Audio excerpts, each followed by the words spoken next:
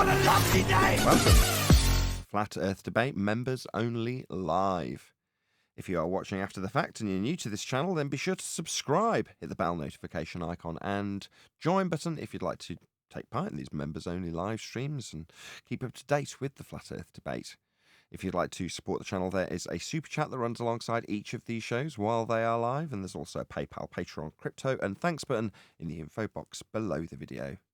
Now, we are joined by a whole bunch of people in the Ballbusters Overflow panel. I think he's even still live over on Quantum Eraser YouTube channel, so subscribe today if you've not done so already. But I'll transition across to whoever's jabbering on in there. I think it's Rachy50, so you can enjoy their dulcet tones while I fiddle around with my PC. But like I said, it's an equivalent transfer force that you, when you centrifuge something, that's what Dell's doing, isn't he? He's applying an accelerated force in a direction, yeah? So the RDD plays out in the direction of the applied force. Isn't that what Dell was demonstrating? Dell's demonstrating that the relative density disequilibrium doesn't work in freefall, and that there must be a cause for that, and it only works when connected to the Earth. And the air, and obviously, if the Earth is moving up, the air is obviously then being compressed by the Earth, and obviously the hot air balloon, which is a non sequitur really, because obviously it's using the air, so it's like, you know, it's not, yeah, because it's not like this debunking the claim. It's still using the air. No, it's not. It's crucial. If you took away the air, then the hot air balloon wouldn't work, would it? It's using the air. So obviously, if the air was being pushed up by the Earth, obviously, if you're still using the air, then obviously the air. About how hot air balloons work. You're now claiming that the gas pressure invokes the same equivalent force that the upward moving Earth invokes on everything else to make sure that relative density disequilibrium plays out by the same standards, i.e. the bottle, the water sits in the bottle. You're now saying that this upward moving Earth forces the air upwards, and somehow the air applies the same amount of upward moving force over RDD has the same causation. That seems to be your claim. Is that, if that's not correct, please expound on that little bit, because that's where the nuance is, because we had this, we've still got this connected to the Earth via the air claim. So how does that play out? I'm not exactly sure what you're saying, but like I said, obviously there's a density gradient, and you get that in an accelerating car as well. You get the density gradient, and obviously, like I said, the relative density disequilibrium, if you drop a bottle, it doesn't work. So if you have a less dense and a more dense object inside that bottle, the less dense doesn't rise and the more dense doesn't sink. They stay where they are within that bottle relative to the medium, which according to relative density disequilibrium predictions, the less dense should rise relative to the medium and the more dense should sink, but we don't see that. And with the hot air balloon, that's just using the air anyway, which if the Earth was moving up, obviously it's going to be using the air. And if you take away the air, the hot air balloon wouldn't do what it's doing, and neither would a density tyranny, because it's using the air. It's being supported by the air. So the air is hitting the... So I take the density column that was working on the ground, and the reason causation the differentials in the relative densities that's played out is the upward moving Earth. That's what's causing the RDD to play out. Is that agreed? Well, yeah, because it doesn't work when obviously you let it go in free fall. I throw it out the window. I agree. Yeah. Right. And I go, so it's that upward acceleration, that physical contact with the upward moving Earth, yeah, that's playing it out. Now, well, or the medium, because the medium's obviously being pushed by the Earth as well, if the Earth's moving up. We can get into the behaviour of gases later, yeah? But for now, let's just stick with the fundamentals of your claim, that the causation of RDD to play out is the implied force of an upward moving, either accelerated or constant. Shall we stick with accelerating, because that's your claim, isn't it? Yeah? My claim is accelerating, yeah. Dell's claim is a constant speed. But people keep obviously misrepresenting and strawmanning Dell, because Dell doesn't claim that, but yeah. We'll stick with yours, because so the causation of the reason that we get the ordering of the density column is the applied force of the upward moving Earth. Yeah. Well, and the medium, because obviously the medium will be pushed up by the Earth as well. But yeah. No, explain that. That seems quite fundamental to any claim. If you're going to invoke something else and the medium. Well, it's not invoking something else. Obviously, if the Earth's moving up, obviously. obviously, let's say you have nothing. Just imagine nothing for a minute, and then you have any medium that you want, and it's just floating in the middle of nowhere. Then suddenly Why you should I go to fantasy? Let's deal with because reality. we're on about physics. So if you had nothing, Well, and then you had physics doesn't deal with fantasy, Rachie, does it? We've just gone it's through not it. fantasy. It's on about what It would is. happen You if just that was said the case. imagine nothing. No, So let's it's just what would happen if that was the case. So if you could let me finish, if you had any medium that won't you let wanted, it's just you. I won't let you say let's start no, with of course you won't. imagining But nothing. yeah, That's not genuine, mate. That's not a way of discussing things. Somebody's saying to you, and I have a real objection to something in terms of the way you're portraying it, which is in fantasy land. okay. Could you You tell me need, why you the need to medium do, wouldn't let me move up if finish. you Then you had need money? to just readdress the way you're gonna make your point. You can't start in fantasy. We've Well, I'm got trying to make a we've point, got but an you're upward. disagreeing with it, so I'm trying to get a different way of explaining it. But But could let's. you I'm tell me if asking you you to not go disagree? to fantasy. Okay, so if you Yeah. disagree, why would you disagree that if the Earth was moving up, that any medium that's above the Earth wouldn't then not be pushed by the Earth? Because that's basically what you're No, no, disagreeing with. no. I've not got a claim here. You've No, I you. know you've not got a claim. You're Right, let's disagreeing. maybe it's a time to just summarise because we've gone off a little bit. So we've got the upward moving Earth. That's the causation when the density column is connected to the ground. Correct? Yeah, Right. Then you said and the medium. When you said yeah. So and like, the medium, what role is what is the medium you're talking about? And what role is that going to play with regards to how the relative density disequilibrium density column plays out? How does that? Because before you said that, I had one cause. Now you've put in a second possible cause. no, it's the So same cause. it's this. Okay, But so you're not letting maybe me finish my point. That's yeah, I the was going to thing. say. So now I understand. I think so. Maybe if you could expand on that and fill in the gaps, please. Yeah. So if we had any medium above the Earth, any medium, whatever you want, and then the Earth rises up into that medium, obviously it's going to be pushing the medium. Do we agree with that? Oh, is that what's that medium? What phase is that medium in? Like I said, any medium you want. Could be liquid, gas, any medium. So if there's a medium above that Do you Earth, think there would be a difference in the behaviour those phase states, or would they all behave exactly the same? well, like I said, any medium, any gas, any liquid above the Earth, and then the Earth rises into it, what do you think would happen? I'm asking you, it's your And I'm claim, asking would you that because solid you're disagreeing liquid. with me. You're No, disagreeing with what I'm saying. I'm asking for clarity, Rachel. Would a solid, liquid, and gas all behave exactly the same if if they had an applied force of an upward moving Earth? Yeah, that would. It would. Yeah. I'd have to say And that if you no, disagree, I'd like to know that would why be. you disagree. Well, I think I mentioned it earlier when I said I think we can get to gas behaviour. Well, that Explain to doesn't me how explain you it. That just think says that if we could guess the gas behaviour, that's not explaining why you'd think it would behave any differently if something's pushing on well, it. But that's okay. exactly the point, Rachie. When I asked you to differentiate between the three phases and would they behave in a different manner if they were subjected to an upward moving force of a Which is a surface. question, not explanation, but carry on. I'm not here to explain to you.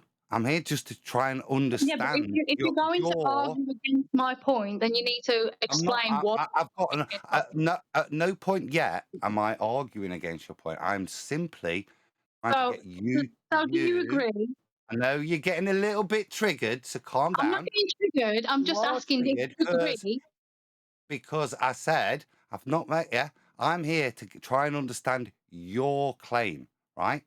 And This yet is you not talk my now. claim. I'm trying to ask you if No, you agree now or we've got disagree. to the It's a simple point. question if you agree or disagree. In your claim, we've got an upward moving Earth, and the three phases of state, yeah, don't react differently to the upward moving Earth. That's your statement, isn't it? My statement is if there was a gas or a liquid and it's something's moving up into it, pushing it, then it's going to be pushing on it. Do you disagree with that? No, That's my statement, that it's going to be pushing it. Do you disagree with that? no, I do not disagree that it would be pushing. Oh, let me clarify it a little bit. For the liquid, it would be pushing, wouldn't it? But for the And for the gas, gas. Why not the gas? no, it wouldn't. Well, then, I'd Can you like you push to a gas? elaborate why it wouldn't. Why you disagree, why it wouldn't. Because all you're doing for the gas is changing the available volume, where the available volume is, because you're moving upwards. You're not actually pushing on the gas, because some of the gas is moving up anyway. When the Earth moves up and that gas molecule is moving up, yeah. So what if When they pushing let- up the moving up faster?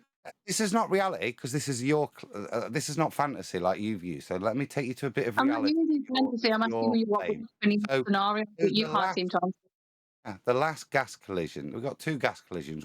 They both hit each other. One goes up and one goes down. Now, the one that's going down was heading off in its natural way, but the Earth moves up to it instantly, hits it, yeah, which then sends it upwards, doesn't it? It can't go anywhere else, because it was Oh going no, down. it's like a Now car, the isn't other it? one, now the other No, one, now disagree with the that. other But come one on. went off at its speed, and unfortunately, it's now heading up and it's being chased by your upwards, and this is your claim, accelerating Earth. Yeah. So Well, no, is because that like I said, I already disagreed with it, you before so that, but is you the carried on. So let me finish. Is the yeah. upward accelerating particle having any force imparted on it by the upward moving Earth? Well, like I said, I already disagreed with your previous statement of that, and then you carried on to carry on your statement when I'd already disagreed with it.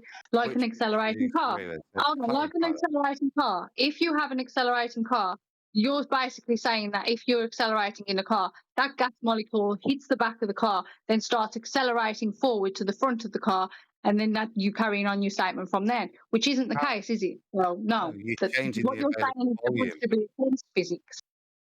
Are you changing the spaces of No, the all I've available done is volume? change And it by against degree. accelerating, You you physics like create you. a draft, don't you? Yeah, you create a draft. You change it, and this is the exact point I'm making. If you're accelerating at this rate, then you're changing the dynamics of the gas behavior, not to keep it forcing upwards, but you create wind, an upward wind, like you do create a forward wind No, you wouldn't create an upward wind. that blows the balloon. But No. fundamentally, When you fundamentally, accelerate in a car, do you have a forward wind on you? fundamentally, Rachie, what we've No, got you to don't, do you? a tacit agreement here, whether you recognise it or not, is that the behaviour of gases is different to that of solids and liquids. If you had an upward moving up Earth, their behaviour is not the same. Now, that was part of your first point. Because No, but you're we've claiming that still you'd have got an to get on upwards the wind. balloon. No, that's a We've still straw got man straight away and totally demonstrably false. You claiming that you'd what's have an demonstrably upward false, wind. Rachie? That's false. What's That's demonstrably false. demonstrably false, please? I heard It's the word demonstrably false. demonstrably. Like It's I a said, little bit your point. witsy, isn't it? It's a little bit witsy. So demonstrably No, false. What is? yeah, demonstrably false. You're claiming that there'll No. be an upwards wind. Demonstrably false. If you No, of course accelerate it in a is, car, because it doesn't happen. That's I'm saying is a I'm trying to consequence. explain And again, you're talking over me because you know you're wrong. no, because you're trying to strawman me. Because No, I'm not trying to. demonstrably Did you false. not say there'd Yes, be an I upwards? agree. Did you not say there'd be an upwards wind? That's Did behaviour. you or did you not say there'd be an upwards wind? If we had an upward moving Earth, unfortunately, the consequence wouldn't play out the same as if you're applying that same force to Did you say there'd be solids or an upwards wind? liquids. So the Did you net say there'd be an effect upwards wind? would be analogous to those ropey things where you see people with balloons in cars accelerating. No, this is the fundamentals of your claim. So if you want to attack it, I'm happy. If you don't want gas to do that in your upward moving Earth, is that your point? No, my question was, do you claim that there would be an upwards wind if that was the case? Yes, totally. Yes, totally. Now, when you accelerate forwards in a car, is there a forward wind on the back of your head? You're accelerating. If You're on yeah, the if Earth and you're accelerating. accelerating a car, like saying the Earth apparently might be accelerating, would there be a forward wind on your head, on the back of your head? No. Therefore, your claim that there will be an upward wind is demonstrably false. Where does the balloon move? Forward, but do you have wind on the back of your head? How fast are you going? However fast you want, you're just accelerating. Do you have a forward wind on your head? Let's Do you? start. No. Let's start It's in not how fast you're 1950. going. All that matters is that you're accelerating. And you're Let's accelerating. Do you have Rachel, forward wind on the Rachel, back of your head? Yeah, brilliant. So let's what No, year you should we don't. start? Exactly. So that What year claim that should we you'd have an start? upward wind is false, Yeah, I demonstrably. know, Carry on. I know. But I I'm know. now on You an don't upward claim that. accelerating Earth. Am I going to You start at claim that. my birth? What year were you born? Let's start at that year. When were you born? What year I was born has got nothing to do with it, has it? Well, just make a What's random that? number up. I'm not trying to get any. I'm not an internet scammer. Make a I'm random not number. saying you am, but it's got We nothing to say do with it, has it? 19. You uh, claim there'd be an upwards wind, and if we Yeah, accelerate um, forward in a car, yeah, there ain't no forwards wind on you, is there on the back of your head then? So your claim is accelerate, already false then. So we can move on accelerate. to the next problem that you have No, with it. it's not bunk. Because that's I the want to claim to discuss this claim with you, Rachie. Might want to say it's bunk, but let's go. Well, it 'Cause you're is, because claiming. obviously if you accelerate in a car, you don't have forward winds pushing your hair forward in front of your Yeah. face, do you? No, your hair goes back. How If you long go can you forward, accelerate that car? What's the rate of change of the car? But let's go to your claim of an upward accelerating Earth. Now, how many years should we accelerate for? years, what's that? How many? Well, time. The concept of time, because What's time. time? Yeah, What's time? we're accelerating, Rachel. Your concept, your claim.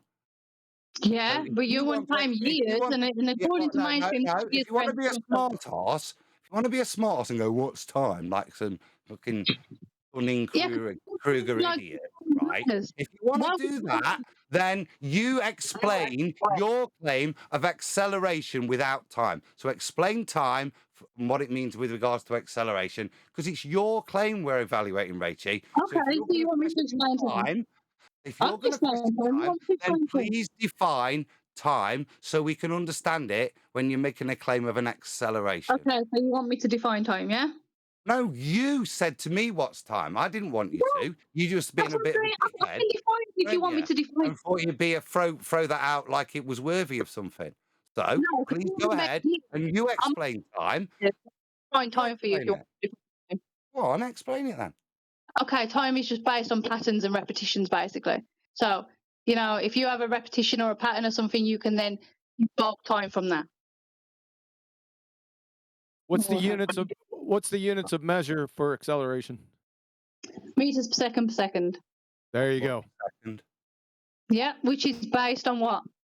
Don't know. It was your Repetition and claim. pattern. You claimed acceleration, Rachie, and then Yeah, decided that you wanted, in some no, weak attack at me, to divert the point. You'd attack what a definition of time was. It's yeah, because ridiculous. you brought up years. I'm asking you what the Claim your what. claim.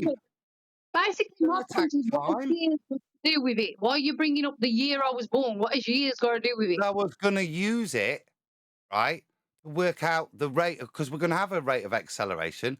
So you said, we're not accelerating a car. Let's start at the year 1000. So we've got 1,000 years to play with. If we were accelerating at 9.8 meters per second, which is the observed acceleration when we drop something, where do we get to? 'Cause you're the one that claimed an acceleration, unlike Dell, which is a constant speed. What speed are Okay, we going if we only go back and start at 0 at a 9.8 upwards acceleration? What speed are we at now? speed is relative. So what have you got to All right, Einstein. what have you got for it to All be right, relative? Einstein. Yeah, Yeah, you what have you baller. got to be for You it to be absolute relative to? baller. And there you go. Look at what's holding your shit together. So Einsteinian speed's not bullshit. relative then. So That was speed's you not was relative. taught. Speed So is speed's relative. not relative.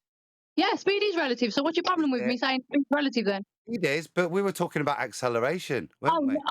but apparently I'm Einstein and a baller because I said speed is relative when you No, agree that 'cause speed is relative. that's Einsteinian in its cop But out, you in just agreed speed is relative, its Einstein. application to the Earth, isn't it? But you just agreed speed was relative, Einstein. What's your problem? No, I You just didn't. agreed with me. What's your I didn't. problem? I didn't say speed was No, relative. speed's not relative. Speed's not I relative then. never. When did I say speed was relative? I laughed at You you did. when you So is said it. I speed know I relative? laughed at you and called you Einstein when you said it. All right, let's say you do. Is speed relative? Yes or no? No. No, speed's not relative. When I'm talking about an upward moving Earth, what are you Okay, so talking about? what speed? Why do What you speed want to go actually? there, Rachie? Rachie, Why? Why? why is this relevant? You're making a claim of an upward moving Why is Earth. it relative? You've You come brought it here up. because I've just exposed the You implications brought up of the speed. speeds Like you're now something. talking What about. speed Which is talking why, now? right, Relative to what? I'm going to give you a minute and then I'm going to call you out. Yeah, relative to what? You can't answer it, can you? I'm going to summarize now. Summarisation. example. Yeah, this is a great example. This is a very Witsy example of exactly what we're calling out in the community, guys. Yeah, these are reasonable questions for somebody's claim. Yeah, look at where it goes. Look at what we've had to do. Look how much it's descended, particularly when we point out the implications of the claim of constant acceleration. Something that Rachel laughed at when Dell had to get rid of it. Yeah. This is the point. You're not now helping in any way. All you're doing is lowering the intelligence of everyone in the room, me included. Yeah, as we go down this rabbit hole of what you're generating, which is just absolutely a cacophony of nonsense. Okay, you're not proving anything. You're not proving anything. You're asking me to do like you know what you're talking and about. how to argue it The from a upwards negative wind. position for you. So. Whilst we're there, guys, I'm gonna have to, no. You read just put everybody on mute. I've got a super chat, guys. I'm a professional. Emails 24, $10 super chat. Thank you very much, sir. Rachie interrupts, talks really fast, and then says to Adam, "Why are you interrupting me?" She reminds me of Witsit. Thank you for the super chat. I will put, yeah. It doesn't really matter, this, guys. What's important is the content of what's being discussed, not how we do it, because we can talk good shit in a bad way. This is not good shit. Listen to it. No, somebody's supposed to be presenting a claim here, and there's nothing being presented to us of any intellectual substance to deal with it other than go into absolute la land or just say this is hypothetical, in which case, lovely. Nothing's being presented. Look how much have you progressed? That's a lie, just like you lied on How much have Flastoids. you progressed in your intellectual learning this evening? Chat, yeah? Ask yourself that question. Has your understanding of reality furthered this evening? I'm done rambling. I'm going to hand over QA because I've still got my Speedos to pack. Yeah? So, Could I have a couple of minutes to from the speak to argument. Rachie if she's But available? before I do, Brian, Rachie, I hope that was... There's no aggression on my half, and I hope that was literally discussing the topics, and that's where I want things to stay. I know things can get personal, they need a bit, but if we can just keep on the claims, then I think that's the best thing for the community. I don't think you keep straw manning and misrepresenting people and then claiming physics and then debunks yourself. Do you know what I mean? And then You're straw manning me with. That's fantastic. I was trying to end on an amicable note, Rachie. Like you're making a point when you've already been demolished. So it's like I ain't got no. I feel so demolished. You've been an absolute You already got liar. debunked on that. That doesn't work in the accelerating car, does it? You got debunked on that. Then when I asked you whether speed is relative, you says no. In which case you need an absolute frame. Well done with that, you know what I mean? Because at the end of the day, everybody knows speed is relative to the reference point that you're looking at. But if you want to carry on pretending like you're right, I'm on a train, if I'm on a train, Rachie, this is the best one then, you absolute mom. Many times. I'm on a train going 50 miles an hour. Adam, can I please step in? No. Hold on a second. Stop, please. Right. I'll address the hold on, Adam. Hold on. Everyone's over talking everyone. Do I need to take charge of this? Yeah, probably. I'm going to finish and then I'll hand on to anybody else. So the relative speed point. I'm on a train doing 50 miles an hour. There's a bloke in a car next to me doing 20 miles an hour and he looks at me. What speed am I doing? If anybody says anything other than 50 mile an hour, you've gone Einsteinian retardation. I'm doing 50 mile an hour on the train. Doesn't matter what you look at it and go, oh, I'm doing 20. He's only doing 30. No, he's doing 50 and you're doing 20. You spastics. That's reality. Yeah. Don't describe it like Einstein. It descends into, it's just a concept. It's a thought concept that even Einstein admits. If you play along with that, you're a muppet because you're denying reality. Doing 50 mile an hour on the train, always will be. You done? So? Rachie. Yeah. Go ahead. Do you understand what he just said? Yeah, but obviously he doesn't understand reference frames, but okay. Reference frames? The what? The car and the train? No reference frames, Adam. As in, it's reference. It's relative. You don't understand relative, and it wasn't just Who said Einstein. reference Galileo frames? Who had said relativity too. reference frames? Why?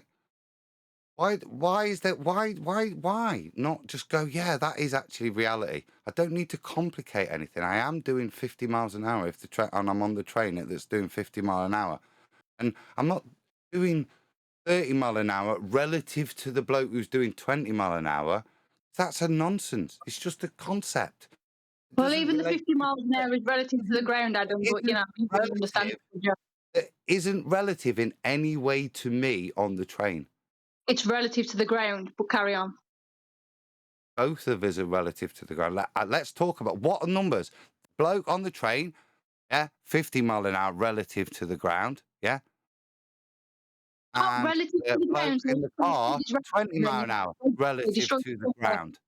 Why would you want to describe the bloke and the train relative to each other? What purpose, what function does those two things travelling at different rates on the ground, what benefit is describing those two things in that Like you term? said, relative to the ground, already relative to something because speed is relative.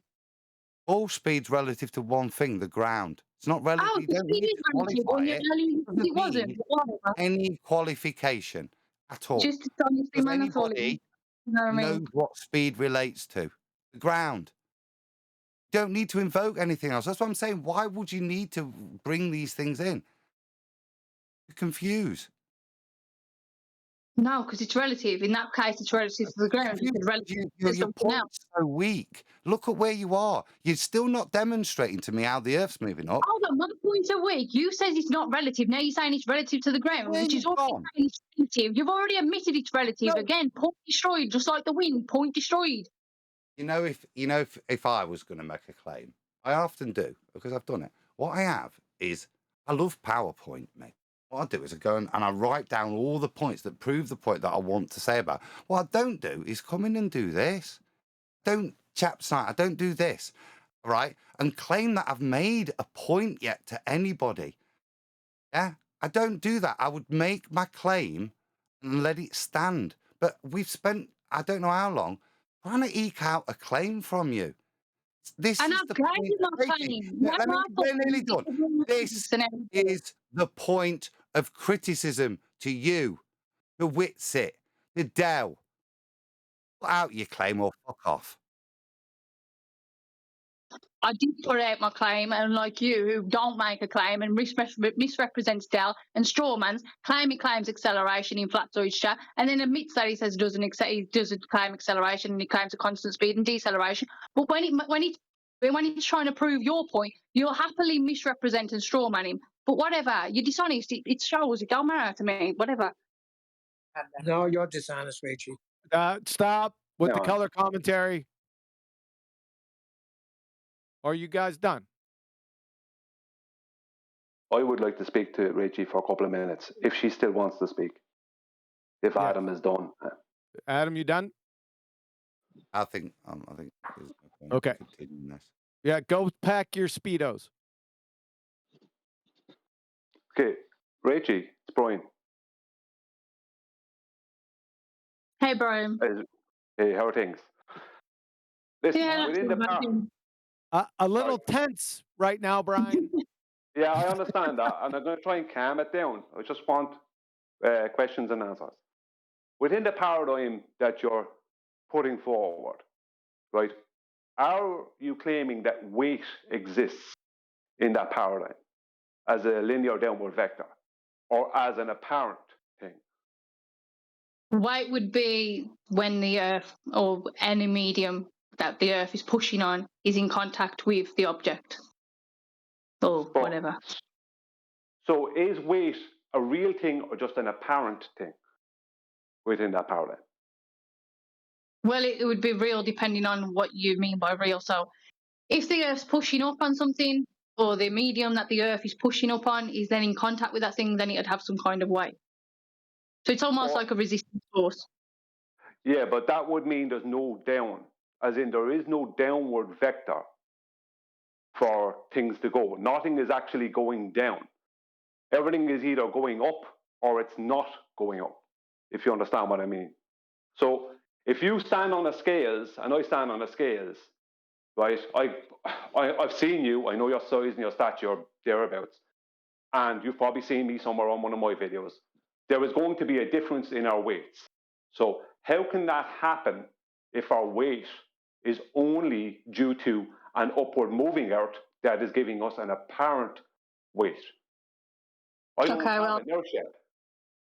F equals ma, so it's not inertia. F equals ma, so mass times acceleration. So you have more mass, but we have the same acceleration. Because you have more mass, but we have the there is same acceleration. F Yeah, equals weight ma. equals. Oh yeah, but weight is W equals ma, or W equals mg. So basically, it's No, the same thing. Yeah, F equals ma and not W in equals. reality. No, weight is density over volume, and weight is No, a weight linear isn't downward density over vector. volume. What's density over volume? In No, reality, no, yes, it is. density times volume is mass, and then No, mass times acceleration is force or no. weight. Mass Yes, invokes look it up. the Yeah, force of gravity. No, mass yeah. invokes the force of gravity. No, mass invokes the force of gravity. There's three definitions for mass, Reggie. There's pre-Einstein, post-Einstein, and it was defined in chemistry. Pre-Einstein, mass is given weight via a force of gravity. By Post-Einstein, acceleration. post-Einstein, mass is a quantitative measure of inertia. Now, which one of those masses are you talking about? Like I just said, weight is No, mass which times one? acceleration. Mass No. I talk about. So when I Which say mass, mass are you okay, so claiming? what I'm trying to say, when I say mass, I mean inertia basically. So the force required to move that mass. Can't. Yeah, but so if you're claiming inertia, then that's impossible within your paradigm because I don't have inertia. Because to Of have course you have inertia, inertia. I need to Why have wouldn't you have weight. inertia? I can't have inertia without weight, Inertia is and not weight weight. doesn't exist. Inertia is not I weight. can't display inertia without weight, Rachel. Inertia is not weight. Are you Show me equivalating? something that has inertia that doesn't have a weight. Okay, centrifugal. You know, when you have centrifugal force and you fall off, and that basically you continue on due to your inertia, but there's no force that are no longer acting on you But when you fly off. that's due to the force. But that's due to the force No, of because when you no longer what attack, was there's no happening, force and acting the on you. fact that's due to the force of what was happening, and the fact that I do actually have weight. No, because when you Inertia fly off, can't there's no exist force no without longer weight, acting on you. Richie. No, because if you was on a Inertia, railway, no. Inertia can't exist. In reality, inertia can't exist without weight. Inertia is a resistance to acceleration. yeah, Yeah. that's not So weight. I That's can't not weight. give a resistance to acceleration if I don't have any weight. Weight is not inertia.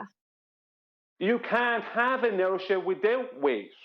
That's the But point. that's like saying weight is So I inertia. Weight can't is not resist inertia. acceleration if I don't have weight.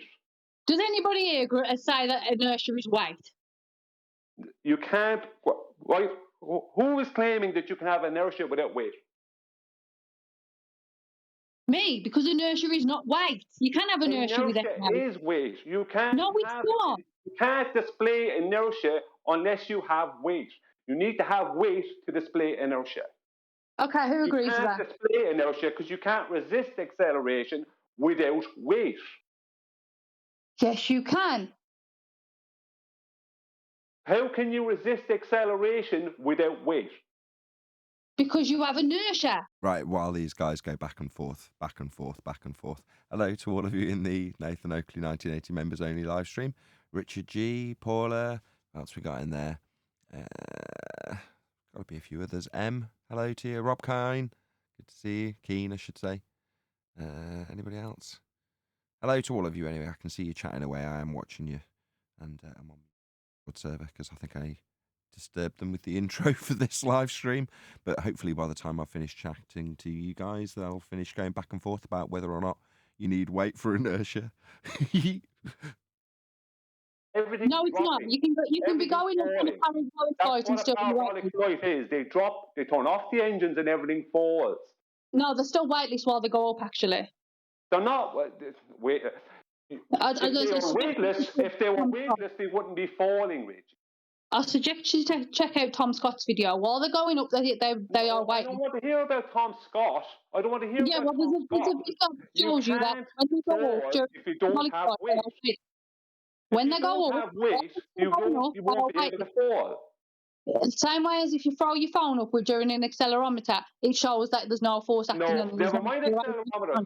Let me explain something about accelerometers, right? The accelerometers you're talking about, right, are calibrated to 9.81 meters per second squared, which is a calculation by Charles Vernon Boys, 1896, that's based on a vacuum. It is not a measurement.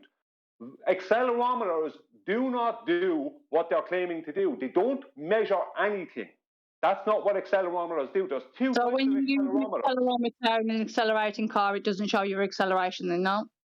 They don't measure anything, Rachie. That's not what Yes, an they do. accelerometer does. Demonstrably No, false. it registers motion. It doesn't measure anything. It registers It measures motion. acceleration. If you were to accelerate it forwards, backwards, left, horizontally, right, horizontally, Okay, shows tell me about acceleration. two types of accelerometers then, how they work. Okay, tell me, detail both types. What do you mean? I missed that. What's that Two types again? of accelerometers that you're claiming within your claim, so you detail how they work. During acceleration. So obviously when you accelerate it, it shows. Detail how they accelerate. Detail both types. Well, there's one with a mass inside that moves backwards if you was moving forwards, kind of thing. If you was to accelerate forward, the thing inside will accelerate backwards, basically telling you that you're accelerating forwards. That's one. Ouch. Yeah, that's the same. That is what? Relative density? No, that's not relative density. Well, it is. How? Because how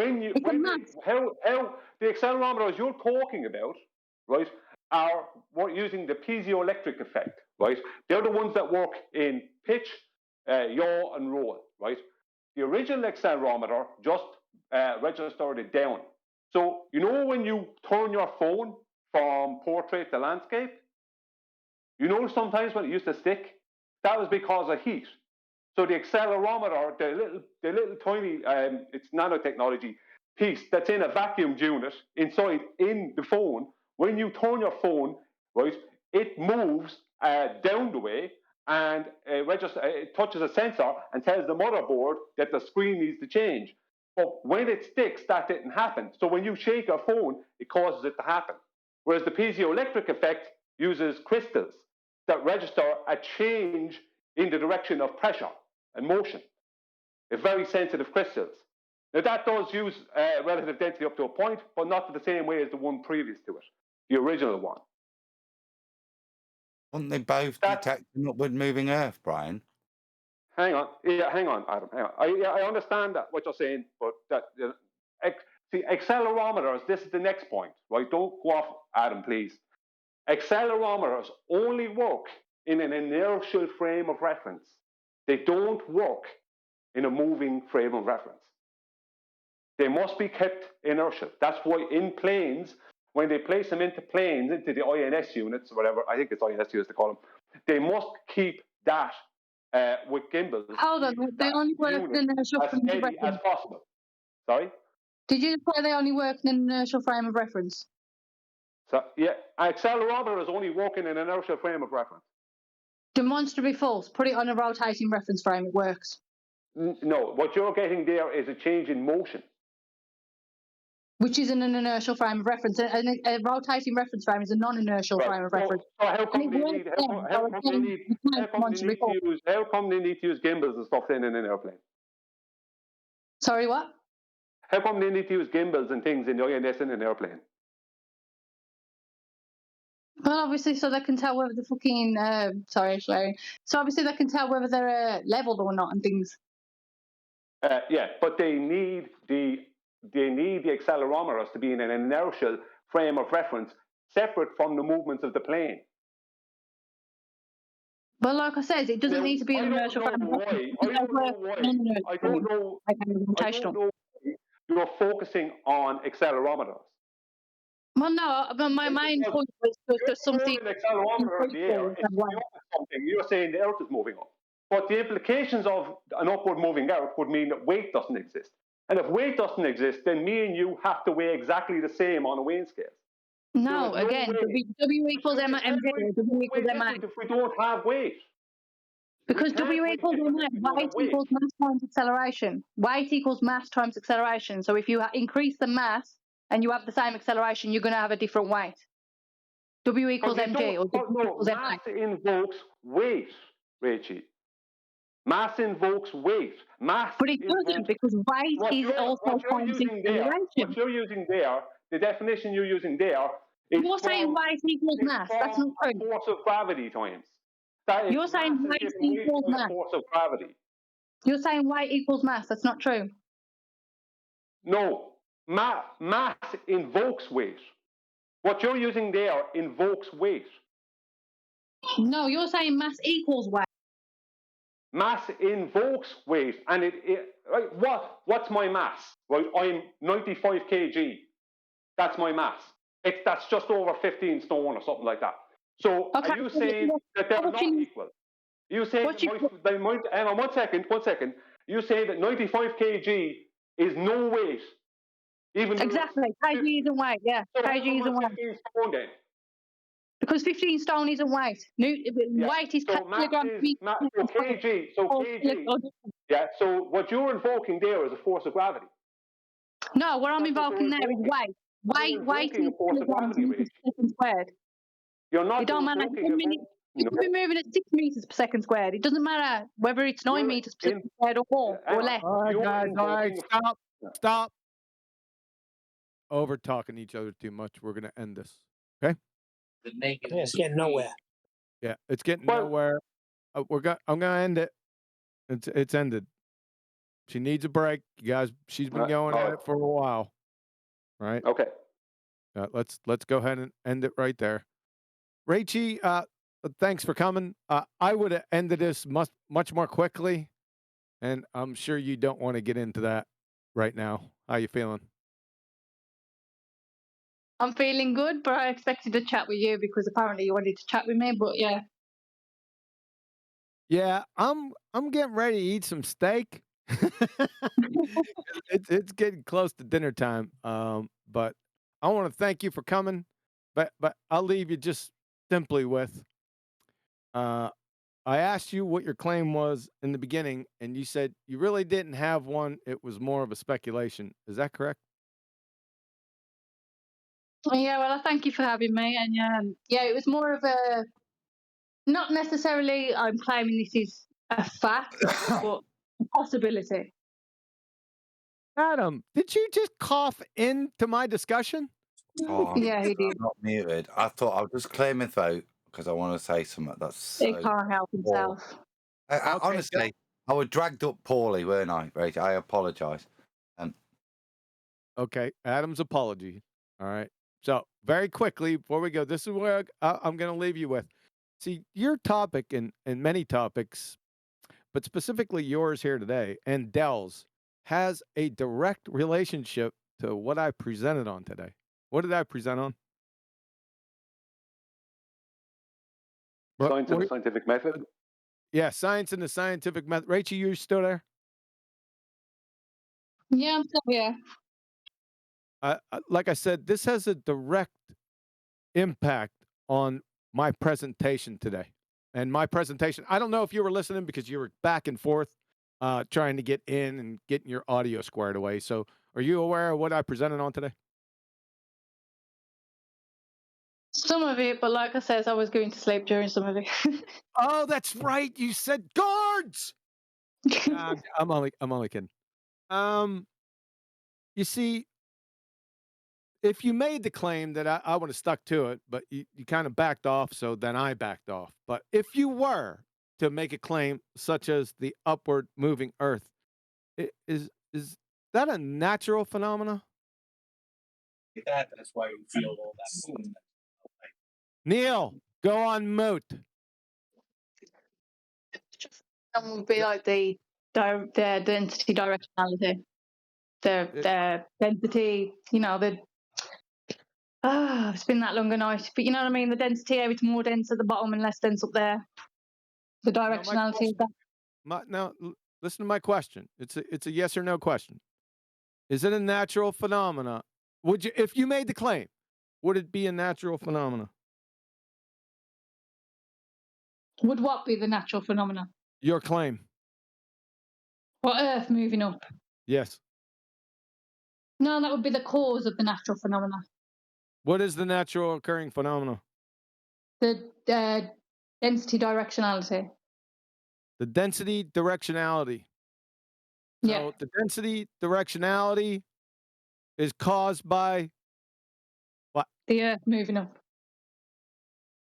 So your hypothesis would be written out. Let me write this out. The density directionality, and you tell me if this is correct. The density directionality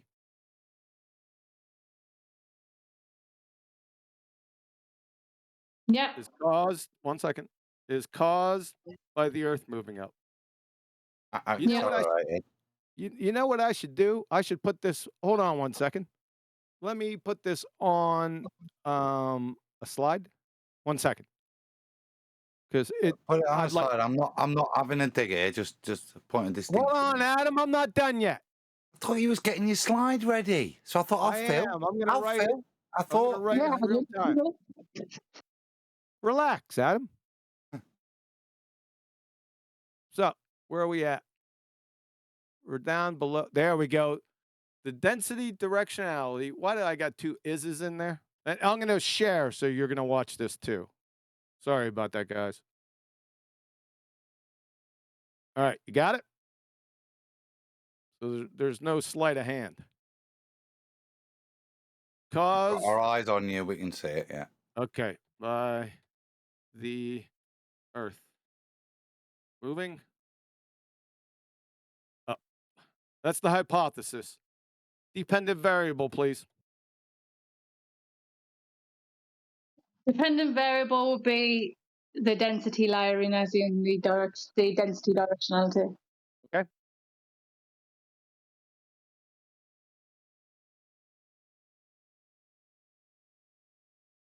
You know my next question.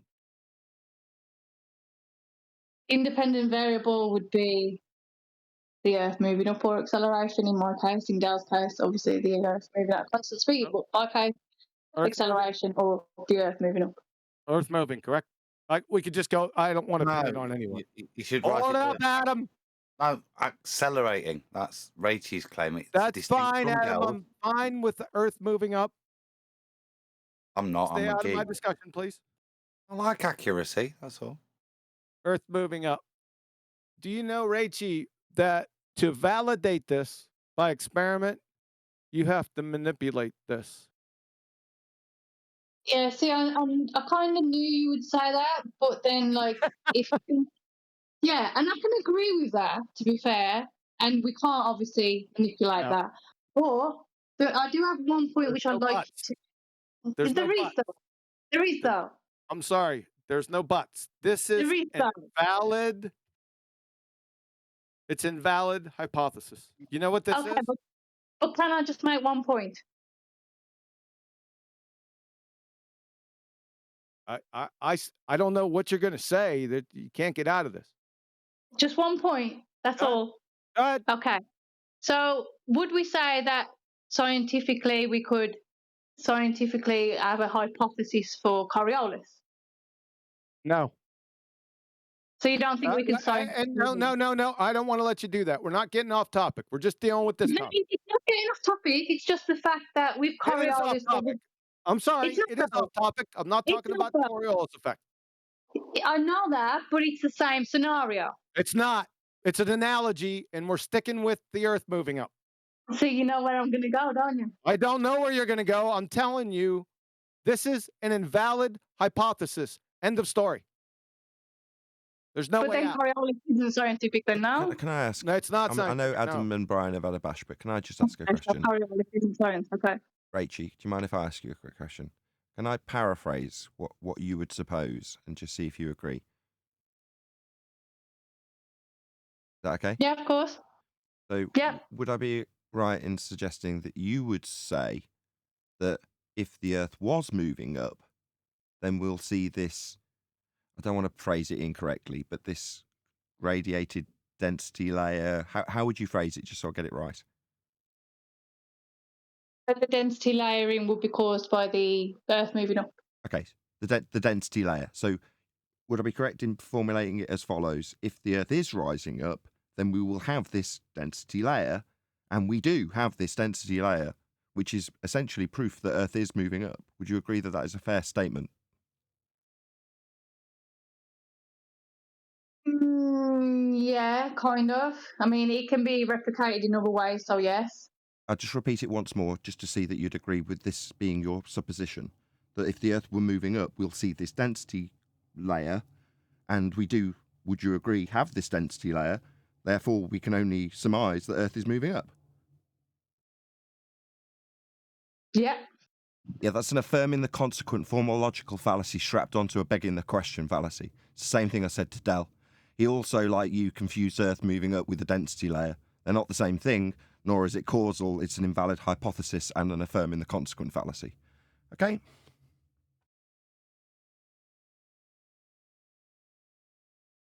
When you say density layer, Rachie, what are you referring to? If you don't mind Let's not. Let's not. All right. Let's let just her. I just want.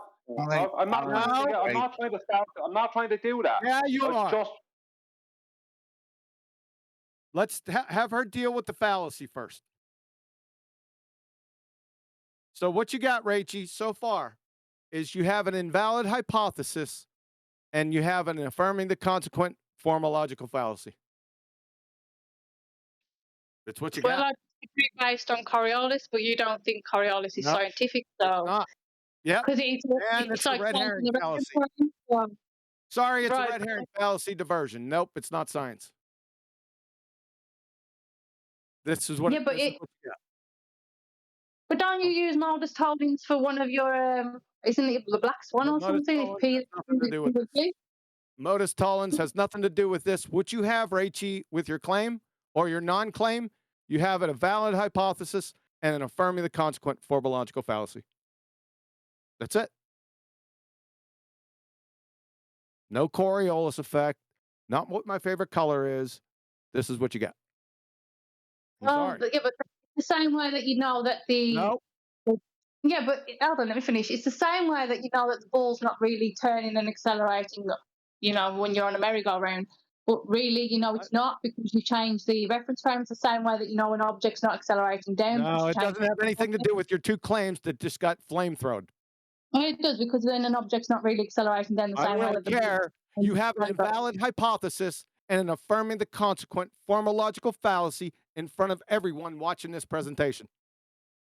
But like I said, it's the same as Coriolis. How do you know the ball's It's going not straight? the same as Coriolis. It's not the same. But it is, because, well, to me But it it's is. not. But if you know the ball's not really turning, right? Oh my God. Okay. This is it.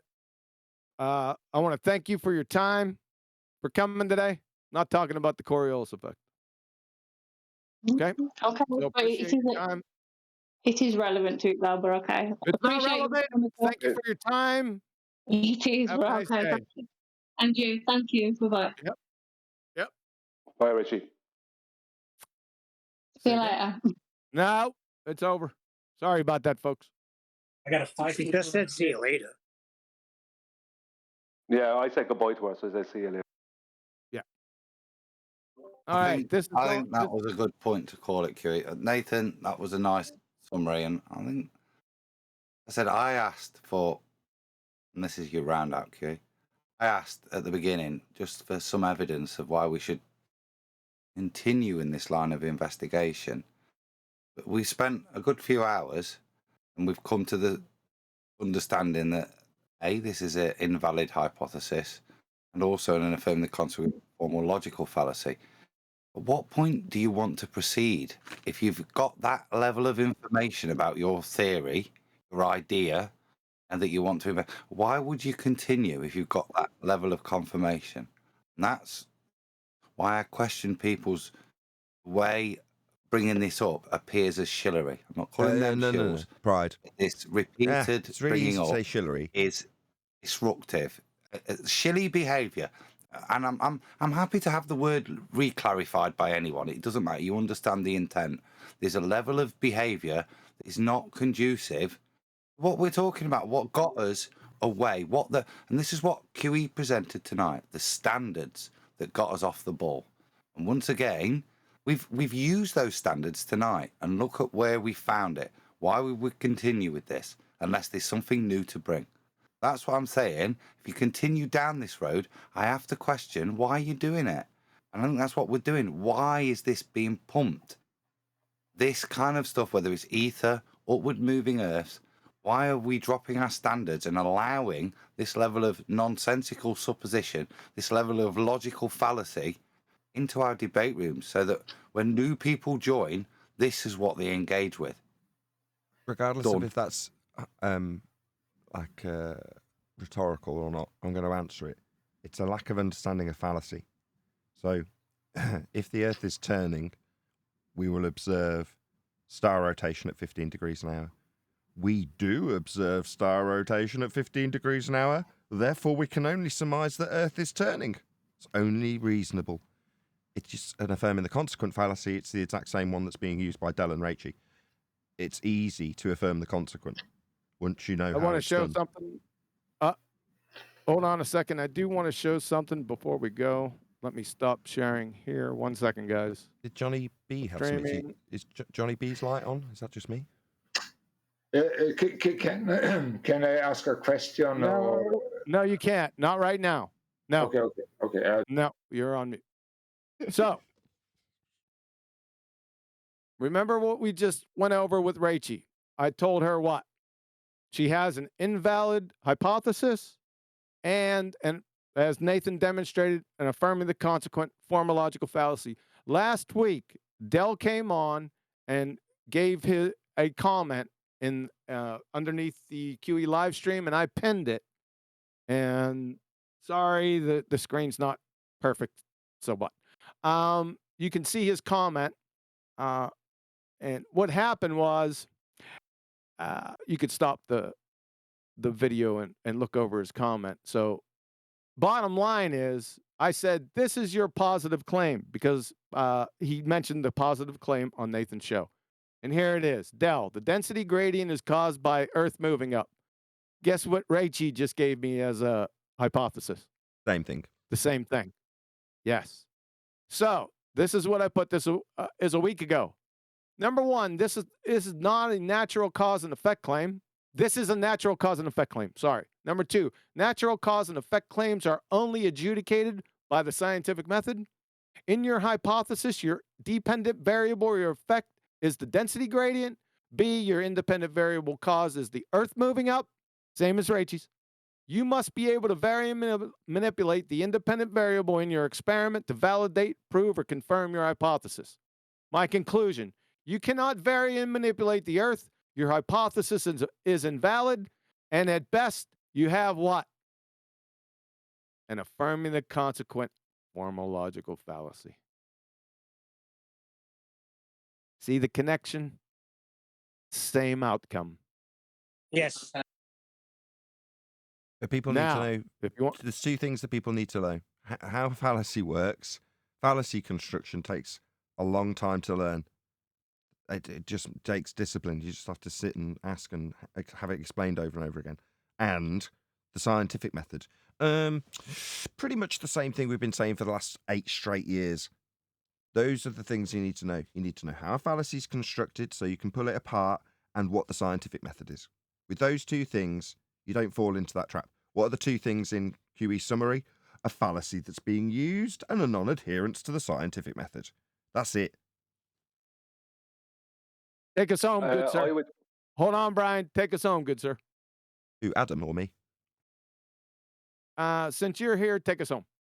With that, I'm going to say a huge, massive, enormous thank you to both. There isn't another panelist. They're just all of the Ballbusters panel in Discord for making today's live Quantum Eraser show possible. And of course, a massive thank you to all of you in the live stream, and indeed my members only live stream. I'll plug my own stream while it's going, as I'm testing my computer currently. So thank you to everyone in Quantum Eraser stream for smashing the super chat, hitting the PayPal link, and all that good stuff. Obviously, a massive host thank you to QE. I've been Nathan Oakley, Adam, your co-host in kind, who's not here at the moment. I'm sure he'll say thank you for having us. Go on, Adam. Oh, I'm here, and thank you all because I'm off on holiday. So have a good one. I will be dipping in and out, but yeah, cheers. But I'd already rounded out. So yeah, thanks, guys, and don't know when I'll see you. And we will see you all in the next Ballbusters or Quantum Eraser Live. Jeez, relatively pissed off. What a freaking joke, guys. What a joke. Going to be rinse and repeat for a bit with the minions of Dell coming along to tell us the same shit over with the same exact tact and attitude, talking over you and telling you you've been exposed and you haven't got any answers. They're the ones with the positive claim. It's just a rinse and repeat session of Dell. I renamed Courageous. Well, she is conflating the Coriolis effect, which is something that we can step outside and see what it is. So we don't have to just pre-assume what the cause of the Coriolis effect is. We can show, demonstrate, and prove it. That's whereas she's conflating that with what she thinks is causing the density gradient. Now, I know it got late, so when I asked what density gradient is she referring to, obviously QB wouldn't allow an answer coming through. Fair enough, it was late. But if she's referring to, the gas density gradient, I've already explained that. It's already explained. You know what I mean? It's like like even Dell didn't know nothing about my video, even my presentation on it. It's like I can demonstrate a gas pressure gradient in a container with the container on the ground not moving. I can demonstrate this. Is this Johnny B? Sorry to interrupt, Brian. False equivalent Sorry to interrupt, Adam. fallacy. Is this Johnny B guy supposed to be on mute? I've just taken him off mute. Someone's put him back on. I think it's because he's maybe hot micing or something. You there, Johnny? Can you hear I think it was QE put Johnny on mute because he was trying to jump. Is I able to talk? Do you want me to cry or something? I am on mute. Do nothing. I'm not hot micing or nothing. I think you might have been put on mute because you're hot micing. I don't really know, Johnny, but I know you had a question. Yeah, my question is about the ether, and I will talk about it just if you can. Who? About ether. Ether.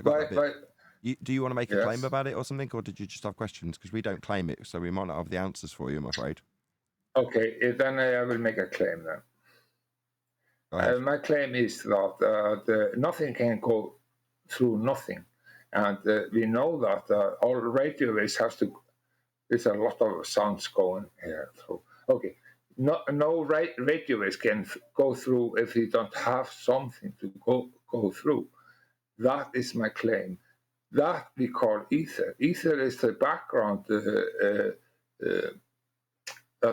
hold everything together, just like what can I say? A glue. Of course, it's not a glue, but you cannot send anything through nothing. That's my claim.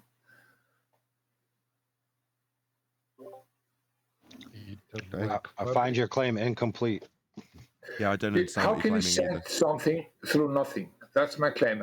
That's my claim. It has to be something, and that is that we call ether. And ether is a good name, and it has been used for a long time. And everybody in the radio shows to say, we sent it through the ether. Friend. Your claim is malformed. I think what you're trying to say is that certain types of things can't go through nothing, because there's nothing irrational about a solid object with its bounds and identity in itself traveling through a free space that has nothing in it. That's not irrational in any way. Exactly. Therefore, I say it has to be something. Dude, no offense, but you have no idea what I just said. Oh, really? I'm just saying, how can you send something through nothing? you're not answering my question or my. Dude, my you didn't even claim. comprehend what I said. I said you didn't comprehend it, and rather than asking for clarity, you just completely make it different claims. Doesn't make any sense. Okay. Can you clarify exactly what you are saying? I'm open ears. No, he's saying your claim's incomplete. He's just trying to tie down what you're claiming. There's something about nothing in there, and then conclusion ether. But he's saying that isn't enough for us to. That's not got enough substance for us to get. I don't know what to attack first. You know what I mean? Yeah, but you cannot send something through nothing. Why not? But I gave you an example. Let me give you an example again. An object. Okay. Which identity is in its own bounds, meaning that it's a solid object. It has a perimeter. Let's just use my can of nuts for an example. It has a dimension to it. It's a solid object. There's nothing irrational about imagining it traveling from one location to another after I throw it in with nothing in its way, in free space that has no matter or energy in it. That's not irrational in any way. So you need to refine your claim. I'm very sorry to say everything that you are saying was just nonsense. And you are talking about solid listen, you are talking about solid object. We are not talking about solid object. We are talking about signaling. We are talking about radio waves. Now you're mentioning signal, but you didn't mention that before. Oh, yeah, but I thought that it was obvious. Well, when you make claims, you need to make them specific. That way people understand the claim you're making, rather than having to ask these parsing questions.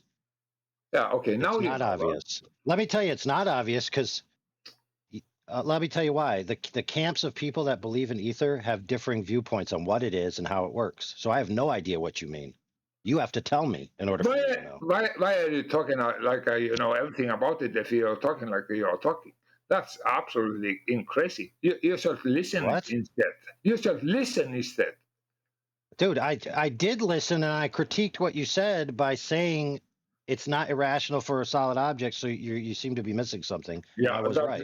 That's insane answer from you. How is that insane, dude? I'm parsing out your claim to help you, but I'm insane. Okay. I'm talking there seems to be a trend, son. Listen, no offense to you personally, but there seems to be a trend with ether proponents that they have this propensity to call the people they're talking to who are only trying to help parse out their claim, which is what I was doing. Why are you talking if you don't know what you're talking about? Why are you talking like that? Really? Look at your attitude towards me. What did I do wrong? I don't get it either. Okay. Rachel was the same. I critiqued him saying while he was talking about ether, so he guessed that means I'm critiquing ether, and therefore I'm open for attack. I guess exactly. That's the he's thing. Not. He's just trying to clarify your claim, Johnny B. I got the same thing with. I'm trying to take it away from you so you don't feel attacked here, Johnny. But with Del, it was the same. I'm saying, what's your claim? Let's just substantiate what you're claiming so we can all get a handle on what you're claiming. And your attitude back is like, what you're saying is total shit. It's like, well, he's not really saying anything. He's not claiming anything. He's just trying to understand what you're claiming and responding to say, I don't really fully understand what you're claiming. Yeah, but Nathan, he was talking about solid object in the same time, and that's insane. I'm talking about radio waves and so on and so on. How am I supposed to know that unless you say that? So then he say that is just stupid talk. So Johnny, this is where you concede that I was trying to help you, and I actually brought it out into the light what you were specifically talking about, and then you apologize for being an asshat. Okay. Or you don't do that, and we just continue, and we just recognize you're an asshat. I'm talking. Now I have to take it easy after I was being assailed. Wow, dude. Wow. What's wrong with you? Just wants clarity on your outrageous claim. Generally speaking, most ether claims are pretty outrageous. Okay, then I will tell you, nothing can go through nothing. That is my claim. I'm trying to explain why what I'm talking about. You cannot send radio waves through nothing. It has to be there has to be something that can go from A to B. Okay. And you need some the environment that we call ether. Okay, maybe you don't like ether. You call it something else, but I like ether, and I will call it ether. Okay, fine. And if the claim ended there, That would be all for fine and dandy if you're saying, I don't really understand where these radio waves are travelling, but fine. Let's just say that they're travelling out into an area that is unknown, and you say that unknown area, we know that radio waves are going to travel through something, so we're going to say this unknown area, we're going to call the unknown entity of that area ether. Okay, fine. If I just accepted that and it stopped there, there'd be no problem. But suddenly people will start ascribing causal links to their now defined as something they don't understand area, ether in this instance, to cause something else to happen, or be a causal prerequisite for something to be happening in an affirming the consequent fallacy. So if we don't have ether, this thing that we experience daily wouldn't be happening. That's what we get. Okay, I understand what you're saying. And I'm agree with you in some extent to 30%. 30% maybe. Because you're right. But anyways, there is so much fingers pointing out so much evidence of so-called ether. Ether, that's what we want to call ether. But you guys are doing everything to destroy it. Why are you against it so much? I'm not. I just said I'd take all of that on board and say, okay, if there's an area we don't know, yeah, and we ascribe it a name, I don't care about the title or name. It means nothing. It's only when people start ascribing causal influential effects to that previously arbitrarily named ether area that's just unknown that I then take umbrage. So when you start moving on to, because of the ether, this area that's unknown that I've called this name, ether, we're going to have X effect. Or, alternatively, X effect that we're already experiencing is directly connected to the ether and wouldn't be happening unless we had it. Then I start going, ugh, now I've got to challenge this crap, because suddenly ether's a bloody causal influence in my life, which started off as just some area you didn't know and you gave a name. Harmless, giving it a name. Arbitrary. But you cannot throw away everything that we have, and you know, nothing cannot go through nothing. Therefore, you cannot throw all of this away. Well, just throw anything away. Just because. What have you given me that I've thrown away? I haven't thrown anything away. What are you talking about? You are throwing the ether away just because you have say, oh, we don't like ether. Johnny, we have to take these guys, Johnny, guys out. Can you hear me? Can you hear me? Third time's a charm. Yeah, I didn't throw it away. Third time. I said, I accept your arbitrary description of an area unknown for radio waves to travel through in your example that must have something for the radio waves according to you. If I go, okay, fine. You're going to name that arbitrarily. Ether, fine. So, but you'll come back third time. I'm trying to just get to the end of the same thing again. Is that, well, you can't throw all away or the ether. I'm not. Did you not hear me twice? Say, okay, I accept that. Yeah, but we also have to talk because it's nothing new. All through the experiment Michelson and Mori and everything that about it was. We were talking about ether. Ether is the sky is moving, not the earth. So you are making very, very bad things if you're talking against us that is with the ether. Do you understand? No, the sky is moving. Means the sky is moving. That doesn't mean ether. They're not equivalent statements. What's ether? Yeah. Okay, that's just a name. I like ether. I like the name ether, but you hate it. What's wrong? It's not a hate. It's not a subjective, my feeling thing. We just want to know what it is. Yeah, that is a background vibration that holds everything together. That's the ether. It's a background. Back against what ground? See, hold on a second. Just 1 second, QE. Hold on. See, there it is, okay. Johnny. You see, I said I had no issue and I would accept it. Now you've ascribed this name for a background that apparently we must have for radio waves to travel through. Now it literally, according to you, in the next breath, holds everything together. So we've gone from space that we've got to name it something because radio waves have got to travel through something, right? Okay, fair enough if you say so. To this holds the fabric of everything in my known existence together. Do you see how there's a step that you've taken there that's objectionable, Johnny? Can you not see that objectionable step? No? I can see that I'm taking a big step there. Yeah, I me too. understand that. Me too. Me too. Yeah, so when I said it would become objectionable when suddenly causality itself is now ascribed to this arbitrary naming of an area that radio waves must travel through. Yeah, that's a step too far for me, Johnny. It's not that I hate ether. I hate people ascribing this causality itself to ether, because that's horseshit. It's not a fucking horseshit. You cannot just hand waving in that way. You guys and QE is hand waving things just away, just like that. Just because that. Okay. Well, to be fair, you introduced it with a hand wave, and therefore it can be extraduced with a hand wave. The Nathan and QE are hand waving away something. Why should they not? Why should they not? Think about it. All as you said is an assertion. The ether is the thing that holds everything together. You can just hand wave that away. That's bullshit. What is ether? I'm going to ask it a second time, and I'll ask it a third time, but I will not ask it a fourth time. What is ether for the second time? It's a vibration and background wave for all matter area to go through. All matter to go through background. Back against what ground? That is the name for it. I don't have any other name for it, so I have to call it a background.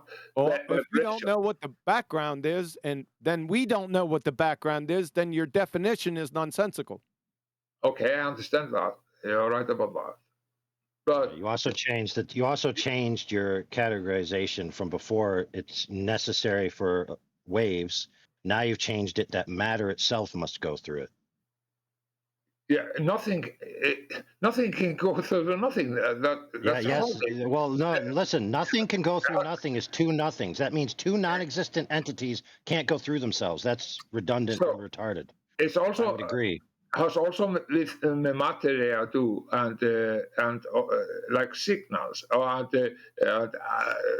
ion gases or whatsoever is happening. They cannot be. Ion gases cannot be in the light and show if they not have a background medium.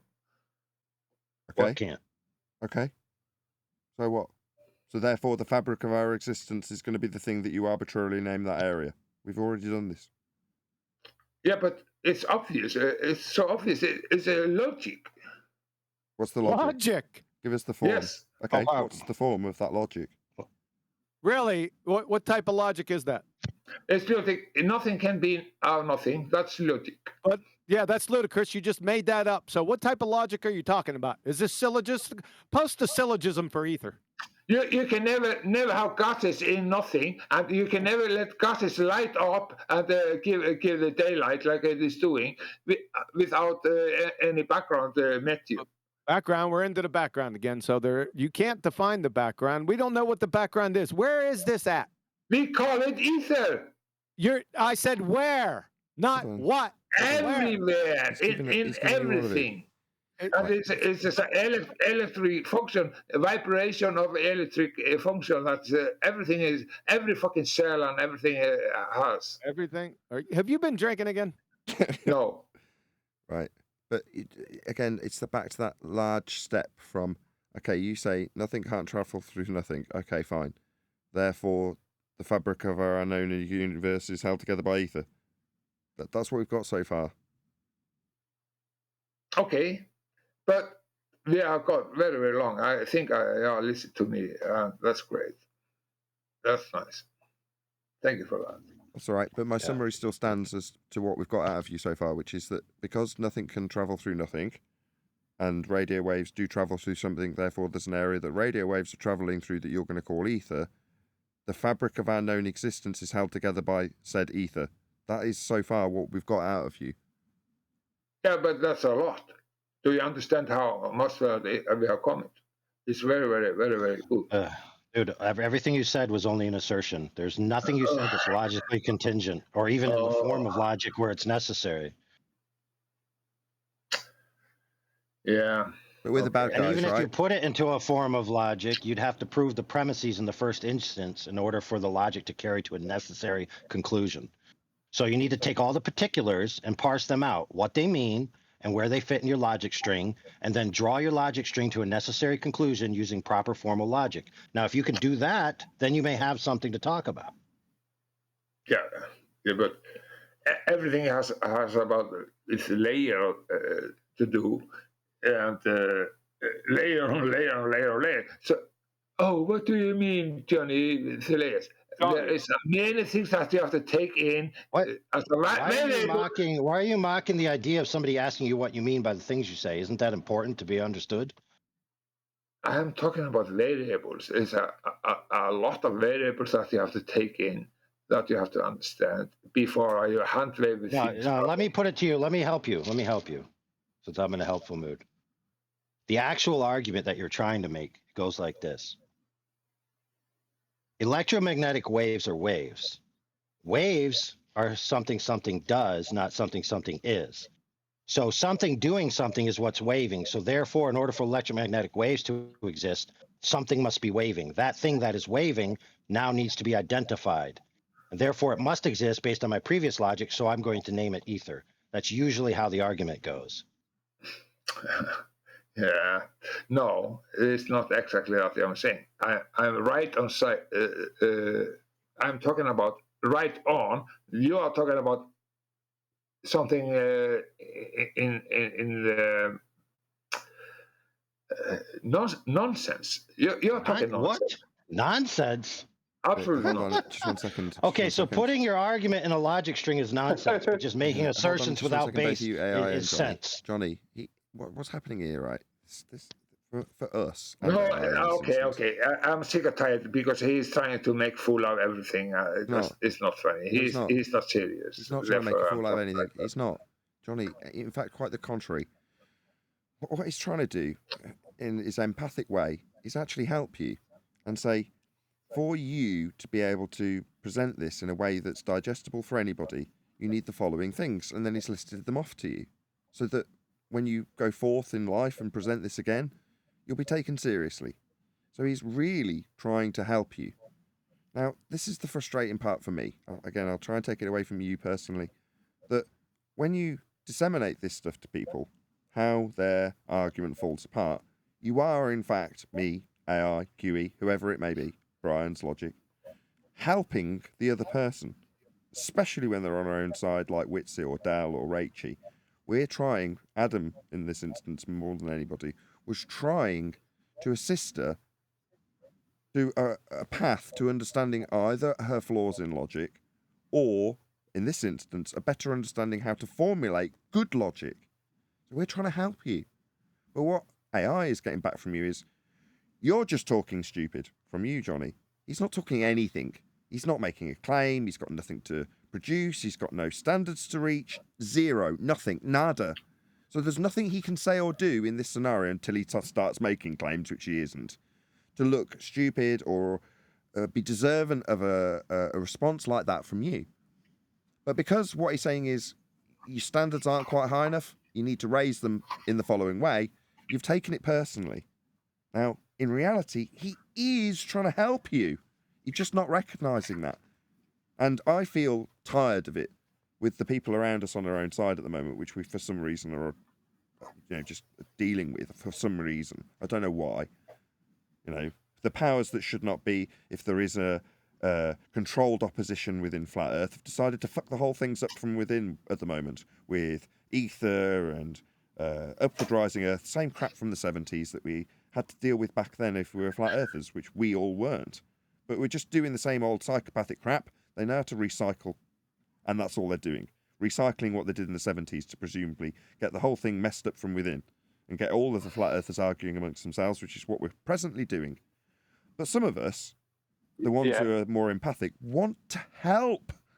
We want to train the people around us who are in the discussion, who obviously, like you, Johnny, have got a passion for it. You want to be discussing this. Well, we're here to sharpen your game. That's all we want. We don't want to argue with you. We don't want to make you look silly. We don't care. If you've got something really good to offer, we'd encourage you to give it to us. But when we find out that it's lacking, we don't want to take the piss out of you. until you start saying, oh, you're just being silly, you're talking. No. That's when we do start wanting to take the piss out of you slightly, or I do, or getting angry with you, as I do. But we don't need to when we want to help.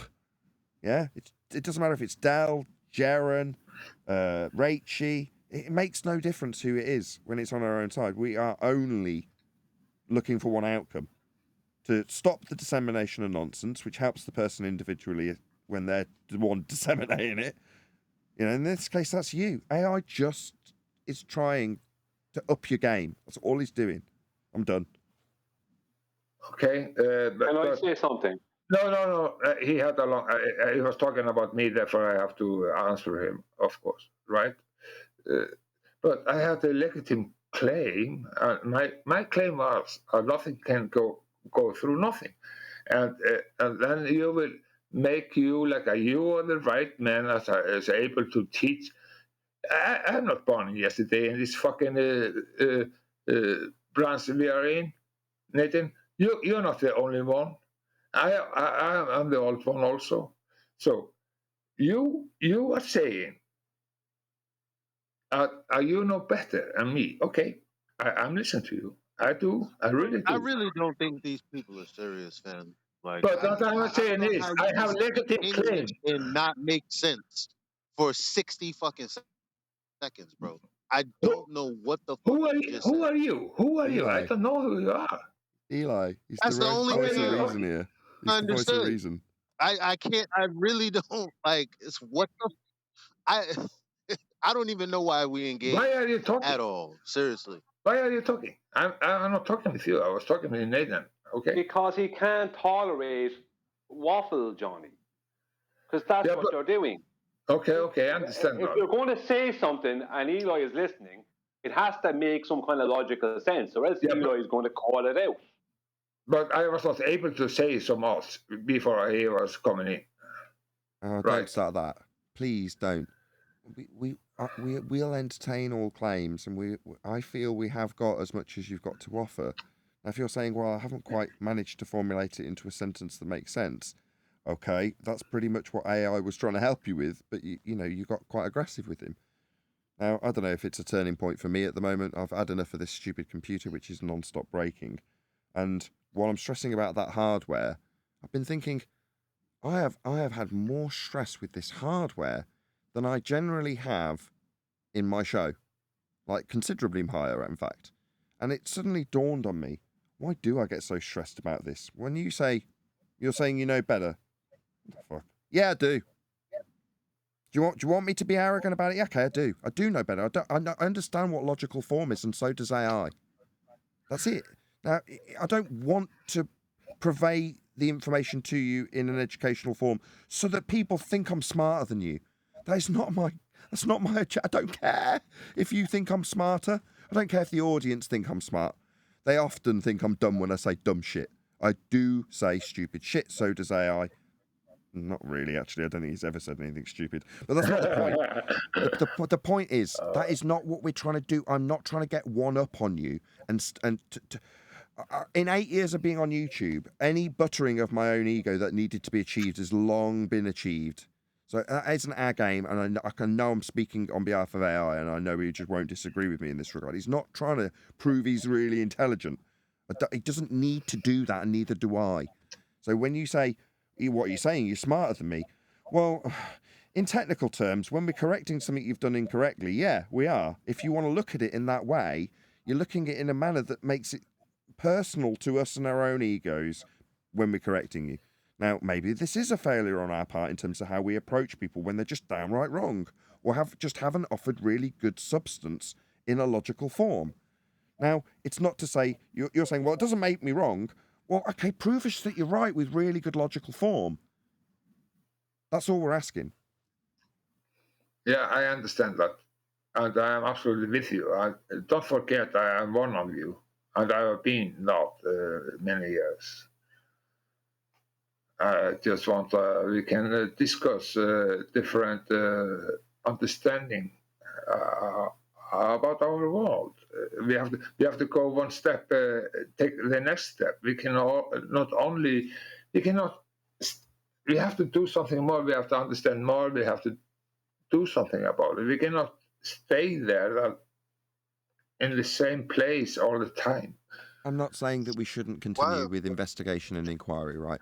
I have a very inquiring mind, generally speaking. And in fact, I have to generally suppress that urge in myself when doing broadcasting on YouTube. Why?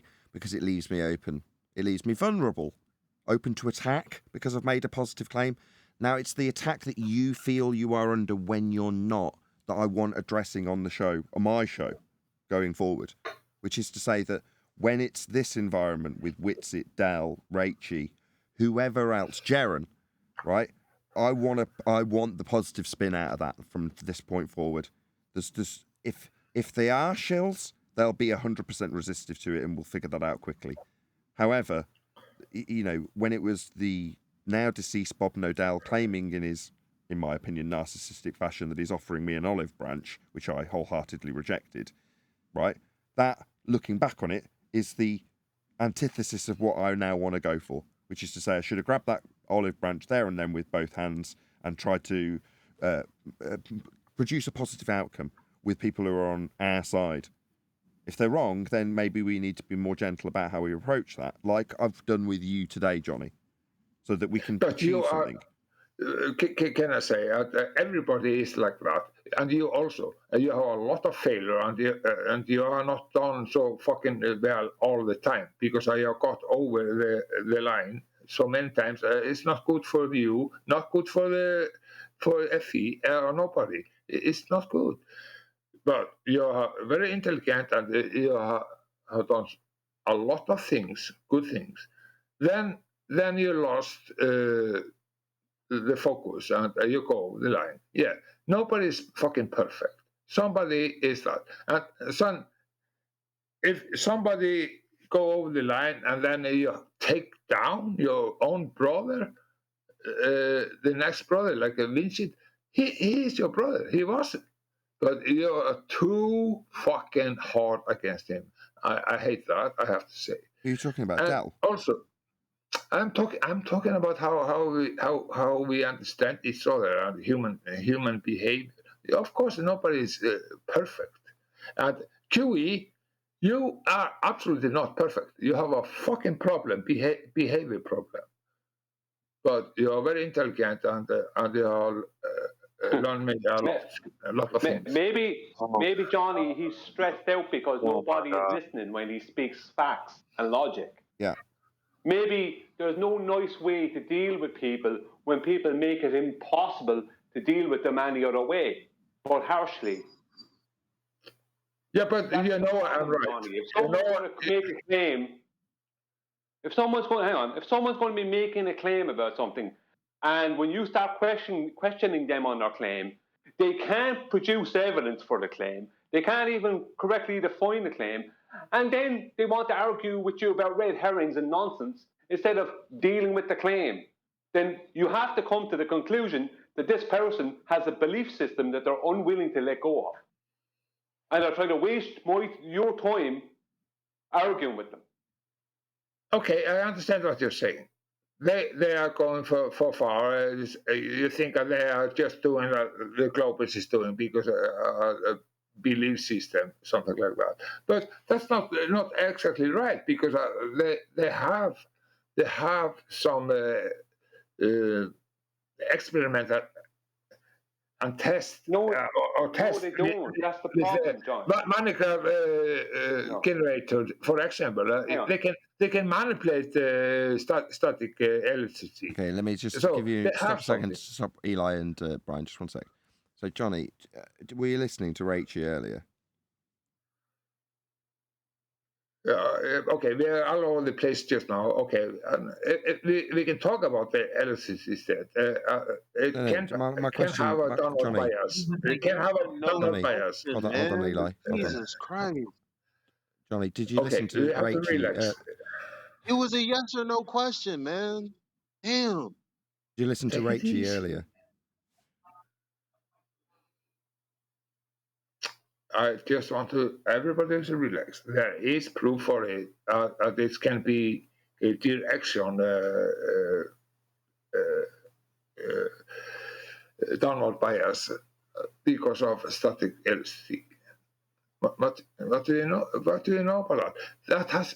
You can demonstrate that at least. We're not saying that it is, but sometimes, Johnny, sometimes the problem is that while some people think they're having a conversation, sometimes they're just talking to a brick wall that's not listening to them. I didn't understand what you were saying. And then the brick wall wonders why those people get frustrated. Yeah. I'll try a third time, Johnny. I know you're really keen to say what you're saying, and everything else that anybody's saying is totally irrelevant to what you're saying, regardless of if they're talking or helping. It matters not. But I'll try a third time. Were you listening to the discussion now that we're nice and far away from your scientific bullshit that you just came out with?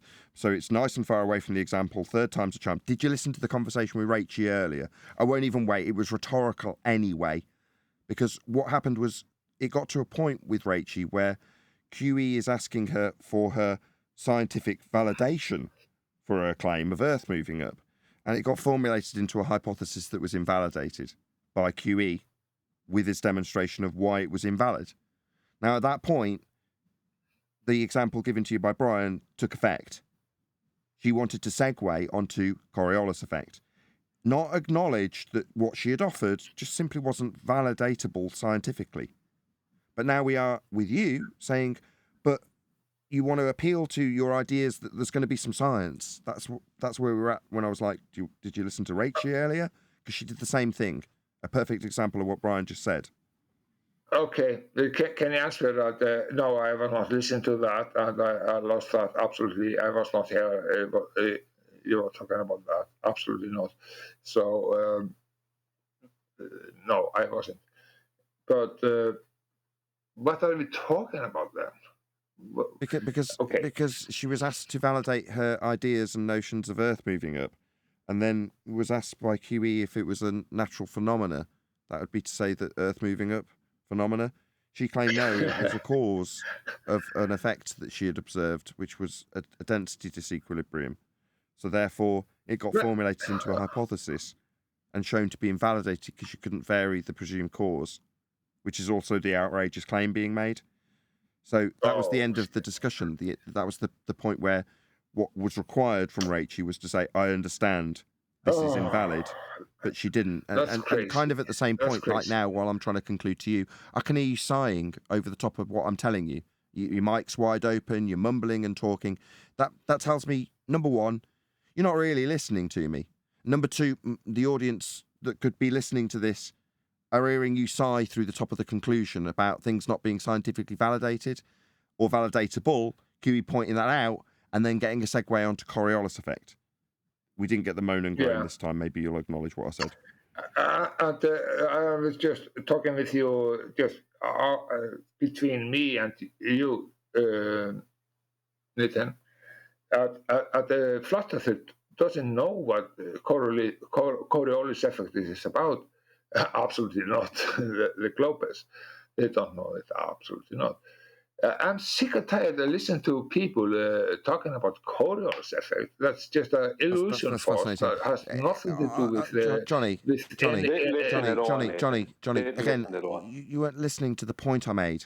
The point I made was you're about to go on to science for ether, and I was pointing out, like Brian pointed out to you, the people, number one, don't listen. Number two, claim they've got science. Number three, the more learned amongst us in this instance, QE, point out how, by taking them through the steps, they've not got science. And then they segue on to Coriolis. What did you hear? The last thing I said, Coriolis. Yeah. That's all you heard. It is nonsense. It's just, I'm getting tired. Also, we're all over the place now at the Coriolis. Yeah, we're not talking about Coriolis. No, I know. We're not talking about Coriolis. We're talking about the segue. We're talking about the segue away from science, because you mentioned it in regards to ether. We were talking about how you hadn't formulated a logical consistency enough to convince us, and how we were trying to disseminate that lack of logical consistency. But then you moved on to, well, you can't just disregard it. There's going to be some science. That was where I stepped in and said, did you listen to Rachel? She said the same thing. And then there was a segue onto Coriolis. And now I'm sure, because it's the last thing I've said, that'll be the focus, of course. Yeah, but the only positive claim that I have is that nothing can go through nothing, and that's absolutely true. That's absolutely true, and therefore I am saying that I can call it. There is a vibration and something and medium that everything has to go through. That is my claim, and I will never go from it. It's just so obvious for me. Okay, why are you presenting it to us then? I mean, I love zealotry as much as the next man, but if you're saying, or if I was to come to you in, let's just say it was a discussion about the fire safety regulations in schools, and it was a forum about that, so it's detached from what we're talking about now. And in that forum about fire safety in schools, I came in and started babbling about how I understand that God is a pink chickened man who exists, and I just stand by that claim. I'm not babbling. You are babbling in now, talking about something. You're trying to be funny or something. No, I'm saying it's non sequitur. If you're just saying, I believe that there's ether and I stand by that regardless, it's like, okay, why are you here then? Because you have to. I am trying to let you understand that, and you're hand waving the ether away from it, and we are on the same. We are on the same side of the reality. We know the Earth is a topographic plane, and we know it cannot be a spinning ball in the space. Therefore, what? Therefore, what?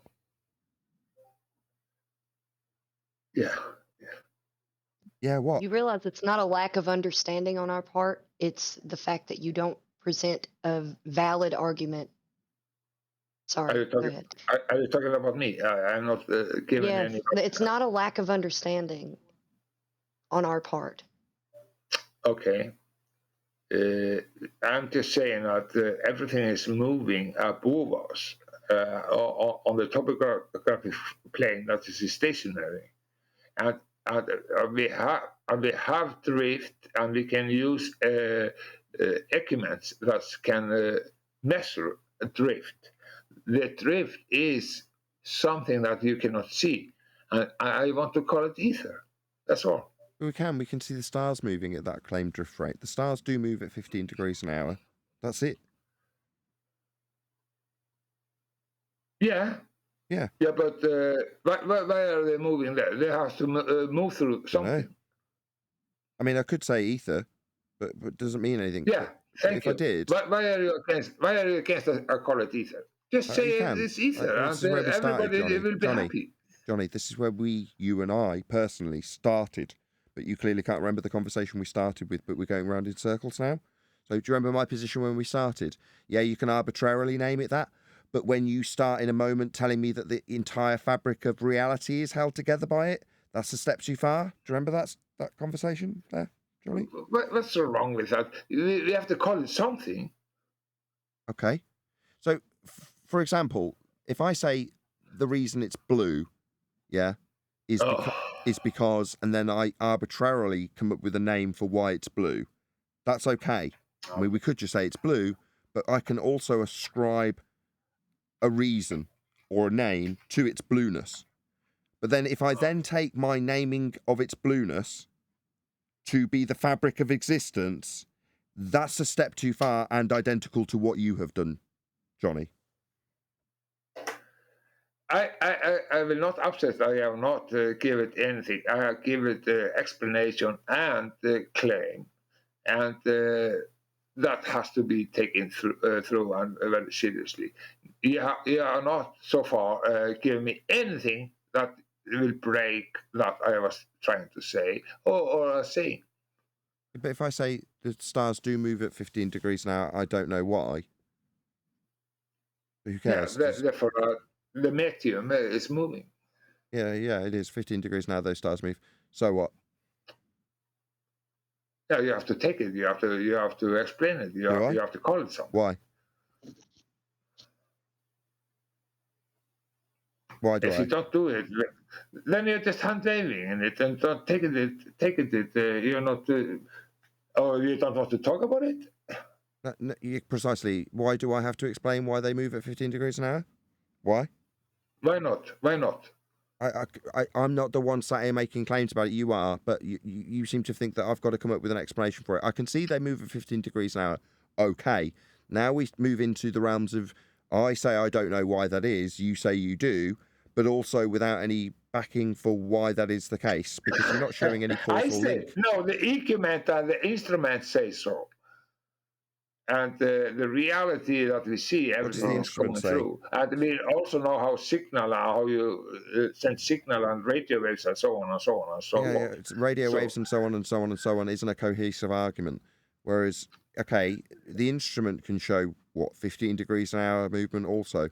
Okay, so you can say that we've got stars that move at 15 degrees an hour and measurements of instruments show 15 degrees an hour also. Okay? Yeah. And? Yeah, and that's movement, and you have to measure this movement. Yes. And it's not only the star that's moving, that there's a movement of the vibration of the ether. Friend, I want to make a comment for both of you. Well, hold on. Anybody, who's that? No. I can see the stars are moving. We haven't explained why. Now you're saying ether. But you cannot have a star moving without ether. That's what I'm saying. You need a medium, and you need a background medium so you can have the ability for the stars to move. So yeah, so you said we've got movement. Yes, I can agree. Then you said we've got ether. Okay, you can arbitrarily name it that if you want to. The movement at 15 degrees an hour. Okay. Then you say we've got measurements. Okay, measurements of 15 degrees an hour, movement like the stars. Okay, I can agree with all of this. No worries. There's nothing. Thank you. Arguable. Okay. Okay, finito. The ether is real, and thank you very much. Well, that's it. That's whoa. Where's the conclusion? There is a background medium that we call ether. Yeah, I know you've called it arbitrarily ether. Yes, I've agreed with this. Yes, we've got movement of stars. Yes, you call it ether. Okay. Anything else? Or you is are that trying to kill it, and you're trying to left it make us back to stupid. this. No, we call it ether. No, like AI, I'm not trying to do anything. I'm pretty much just repeating back what you've said, and it seems you find the lack of substance in what you've said objectionable because all I'm doing is repeating it. And when it comes back and you hear how much it lacks substance, you find your own bloody words objectionable and attack me for repeating them. All I'm doing is repeating what you've told me back. And in summary, it's woefully lacking, isn't it, Johnny? That's why you're saying that I'm making it seem silly? What, by bloody repeating it? Yeah, that's all it needs, isn't it? The total lack of substance glares by simply repeating it. Because you can tell it lacks substance. Still talking, Johnny. I'm still talking, Johnny. I'm still talking, Johnny. I'm going. Yeah, I'm still talking, Johnny. Johnny. I was still talking. Thank you. Can you shut up? Sorry. Yeah, your total lack of substance you found objectionable when I repeated it back to you. You even seemed to think that was me taking the mickey out of it. It wasn't. It was merely me repeating it. And upon its repetition, you can even recognise how much it lacks substance to the point where you think it's laughable and objectionable and me taking the piss out of it. No, it's just me repeating it back, Johnny. Can you see how our AI, in his original critique of it lacking substance and logical form, you can now recognise it too just by hearing it repeated back by the sounds of things? Yeah, you cannot take the ether so easily away from us because it is there. You can keep it. Thank you. Nobody wants to take anything from you. You want to impart it onto us. That's why you're telling us about it. That's why I asked you earlier about with the example of the fire safety for schools forum. Why are you telling us this? I'm not trying to take anything from you. Keep it. But you're trying to impart it onto us. Yeah. Yeah, I will. Yes. Yeah. So you're under the misapprehension I'm trying to take it away from you. No, I'm not. Keep it. You do what you like. Go away, but babble about ether and how it's going to be holding causality together all you like. I don't accept it. I think it's total shite. Babbled by idiots, Johnny. Is that an affront to you that I think you're a fucking idiot for saying this stupid shit? You can keep it. You can fuck off with it. It's nonsense. It doesn't have any substance to it, Johnny. Now, I'm going to take these harsh words with you because you don't seem to be getting it. Yeah, it sounds stupid because it is stupid. Now, having it repeated back, you seem to recognise how fucking stupid it sounds. Now, if you want to keep it and keep babbling it, then you can keep sounding like a stupid idiot. Or you can listen to us telling you, helping you by pointing out how it lacks substance. Or you can tell us that we're attacking you and trying to make your ether look stupid and we're trying to take it away from you, like some kid with candy that we're trying to take off him. We're not. I don't care about your ether. You can keep it. You're funny. But I listen to you, but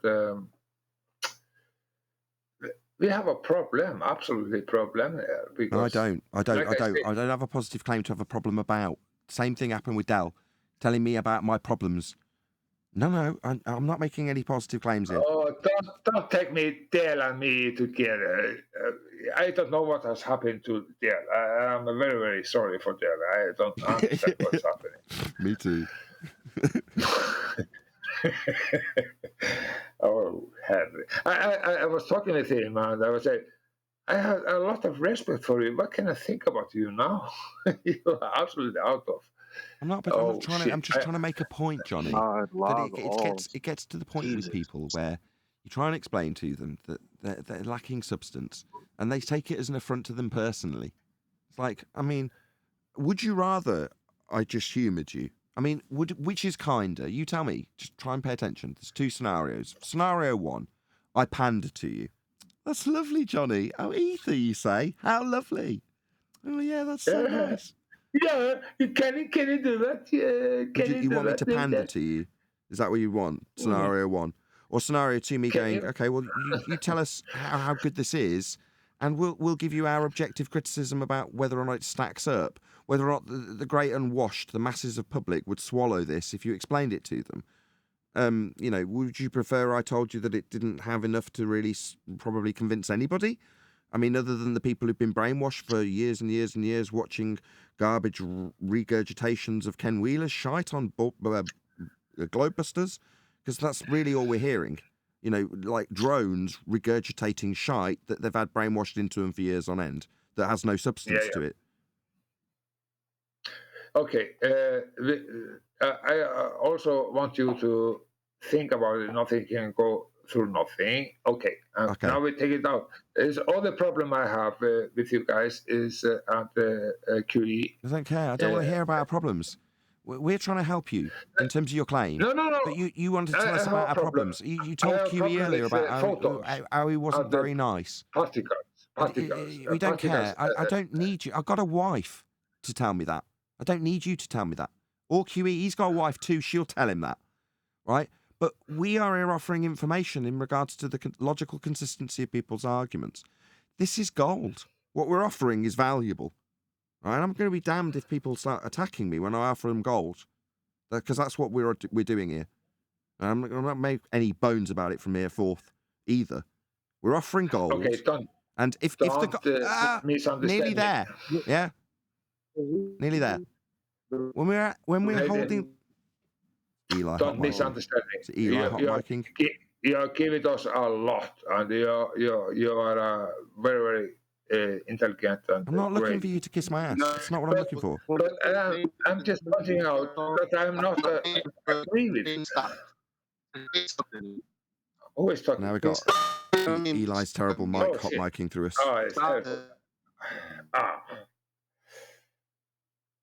Yeah, from this point forward, when I try and help, like AI did earlier, right? At the point that you're like, oh, you're trying to deny Eli. Fuck's sake.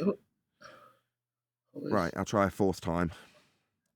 When we hold out the gold, which is this is what you could do to make your argument better, and someone smacks it out of her hand and tells us that we're trying to decry their bloody claim, I'm just going to start pandering to them. Okay, you haven't recognised what we've offered. The gold has been snapped out of my hand. So what at this point? Okay. Nothing can go through nothing, you say. I'm convinced, Johnny. Wonderful. I mean, hearing it for the 17th time really convinced me. Thank you. Yes, I think about it. I'm great. And I will think about everything that you are saying. Absolutely.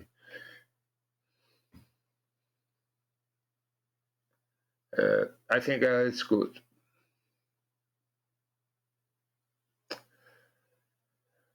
we can talk about the particles later if you want, but you can take it now if you want. No, we gotta address something you said in the middle of this conversation. That Okay. there's a need to have an answer for these questions. Yeah, exactly. There is No, something. there isn't one. The idea that there's a need and an impetus and an imperative to become an answerer for these questions is where many people have gone astray. It's caused them to not do sound thinking or proper investigation because they have this sense of urgency to provide an answer to people. Okay? Yeah, but There is no sense of urgency. You're not saying anything really. You're just making a statement without any substance. Now you're going to turn the tables? There's nothing behind what you're trying to say. There is something behind what I'm trying to say. Okay, I'll explain it to you. Since every time I speak to you, you decide to denigrate what I'm saying or how I'm saying Don't it. speak over me. Don't speak over me. You are. Dude, you weren't even speaking, dude. How could I be speaking over you when you're not speaking? Why are you talking with me? Huh? Who are you? Oh my goodness, dude. Elijah, you're wasting everybody's time, bro. You got to reconnect, brother. Sick and tired of a man like you. Okay. You're good. sick and tired of a man like me. Why? Do I remind you of your daddy? Okay, I will not say anything bad. Yeah, that's what I thought. So, Beta. Bye-bye.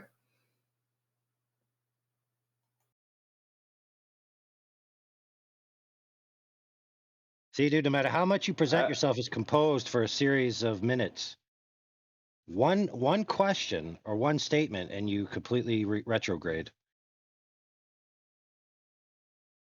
It's quite interesting to witness. It's very interesting that he couldn't see that what Nathan was saying to him is that FED and everyone connected to FED are getting onto the lifeboats and are going to watch that sinking ship. Because that's all that seems to be happening at the moment. They're trying to sink their own ship because they need to know things, supposedly. Load of absolute nonsense. I'm going to make this quick. I won't go back to the 1800s with Rowbotham and them, because that's where the term Flat Earth Society originally turned up, right? But if you go back to the 1950s in London, there was a man called Samuel Shenton, and he set up the International Flat Earth Research Society. It's what Dubé runs now, but he didn't give it to Dubé. Dubé just took the name and ran with it. He had different people come to his lectures, and they were like Patrick Moore, Bernard Shaw and people, and they were very intrigued by him. And when he got older, he passed on the presidency of that group to a man from Texas called Charles K. Johnson in the 70s. Now, who turned up in the 70s, or just around that time, was a guy called Leo Ferrari and the Flat Earth Society, which are the present day ones, which have nothing to do with the original Rowbotham or Lady Jane societies. Right, and what they did is they pumped a load of nonsense into the topic and shut it down. And that's, whether people are doing it on purpose or not, I'm sure there is people out there on purpose doing it, but I can't point the finger at everybody, because people can be duped. But what's happening is you have a load of people who are basically working for a Flat Earth Society type narrative, sinking their own ship. They're we have no choice but to get off that ship. It's going down. It's only a matter of time before they all amalgamate with all this bullshit, and they're all doing the same thing. They're coming out with these claims. They're not supporting them. They're not coming up with anything that's really coherent. They're being shown how this is not a claim that you can support scientifically. It's not this. It's not that. They're red herring as much as possible. They want to talk about everything but their claim, and they, you know what I mean. They just want to beg the question, and there's nothing you can do. There's just no way out. These people are multiplying. And it's a pity because some of them I liked. You know what I mean? Mic Yeah. check. You sound better, Eli. Yeah, much better. I don't know how these people like Rachel get suckered into it either. Is it just Yeah, Dell's got a really absolutely. strong character? I don't get it. What? You were both talking at the same time. I heard Nathan, but I didn't hear you, Eli. I'll answer Nate's question after you, Eli. Well, I mean, you can answer it now. I'll go after. Yeah, okay, I'll give my opinion. My opinion, Nathan, it's just an opinion. Everyone's got one. Is that they're seeing effects that they don't know the cause of, and they're attributing the cause to something they have no way of proving. And they're running with that and arguing with us. And that's what, they haven't actually tried to validate any cause outside of the cause they pre-assumed. And that's the problem. You have to try and validate what's going on. If you have and it's not even something we're seeing in nature. It's something they're only inducing within their own demonstrations. And a lot of them are false equivalencies, like a lateral movement in a car, things like that has nothing to do with up and down. So that's my opinion. Thanks, Eli. I'll go quiet now.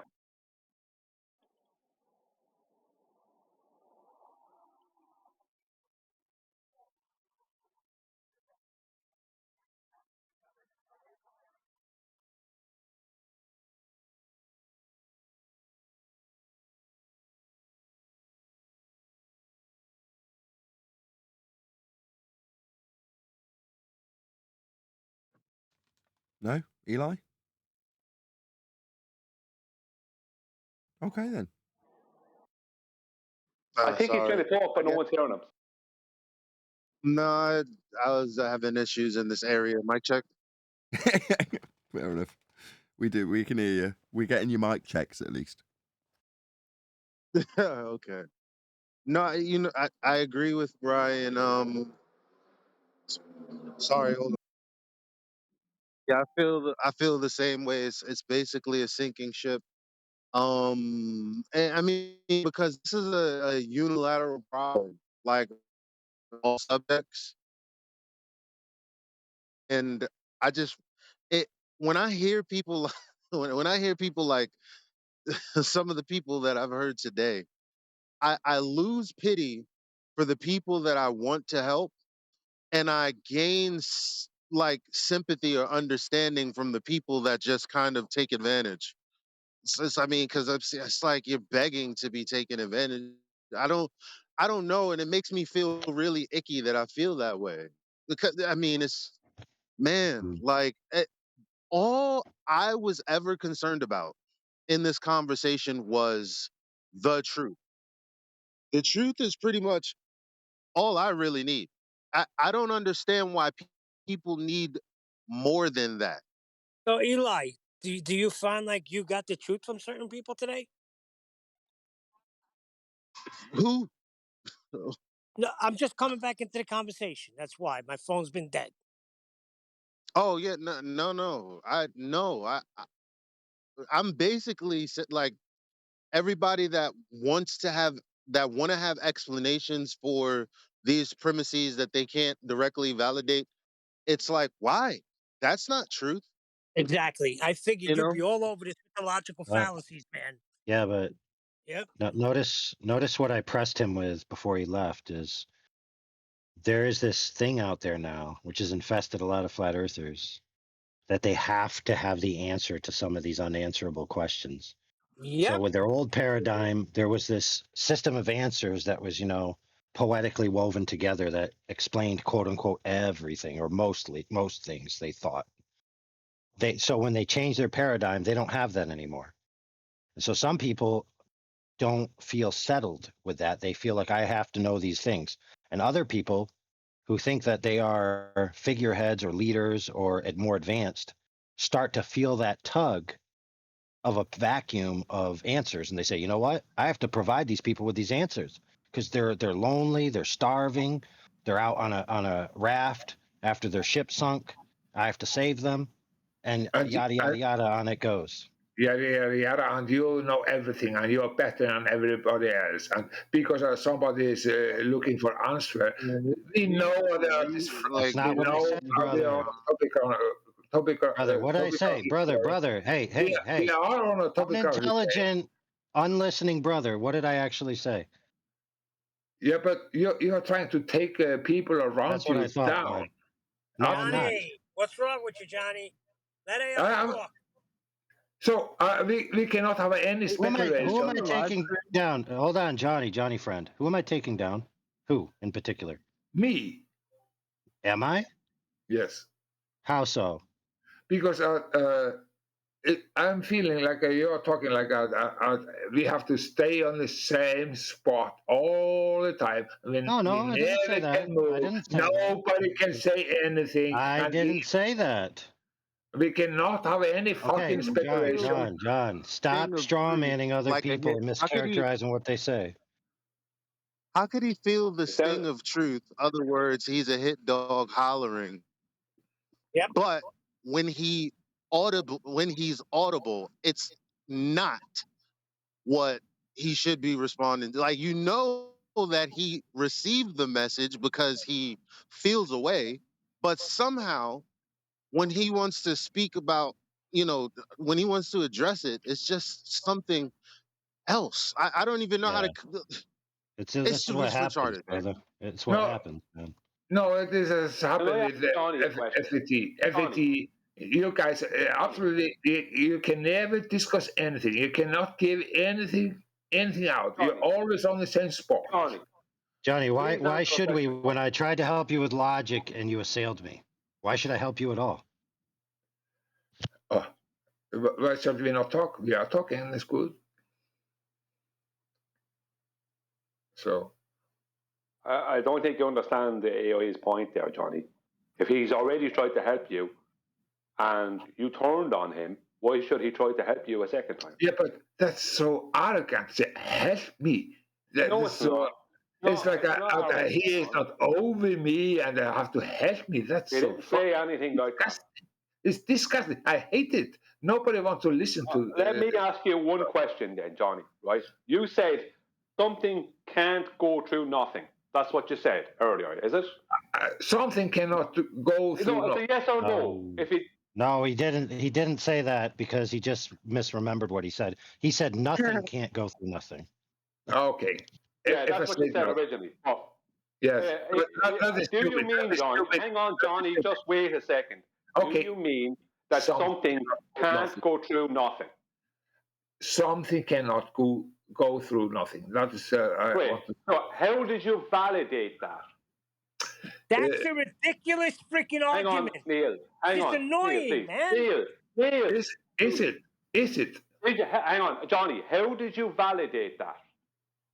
Because you're one step away from an argument. If you don't have, you better chill out. Are you ready to listen to my answer, or you just want to talk, and I never able to answer? I want to hear you. Yeah. Go on, Johnny.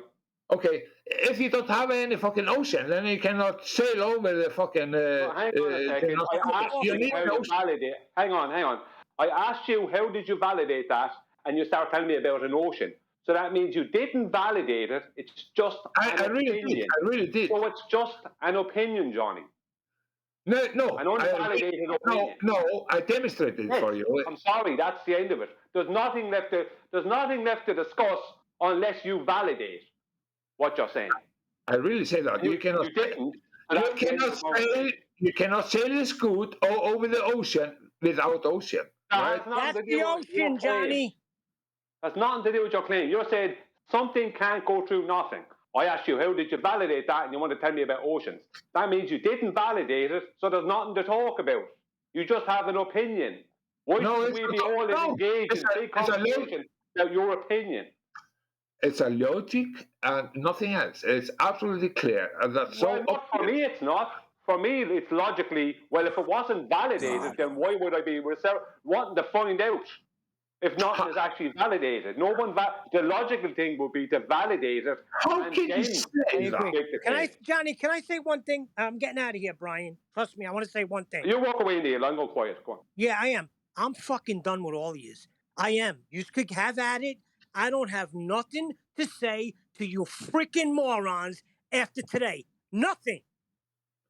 Yeah, but you're saying something then. Can you have saying nothing, go through nothing? Saying nothing, but trying to say something. Yeah, and it was nothing in the end. Thank you very much, and now we have to go and Okie dokie. through the show. It was funny. Oh shit. Yeah, I understand what you're saying, Neil. You're saying you're done with these nonsensical statements that we have to critique. Exactly, Nathan. I'm freaking done. I don't want to have nothing to do with any of them. You want to follow Dell, you want to follow Witsit and all this bullshit. I have nothing to do with yous. Do not attach yourself to me and Flat Earth. Do you mean that, really? Take it easy, friend. Yeah, Nathan, I've had it. I'm serious. After today, after QE started the show and it was cut and dry, and I heard that stupid shit from not our Brian, the other Brian. That's it. I'm done. Yeah, I mean, and Brian, not the other Brian, our Brian. he summarized it very well. Like this is, I know we're on that sinking ship, but my ship is gonna have caviar. No, well, no, we're on the light. Well, no, they're on like some. They left the perfectly fine ship that we've built and had strong structural support, Brian, and they just decided to get in these lifeboats with holes and duct tape on them, like, and it's like we're gonna have caviar and all the good stuff, and I can't put my energy in. I agree with you, but I can't save the world. I can't. I just couldn't get past that they were not getting the contradiction and a doublespeak. I can't get past that. I'm sorry. None of them got I understand anything. I understand your point earlier, really. I just want to say it because I'll have to go in a moment, in a couple of minutes. I understand your point earlier. You're gaining empathy for the manipulators simply because the people you're trying to help are attacking you for trying to help them. And you're going, you might as well be a manipulator as well and get a load of kudos and maybe super chats and God knows what. Because, I mean, it seems to me that they're begging to be manipulated. Yeah? They're begging to be lied to. Correct. So engaging with them is only useful to the people who are open to the idea of not being manipulated. So engaging with someone like Johnny here isn't even for his own benefit. It's for the listener who's going to recognize the way he retaliated against me when I tried to parse his logic, and that his arguments were feeble, not logical, not coherent, not even formalized in any way, shape, or form. And his argument against my position was just to critique me on a personal level. Now that's clearly demonstrated in spades. Are you crying? Anyone capable, really anyone capable of understanding what went on is only the people capable of understanding what went on. You're and crying. Those are the people who I want to help. I cannot help you. You're a crybaby. What can I do for you? Oh, see? Well done. Well done, yeah. You just validated AI there. Yeah, he made his point. Spectacular. Yes, he did. Make his point. I'm just doing it for you. Are you happy now? Now, before I interacted with you, I didn't know whether you were worthy of help or not. But when you responded to me the way you did, I knew you weren't worthy of it. No, I just want to help you because I thought it was funny. I'm just giving you some energy. Maybe you really need it because I am absolutely out of. He said, make his point. He said, make his point. I do for you. Are you happy now? I don't know what you're saying. Okay, guys. When it comes to people like Rachie, I mean, there's no way I would class Rachie as being beyond help, right? I think we'd all agree, right? Yeah, I wouldn't know. No, Yeah, Hold on, until the Coriolis beyond. thing, It's yeah, over. I thought so, but I think she's beyond help now. Yeah, I gave him my help. I gave him. I give her more I was time. nice. I give her more time. I would. I was Not nice. you, Johnny. Nathan was talking. No, nobody was talking. I was talking. No, Johnny. Nathan was speaking, and really? Neil was replying to Nathan. No, you weren't involved at all. Can we just mute him or something? Like, is this being recorded? What's happening? I'm testing out my computer with Yeah, a live stream to members only. no, man. Always assume we're being more recorded, people. Eli. You know Okay. that. There's more people in this Discord So server than there is listening on my channel currently. But yes, we are going out to 13 people currently. Okay. Anyway. Well, Killing man. I just wanted to ask Brian. I mean, when it comes to go on, Eli. Sorry. No, it's fine. Just gonna ask Brian. I mean, I don't know about Brian because I wasn't here to listen to what he had to say about the subject. But with Rachie, she's just exhibiting all of those human traits when you've got a bit of pride in the way because you've got something that you're trying to defend, and you know you want to keep battling even if you're shown to be wrong. That's not globe head behavior as sometimes it's described. That's just human behavior. But you know, Dell is the one disseminating this stuff. I said, or is it just Dell's charm or whatever I ascribed it to earlier? But when it comes to someone like Rachie, when she's just talking straight through Adam and over the top of you, Brian, and it's incoherent, and she's just not accepting what's being said, is the same standard that I applied earlier true? Where you just go, okay, fine, let's just pander to you, then fine. Okay, if you want to affirm the consequent, then you can do that. Go ahead. Fine, go nuts. Well, I understand how you're left with no option eventually. I mean, it's very likely. I don't want it to happen. I would like her to see the error in her ways. But if she doesn't, then what choice have you got? What are you going to do? Rename her She's Rachis. beyond help. Sorry. She's beyond help. Agreed. Beyond help. What's happening? Because there's a fundamental issue with her, just like there's a fundamental issue with the rest of them. They're either gonna affirm the consequent or beg the question. And when you point out, hey, maybe you shouldn't come to conclusions like that, they will fight you to the death. I've come to the conclusion that they cannot be helped. The moment somebody does it and I point it out and they fight me on it, I'm done. Because you're beyond help. Because what you have is an impenetrable fortress. Okay, you have a gated community with a lie at the heart of your brain matter. Damn, And Eli. no truth can get in, and the lie can't come out. And it is what it is. That was beautifully said, Eli.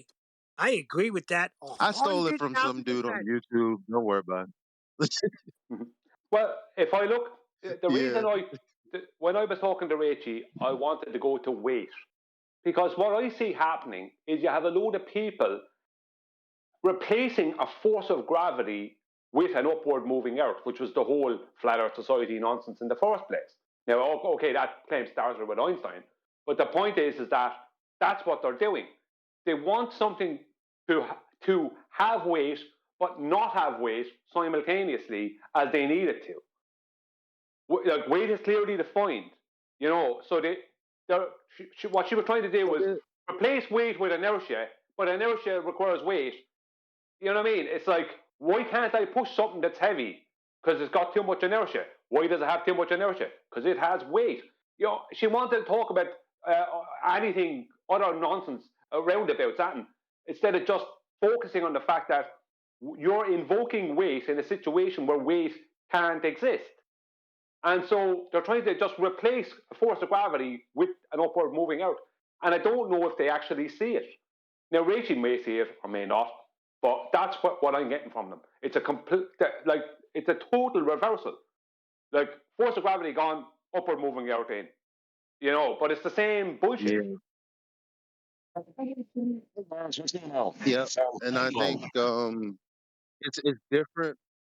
It's different rhetoric, but it's the same lie. Like that's all it is. It's like the difference between me and flat earthers like that is when I came into the conversation, I didn't know that I was looking for what FED was offering. I didn't know specifically that that's what I was looking for. And I'm like, "Yep, that's it. Somewhere maybe I learned this back in school when I was asleep in class or something, but I knew something was wrong. Here it was. What they've done is look to replace. I didn't have any urge or desire to replace anything. The only thing I wanted was truth. Right. So when I realized what the lie was, I was like, oh, that's the truth. The end, time to go home. These people are like, okay, well, if it's not that, then what can we say about it?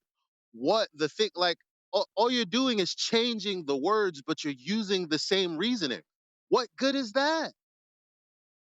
There seems to be two Elijah. main. What good is Never mind. it? Go ahead, Nathan. There's two main controlled opposition narratives, right?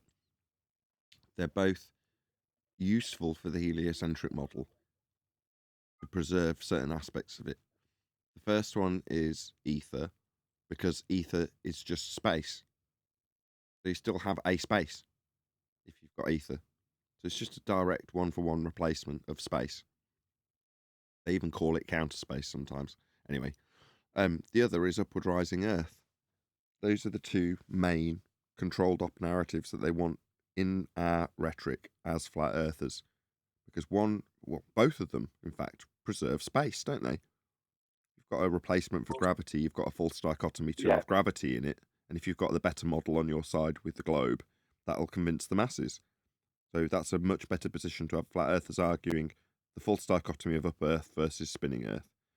And if you've got flat earthers arguing for counter space versus space, again, very useful for a globe head.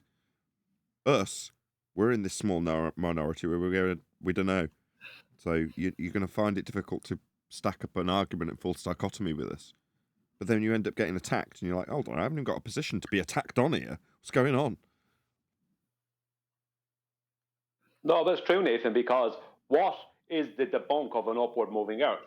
If I wanted to find something that would, in the opinion of the general public, would beat that, I could just use a force of gravity to defeat it, or at least a win for the globe is a draw. So all I need to get is a draw with a force of gravity, something that's already been taught in schools and cemented into people's minds. No. Sorry, Johnny, I'm speaking.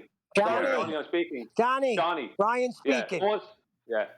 So all you need to do is allow this nonsense claim to come out, then publicly show how it's rebutted or at least battled by a force of gravity. And the same for ether. The same thing is the exact same thing, where these claims that are not understood and not taught in schools will end up being put into the back press, and on the desk will be your globe, will be your force of gravity, even though they don't even claim that anymore, and will be your space. And that's what they want. And all these people are helping them, because that was the whole point of the Flat Earth Society. They were going against the version of us from back in the 50s through to the 90s. That's what they were going against.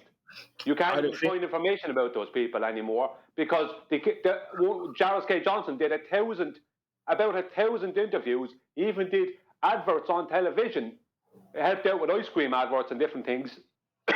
And you can only find one section of an interview he had with some nobody reporter. Johnny, please go on mute. You've said enough. Yeah, so you're really pissing me off, Johnny. They'll eventually erase us, which is what they want to do. And they'll do it with the help of these people. And not all of these people they're complicit, but they're not intentional. But some of them are intentional.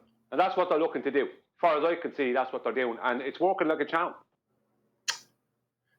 Okay, are you finished now? Well, I just wanted to...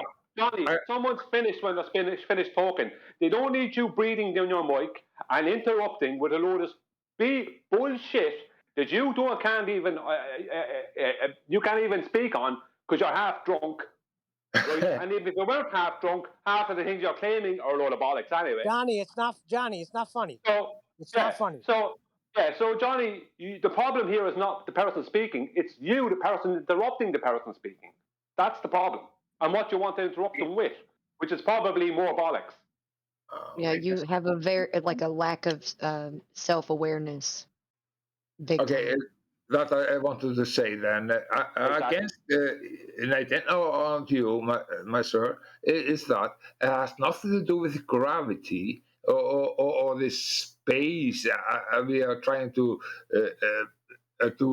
make some space, just like the globe is doing. No, it has nothing to do with that. Nothing. Does it have to do with things not floating away? What was that, Johnny? I'm talking now. I'm talking. I don't care. I don't want to hear from you, Johnny. Yeah, okay. Then I will just say it's just about clean physics, nothing else. Does it have to do with things not floating away? Clean physics, nothing else. I'm just asking you, does it have to do with things not floating around? Is that what you think? Is he saying clean feces? Because that's what I'm hearing. Physics. Physics. Oh, okay. I My heard the bad. same thing, AI. He might as well have said feces.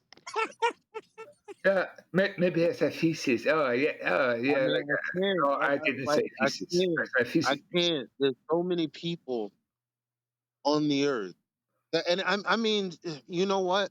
I mean, of course, because me, because I like scripture, the Bible. It basically tells me that it's not my job to do what I want to do, which is relay messages that people receive. Like they're just not going to receive it if I guess God chooses for them not to receive. I don't. It's the weirdest thing to say something completely clear to someone and for them to respond with something that you have no idea where that thought came from following what you said. I don't know. I don't know what to do with that. And it's like I want to help, but I lose pity for you people. And I gotta pray about it. It's getting sick and tired. What are you talking about? It has nothing to do with it. Like I would have to think twice if you were hanging off a cliff, whether or not I'd want to pull you up if I was walking by. Okay. But what I do know, Johnny, is in between other people talking, all I'm hearing is echo because we're hearing your feedback. Yeah, I just wanted to answer you, and then the people is coming between. That you was talking about, Nathan Oakley. That you were talking about we are trying to answer for the space and the gravity and so on and so on and so on. That was in your speaking before. You didn't understand the word Nathan said, obviously. He was talking about that we, the people, that's talking about, like me, that's talking about the ether and so on and so on. And we are trying to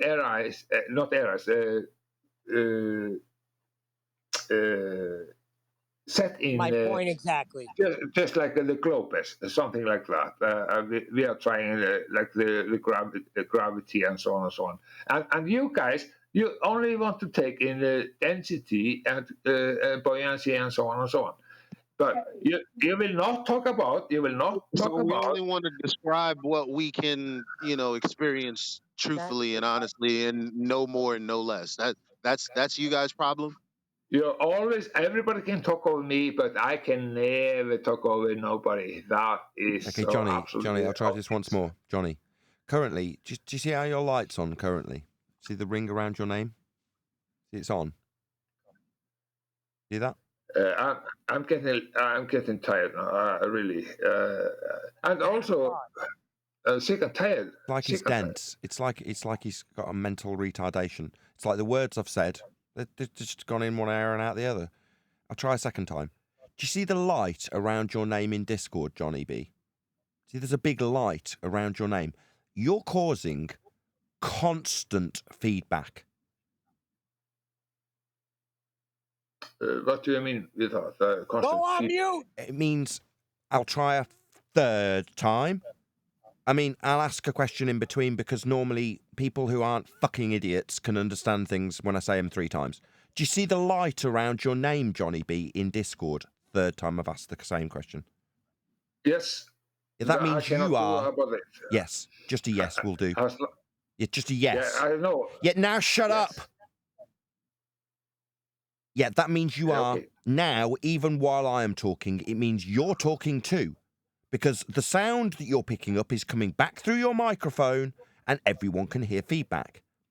That means you are constantly talking through everybody, even right now as I speak now. You are doing it now because your mic is picking up your speakers. So, when you're not talking, that means now you're still not picking up the subtlety of what I'm saying and what Neil has said to you and what Eli has said to you. That means now you shouldn't have your light on. It should be on mute. Okay, then I will give you an explanation, and then I will go also. But Dumb I fuck. will tell you. Server mute this cunt. Bye-bye, asshole. If you can't fucking understand a simple instruction, I'm just going to remove you from the conversation, you stupid prick. You are thick as shit, infuriating to all hell. Yeah? If you can't understand me saying 3 fucking times, your light's on, you're talking through everybody after your last point in the conversation was, I'm not going to tolerate you talking through me. You're talking through everyone. Because he doesn't understand how to use a mute button. Stupid wanker. Hey, everybody. How y'all doing? The problem is, right, Hey, that man. we are dealing with thickos. That Johnny guy was just a fucking retard. There's no other way to describe it. He's just a fucking retard. Right? Rachie, if you're out there, I don't want to have to say the same things to you. So next time when QE's telling you how fucking wrong you are, just pay attention. Don't tell him about Coriolis. Stupid cow. What's wrong with you? Now, first warning for you, Rachie. Yeah? Grow a brain. Listen to what people are trying to tell you, like on this discussion. Yeah, we're trying to educate people. Yeah, point out where they're going wrong. Now, you can take that as an affront to you personally, with your pride about your stupid shit like Earth moving up. But I'm sick of it. I'm sick of retards. Yeah, these people around us, like Johnny, are retards. Why do we have to educate retards? Right? Why do we have to do it? You don't understand? You think we need an analogy with Coriolis? Oh, fuck off.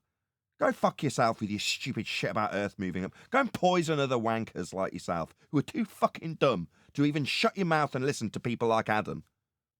Yeah? I don't get it. Wow, you echoed my sentiment. Thank you. Sorry, Flatsy. I'm not sure what you heard, but if you're like, I I don't like the character they bring out of me. I really don't. I don't like to be like that. You know, it's like Exactly. I don't. I couldn't agree more, Eli. It brings out the worst in me. When you spend 3 attempts to explain to somebody an example where they're trying to link science to ether is comparable to someone else who's done it 20 minutes earlier. And have they heard the example? Well, Coriolis is blah, blah, blah, blah. You're infuriating, you stupid prick. Yeah, I'm giving you an example about how science was used 20 minutes earlier to not prove something and how that was pointed out by QE and how that was segued away from with Coriolis.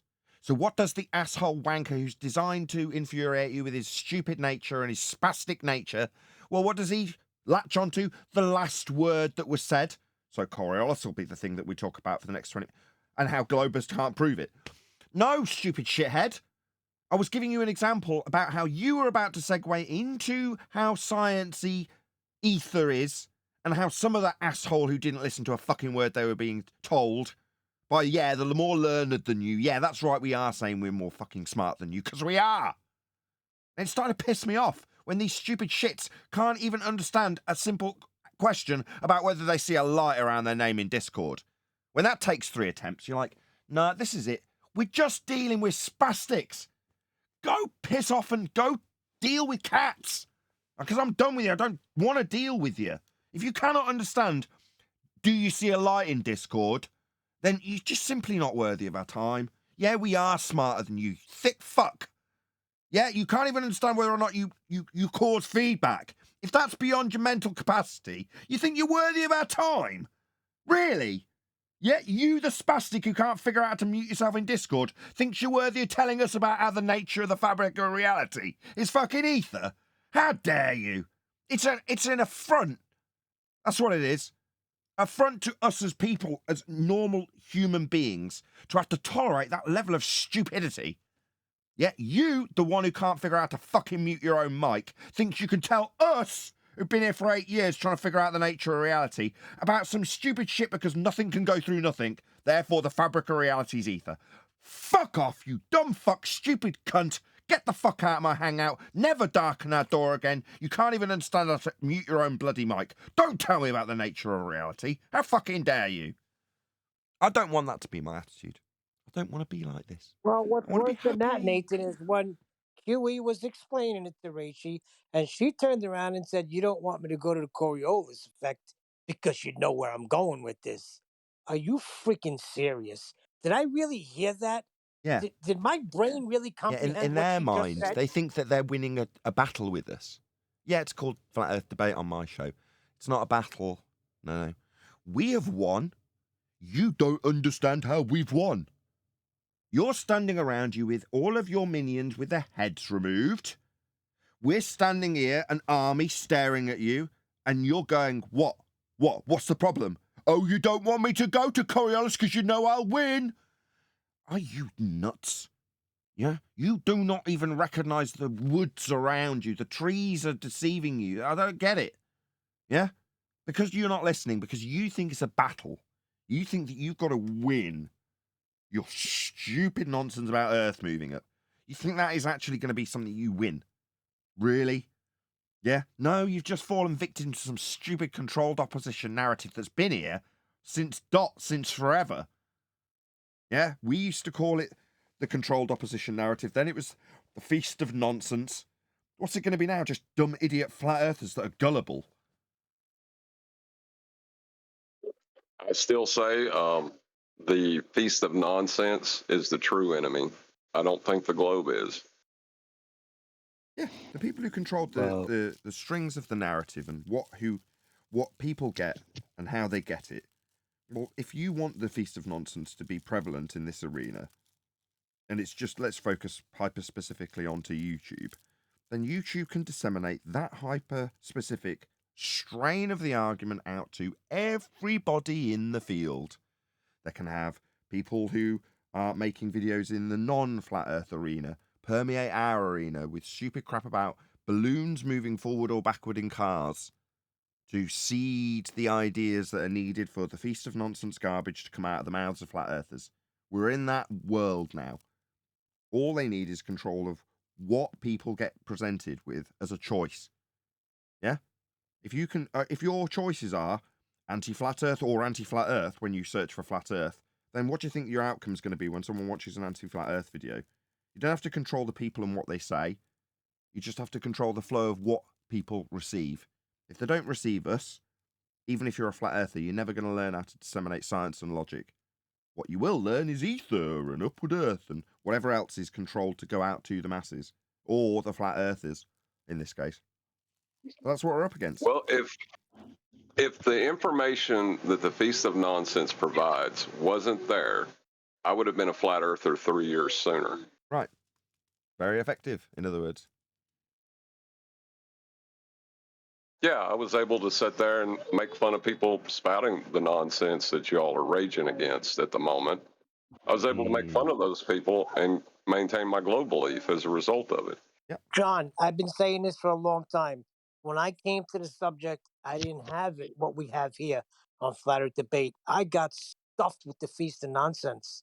So they have it here. When you're just coming into this arena, look at Blind Spot. Here's a perfect example. Just steps into the arena, steps into here, Flat Earth Debate, QE, goes nowhere. Sent him out to go investigate, although I was against it. Well, look what he came back with.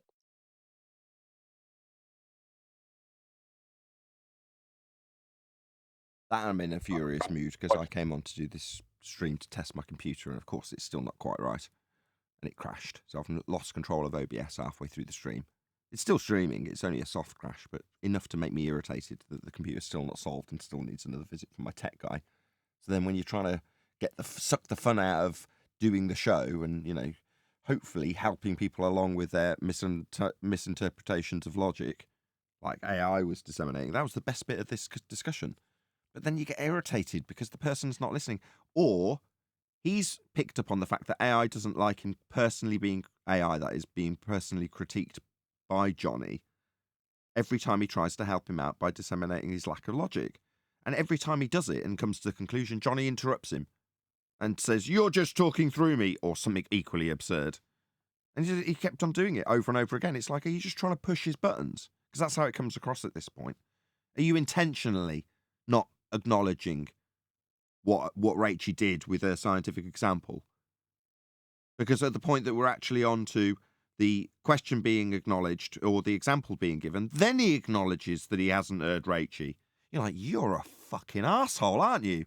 I ask you 3 times if you heard Rachie on the show. You don't give me an answer. I then make it rhetorical, give you the example that I'm asking the question for, and then you acknowledge that you haven't heard her, so that the example can be acknowledged. Dick, piss off. This kind of fuckery is just not what I need at the moment.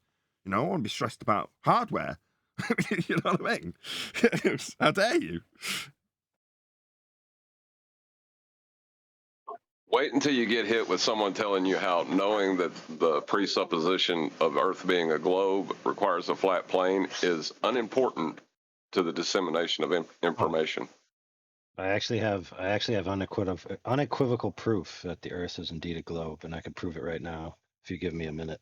Well then, this sounds interesting. You're just going to affirm the So, consequent. Yeah, so Bill Nye, right, took a curved sheet of plastic, made a track on it with a boat to demonstrate for the kids on his show, which was a kids show, that as a boat goes over this curved sheet of plastic and you maintain your vantage point, the boat starts to disappear from the bottom. Eventually you can't see it anymore. So the direct cause, right, that was there, that was creating that visual, was the sheet of plastic being curved. Or it might have been wood. It doesn't matter. It's not the point. It is a curved sheet that it was going over. Now, when we go out into the world, we can find locations where we can't see the bottoms of things. Now, in his demonstration, it was necessary that it was the curved sheet of plastic because you could see it in its totality, and it was provable that that was the reason. So if curved surface, then can't see the bottom of the boat. So you go out to the beach, you look at a boat, which you can't see the bottom of, and you say, wait a minute, I've seen this before. Can't see the bottom of boat, therefore curved surface. Now, the majority of what we've gotten from these people coming in and making claims over the past week have been nothing but the exact same logic. So if they are willing to accept that logic in their instance, then they must concede, because Bill Nye proved it, that the Earth is a globe. Yeah. So all of them, by their own logic, are globers.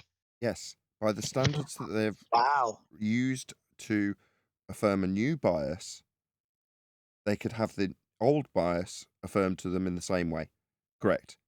That's what I think it was Brian or maybe even Neil that was saying earlier. These people are looking for a replacement story. Maybe it was even UAI.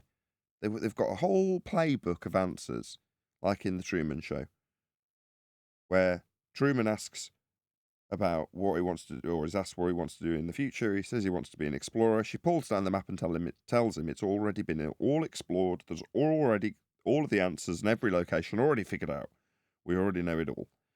Well, when you lose that, or you figure out that there's lies afoot, and you start to recognise that other things that you previously held true might not be, you, in the third person, want replacements for all of that. And I know it was Eli that said it. And I was like, well, I didn't. Neither did I.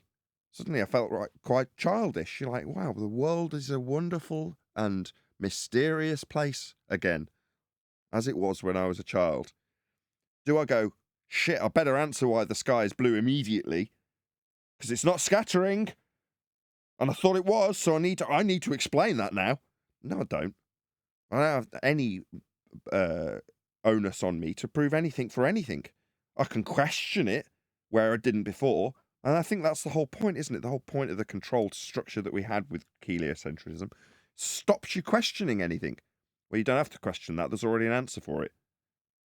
So you don't, put your silly questions Yeah, away and get on with your work. Yeah, I was speaking to my boy. Well, his moniker is Truth Flat Earth. Met him on Call of Duty Mobile. There's flat earthers everywhere. But he was echoing the same sentiment. Like when he first came on the scene, like the algorithm kept spinning him videos about flat earth, and he's like, no, I'm not gonna watch it. No, I'm not gonna watch it. Then he did, and he realized in 5 minutes he was like, something is up. Like he knew that what he thought all his life wasn't the case, and he cried. And he just knew it was the truth. He didn't have to do thousands of hours of research. And he said the most infuriating thing was people telling him that what he was,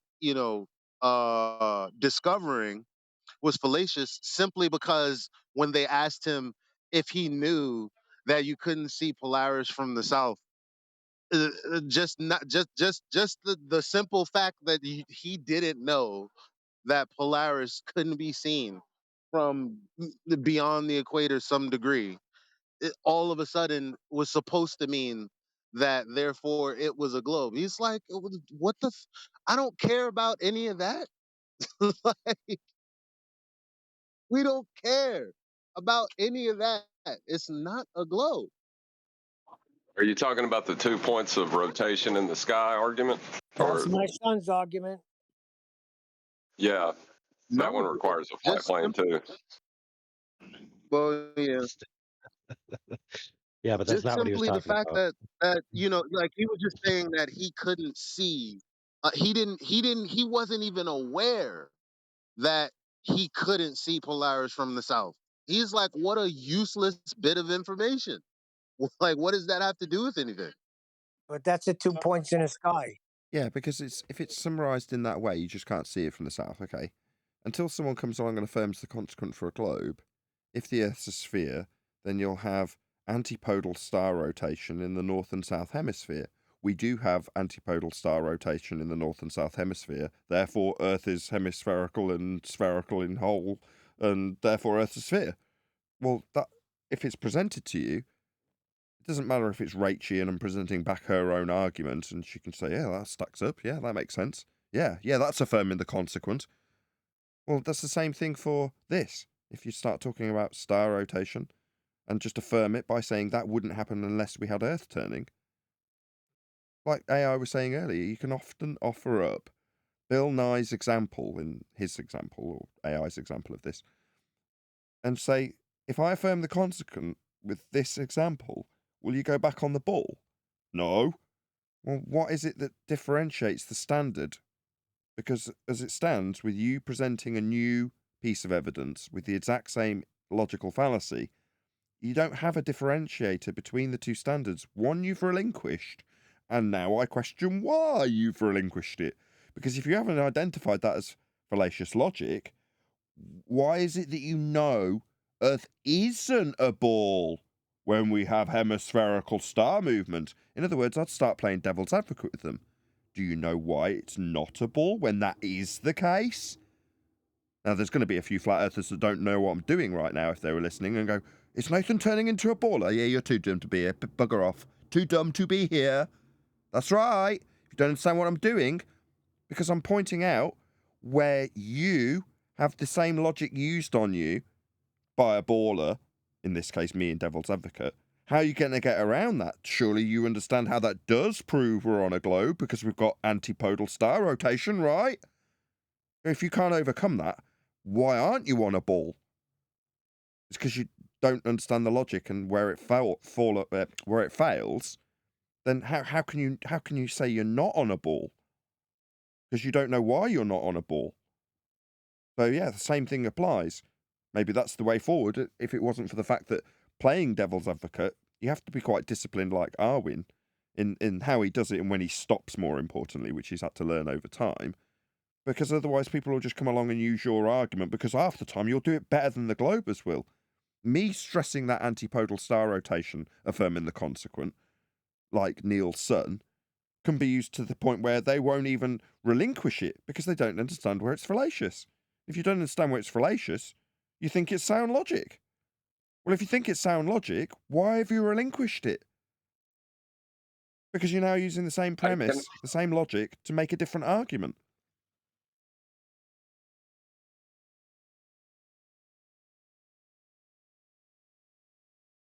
I don't know why a lot of people are flat earthers. Half the time I talk to people on our own side and say, well, why are you a flat earther? What is it that led you to understand that Earth is flat? And their answer's lacking.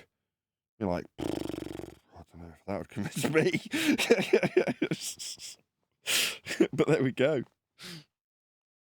There's obviously plenty of flat earthers out there that maybe shouldn't be, because they haven't got good reason to be, other than there may be the dramatic music in the videos that they watched on YouTube, or they like the personality that told them, or some of the lies that were to do with other aspects of heliocentrism were so glaringly lies that they just relinquished the globe as a carte blanche relinquishment of all of those lies.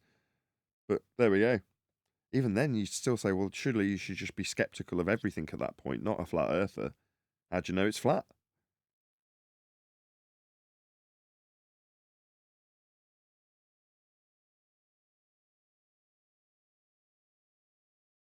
A lot of flat earthers with questionable origins, it would seem. And us wanting to correct that. Go on. Sorry. I was going to say on the antipodal thing, that word means to be the surface you are standing on is 180 degrees out of phase with another surface. Yeah, you dropped it in subtly earlier. It is, that'll need a flat earth for that one also, is what you said earlier, right? Absolutely correct. You're talking about two flat planes in terms of how they're modelled out for the celestial hemisphere for each, sandwiched antipodal on top of one another. So if you say out of phase, how do you mean by out of phase? That to me means like two waves that one goes up when the other goes down. I suppose that's what it's doing. No. That's one way of putting it. Right. The big word there is degrees.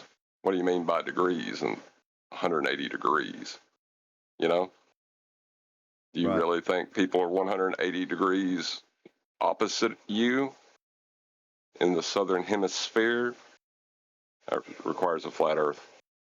Yeah, to make the assertion that the hemisphere you observe from your position in the south, if centered around the point that is in the middle of the empty bit of the space that they say the stars rotates around in the south, and you plotted that out in a hemispherical vision-based, what would you call it, Cartesian system? I always get that wrong.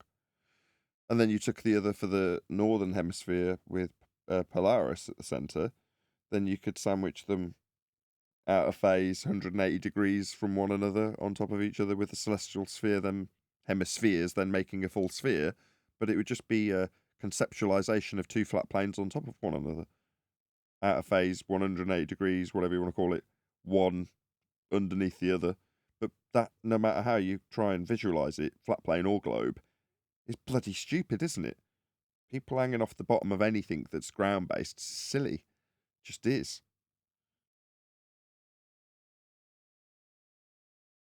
Well, yeah, it is silly, but it still requires a flat plane to assert it.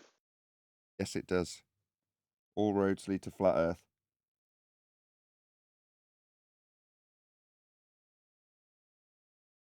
Just invoking the angle measurement, right, is what does it.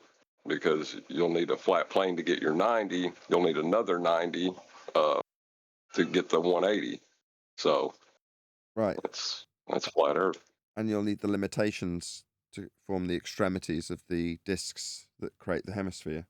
So Polaris at its limitations called the equator, and then flip that on its other 180 degree flat plane that you're going to sandwich on the bottom of it.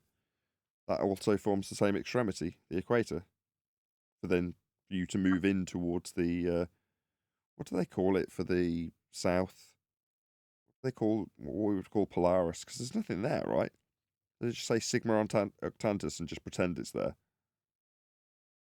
I think they just call it the South Celestial Pole, but they don't actually give it a pole star. Right. I thought they did. I could have swore they said Sigma Octantis is the South Celestial Pole That's what Star. my It's just son got a says.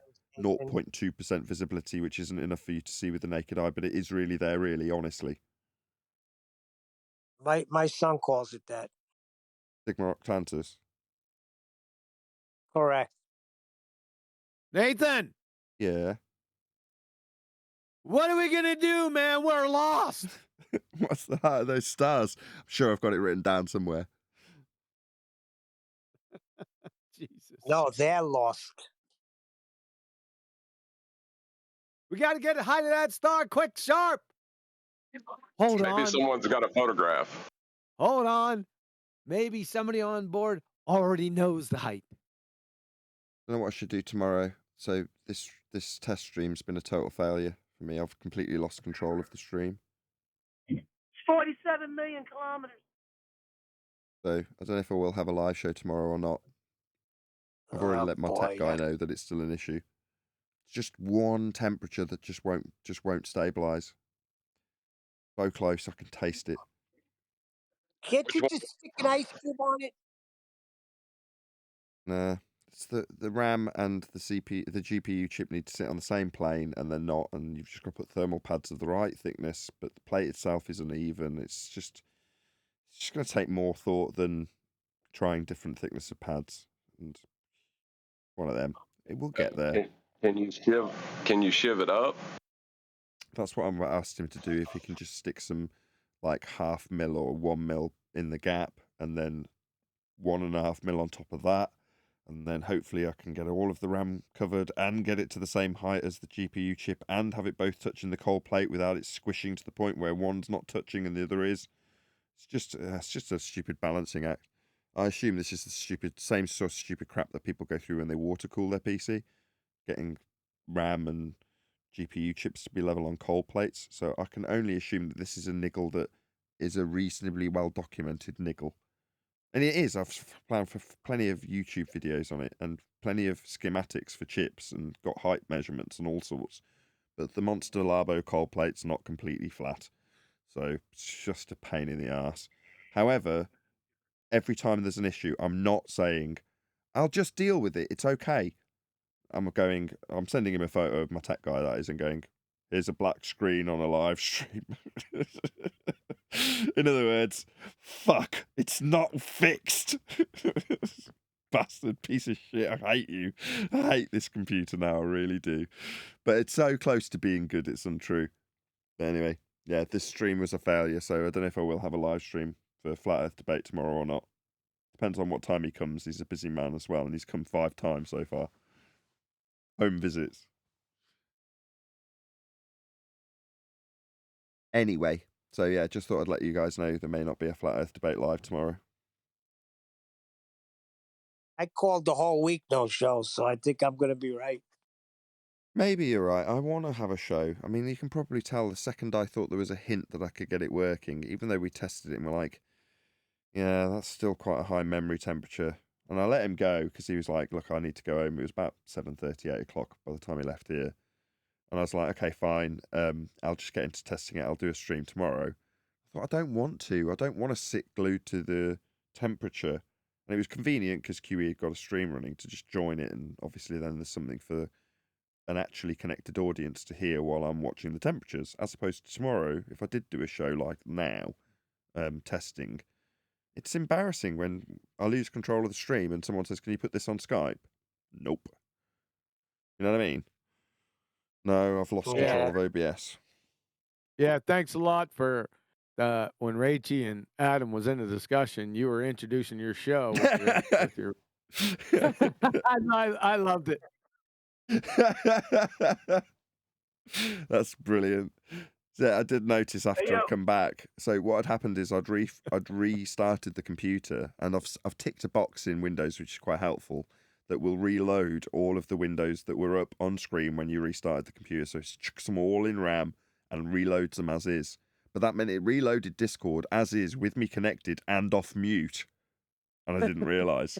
So that's just something I'll have to be aware of for the future. But as soon as I went to Skype, I was like, oh shit, I'm off mute and in the I'm on server mute. Oh. Yeah, yeah. Like it wasn't out of control to begin with. I just wanted to thank you. Appreciate that. Yeah, you did a good job with Rachie, and I don't know if you were listening to the conversation earlier. I didn't. I was eating. Well, while I was disseminating my dissatisfaction with the fact that we are actually trying to help people. And it gets slapped back in your face, basically, doesn't it? That's how it felt with Rachie earlier. All you're trying to do is show her how your supposition, let's just be honest here, also your outrageous claim, but your supposition of cause can't be validated with the method. That is, as you correctly pointed out, very calmly actually, QE, that's the end. That's it. Oh, no, you know where I'm going with Coriolis.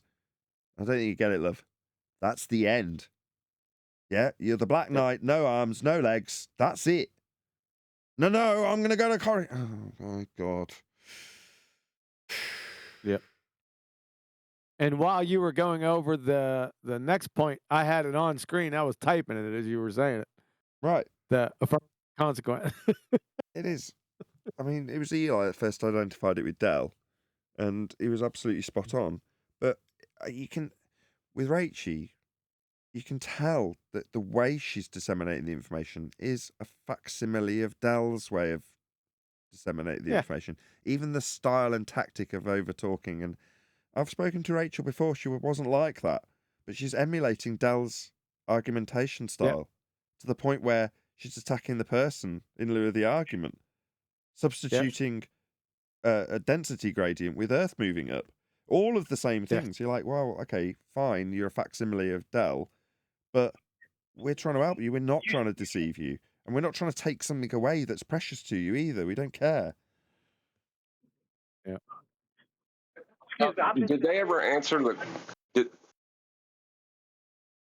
Hey, how you doing, fellas? I'm sorry, Kiwi, I missed your show. Head south, had to pack. Wife was like, come on, let's go. But anyway, I missed all of that. But I recall you saying at the JC23 that he was literally mimicking the same style, temperament, and rumpusing style of Dale. Even when he shouted the exact same thing at you, it's on tape where he said, "You're a same thing." Dale said, "You're a something, a cocky something." He called you some type of ad hominem, but it sounds just like they literally went to class and went to school and learned everything from Dale. He told them this is how you attack Nathan in case if you ever have to face him. I don't know about that. Well, they are. This is where Dell. We know the source of this, though, don't we, Huey? This has all come from Dell, so it does make perfect sense. Huey's breaking up. Is he? No. Somebody was like transforming. Yeah, you. Yeah, it's you. It was me, for real? Yeah, your line's terrible, so we all sound robotic because your line's terrible. Okay, let me come out and go back in. You need to watch the show today there, brother. I'm sorry, Kiwi. Like I said, as soon as I got home from work, we heading south, and then we going to Disney. Your mic's headed south. It's like hit North Carolina, pick up some family. Say it again? Your mic's headed south. So you got enough bandwidth to either talk or listen. Sometimes it happens you get enough bandwidth to listen, then you start talking, and if someone's trying to say, no, I'll just correct you on that, you can't hear them because you're tying up the bandwidth with your waffle. Just get it when you get a chance. Watch the show. I think you'll be pleasantly surprised. You'll be into it. So watch the show when you get a chance. Oh, I know I'm gonna love it. I heard the Johnny part, the inebriated, whoever that gentleman was. I heard that on the YouTube thing. Oh, I just told him to shut up. Yeah, but I didn't hear the Rachie thing. Oh shit! I didn't hear that one. Get ready. Yeah. But like I said, I apologize. You know, I'm usually always there on your joint talking. But I was packing head south. I'm on the road right now. I thought it was ironic that she didn't catch. Well, she didn't listen to the presentation, but it was directly connected. I said, "You got to be kidding me!" So guess what I'm going to do to you? That's what I'm sitting here to myself after uh, Adam went on for how long did he go on? Over an hour. Then Brian, they're arguing the minutia, right? Not getting anywhere. Everyone's getting frustrated, and I just bebop my way in and just crush it with very little effort.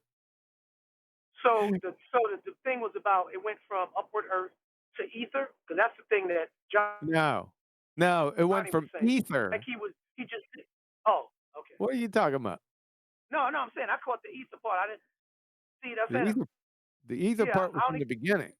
Oh, okay. Well, I caught the ending part when Nathan was trying to rationalize with Johnny. And he Oh, that sounded. wasn't on the show, dude. Okay. That was the premiere of something else. Gotcha. No, that was after show. Gotcha. Okay, gotcha. Well, anyway, that ether is a hell of a drug, man. That's all I can say. It's a stupid drug. Can you believe Brian Leakey came in here and tried to defend fucking idiot Witsit and didn't get the actual contradictions in that? I don't know. He must be retarded or something. What did Brian Leakey or whatever you say his name do? Oh, you missed it too. Yeah. How soon will I be able to listen? How soon will I be able to hear all this? Yeah, as soon as you turn the show on, I mean, pretty much more or less, Brian Leakey came in and I started playing the clip of Shits at 60 talking about virtual photons, denying virtual photons, and then using the Casimir effect, which uses virtual photons as proof of the ether. Is that what he did? So not wool, cashmere. And then he is telling Brian's logic on his debate, because I'm watching the debate now. I might do a treatment on that motherfucker. But anyway, he told Brian, he goes, Brian, you can't even consider density without electrostatics, and then started talking about how electrostatics were inter and intermolecular forces. He wouldn't have known that shit if I fucking didn't give him all the information, a couple years ago. But anyway, I digress. And he kept on going, yeah, inter and intermolecular forces. And yeah, I deny the atomic model, but still appealing to inter and intermolecular forces. All the while, he's a dumbass because you can't have inter and intermolecular forces without molecules, and you can't have molecules without atoms. It's I heard that soundbite. You put it in the master beat. Yeah, I heard that. Yeah, it's like it's like denying valency or accepting valency and denying electrons. That's kind of what it was at. Yeah. It's fucking stupid. And then I said, trying to explain it to Brian, he couldn't get it. I was beside myself. And from what I gathered, correct me if I'm wrong, this electrostatic is the ether. No. In their argument. Hey, no. Okay. Maybe you can answer me this, right? With Witsit or Dell. Let's put it another way. With ether or with upward rising earth. What do they achieve in terms of a positive outcome for me as an individual? So if you take for a cross comparison, quantum mechanics, I can list off endless stuff that has benefited humanity as a result of that scientific discovery. If you take upward rising earth, let's just forget all of the arguments and just say, I accept it. Okay, I'm in. Totally in. Earth's rising up. How's that useful to me? What's it going to do? How am I going to put that to practical effect? What can I do with that? What sandwich am we going to make with upward rising earth? Or ether, for that matter? Go wipe your ass with it. Well, they're two different. They're two different tactics. One is, I don't know. They're just mindlessly parroting that idiot fucking Ken Wheeler. See, even though the claims sound similar, they're not. They come from two different places and two different tactics. The upward rising earthers just dumb fuck. But there's a insidiousness with the ether. It's a Pete and Pete on steroids in a feeble, clumsy fuckwit attempt to disprove atoms. These motherfuckers are so stupid, right? And quantum mechanics in general, even though they parrot quantum mechanical concepts, these fucking idiots don't even understand that the entire semiconductor industry, that's the whole fucking thing, the entire electronics industry, all of it, every single fucking thing is founded on quantum mechanical atomic structure. The whole fucking thing. That's true. What about valves? Hold on. What Yeah, about they deny valves? it. What about valves? What they're Like, trying to do is delegitimize the scientific method. I mean, I wouldn't have really believed that. I would have probably thought that, but I would have never believed that if Witsit didn't specifically say, what can you really do with the scientific method? What, boil water? Oh, we know that. And I was like, fam, it's how could you say that? just Why are point you to calling them fam? yeah, you point to semiconductors for That's my bro technology, still. or you point to anything medical that's scientifically validated, like scurvy and vitamin C. So you just point to things that stop people dying. I like the not dying thing. Same with navigation. Yeah, this stops people dying. How are you going to trump that? Well, when it comes to science, it's even easier. Yeah, the semiconductors. This is tantamount. What he's doing is tantamount to Mario Andretti during an in-race interview denying the existence of internal combustion engines. But for what? I don't know I don't understand the end game. You're saying it's insidious. Well, it's got to be illustrious as well for people to want to buy into it. But is it free energy that's floating their boat? What Could or be. I don't know. don't get it? I don't know. You have to ask them. I don't know. I just know what I'm hearing, and it's sexy though because remember, Blind Spot told you it was quite enticing. Yeah, Well, free yeah, energy, technology that has been locked away for hundreds of years. Being held back by and essentially what we're doing is also holding them back. They think they're being Yes, held back Eli. by greater technology and greater human advancement. Right. Held To back what Eli's from end? right I what? on don't know. point. That's what he Held back says. from what? Yep, we're holding him back, No. and we're I holding got him that bit, back from Neil. gaining free Okay, I got energy. that. Held back from what? Advancement? In what sense? Gaining free energy.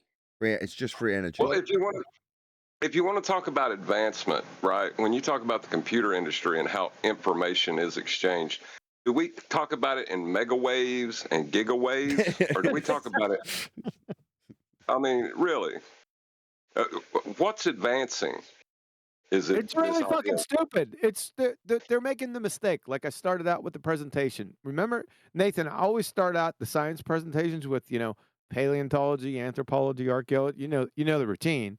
Identifying the pseudosciences, and then for 7 fucking years, I've said, do not conflate the pseudosciences, which have definitely lied to you.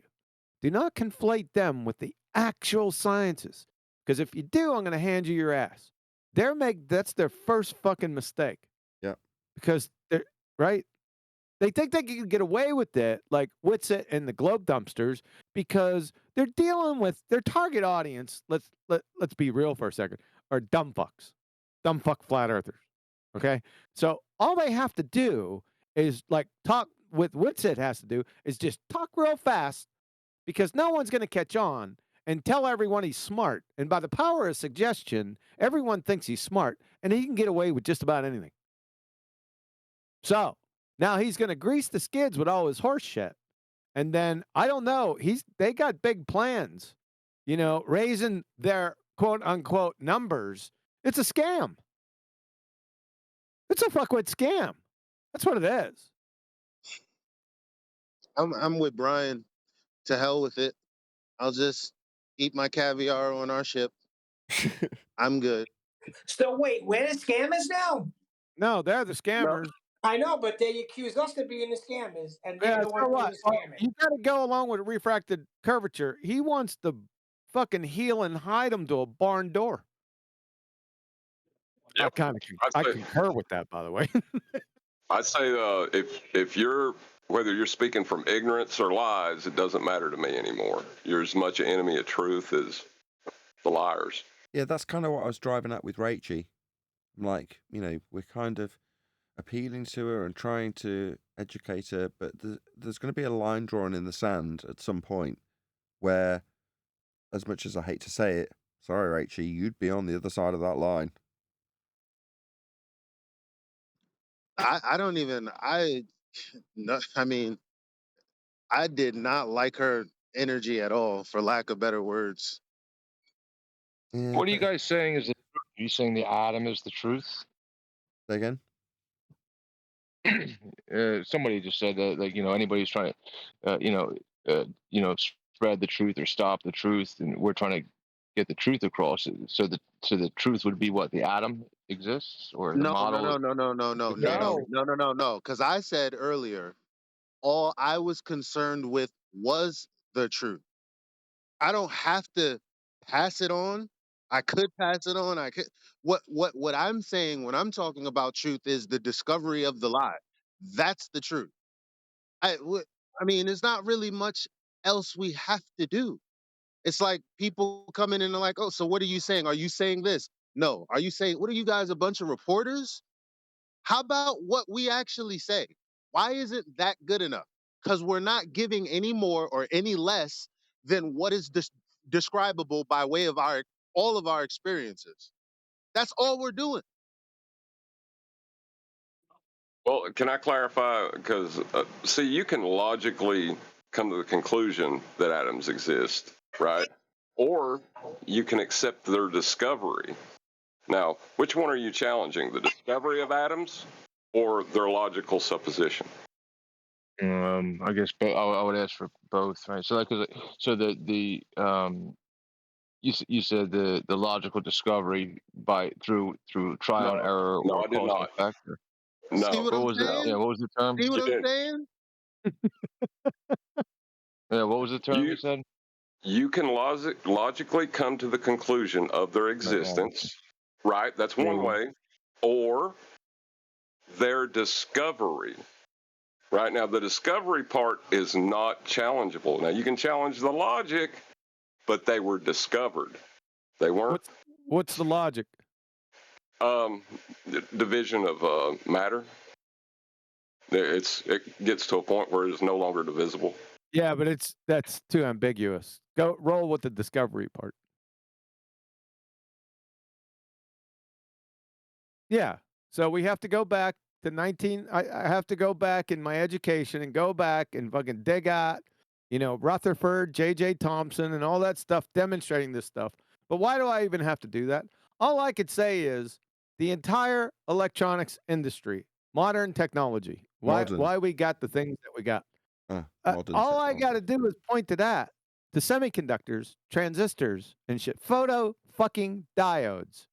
All of the entire fucking electronics industry is based on the atomic structure given to you by quantum mechanics.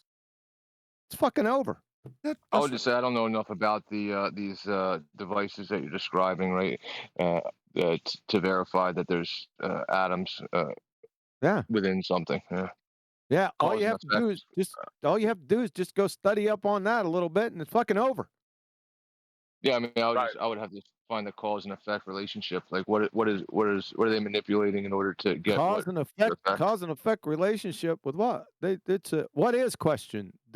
Is the atomic structure the atomic structure? They use it as the entire fucking basis of it. What you're using right now? What are you communicating with me right now? An iPhone. A what? An iPhone. A cell phone. How many transistors does the typical fucking cell phone have? 6. I think it's 6, 7. No, 6. Are you fucking serious? Well, hold on. Is it using, when you talk about the information exchange, are you talking in megabits or No, I'm talking gigabits? about fucking transistors. A few million, many- maybe a how few many- billion in 1.8 an billion. iPhone. Okay, a few billion. There's a few fucking billion of them in there. So what I want to understand is He was why correct on aren't the 6 cores, it says. yeah No, there's over transistors. 6 billion in your not I think it's 3 billion in the cell phone. I can't remember. It's close. One of them. My point is why aren't all these motherfuckers with their open-toed sandals and really bad breath outside of Intel, AMD, Advanced, I already said AMD, Advanced Micro Devices, Broadcom, Qualcomm, Taiwan Semiconductor, and fucking picketing them for lying to us about atoms?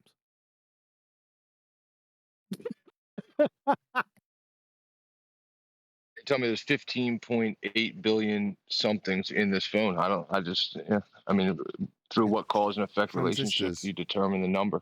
Not Transistors. cause and effect. What's the Not perfect? cause and effect. What the hell are you talking? Yeah, like what? Okay, let's start over. What is your question? Like, what's the? I was just asking if the truth was that atoms are true. Atoms. Why is that? How I did you mean, verify it? but we're concerned with natural science, right? Couldn't you have asked in a better way? Yeah, Like it's I like we're thought I always originally trying to did. get this gotcha, like just like Brian. Oh, what's this? Like what?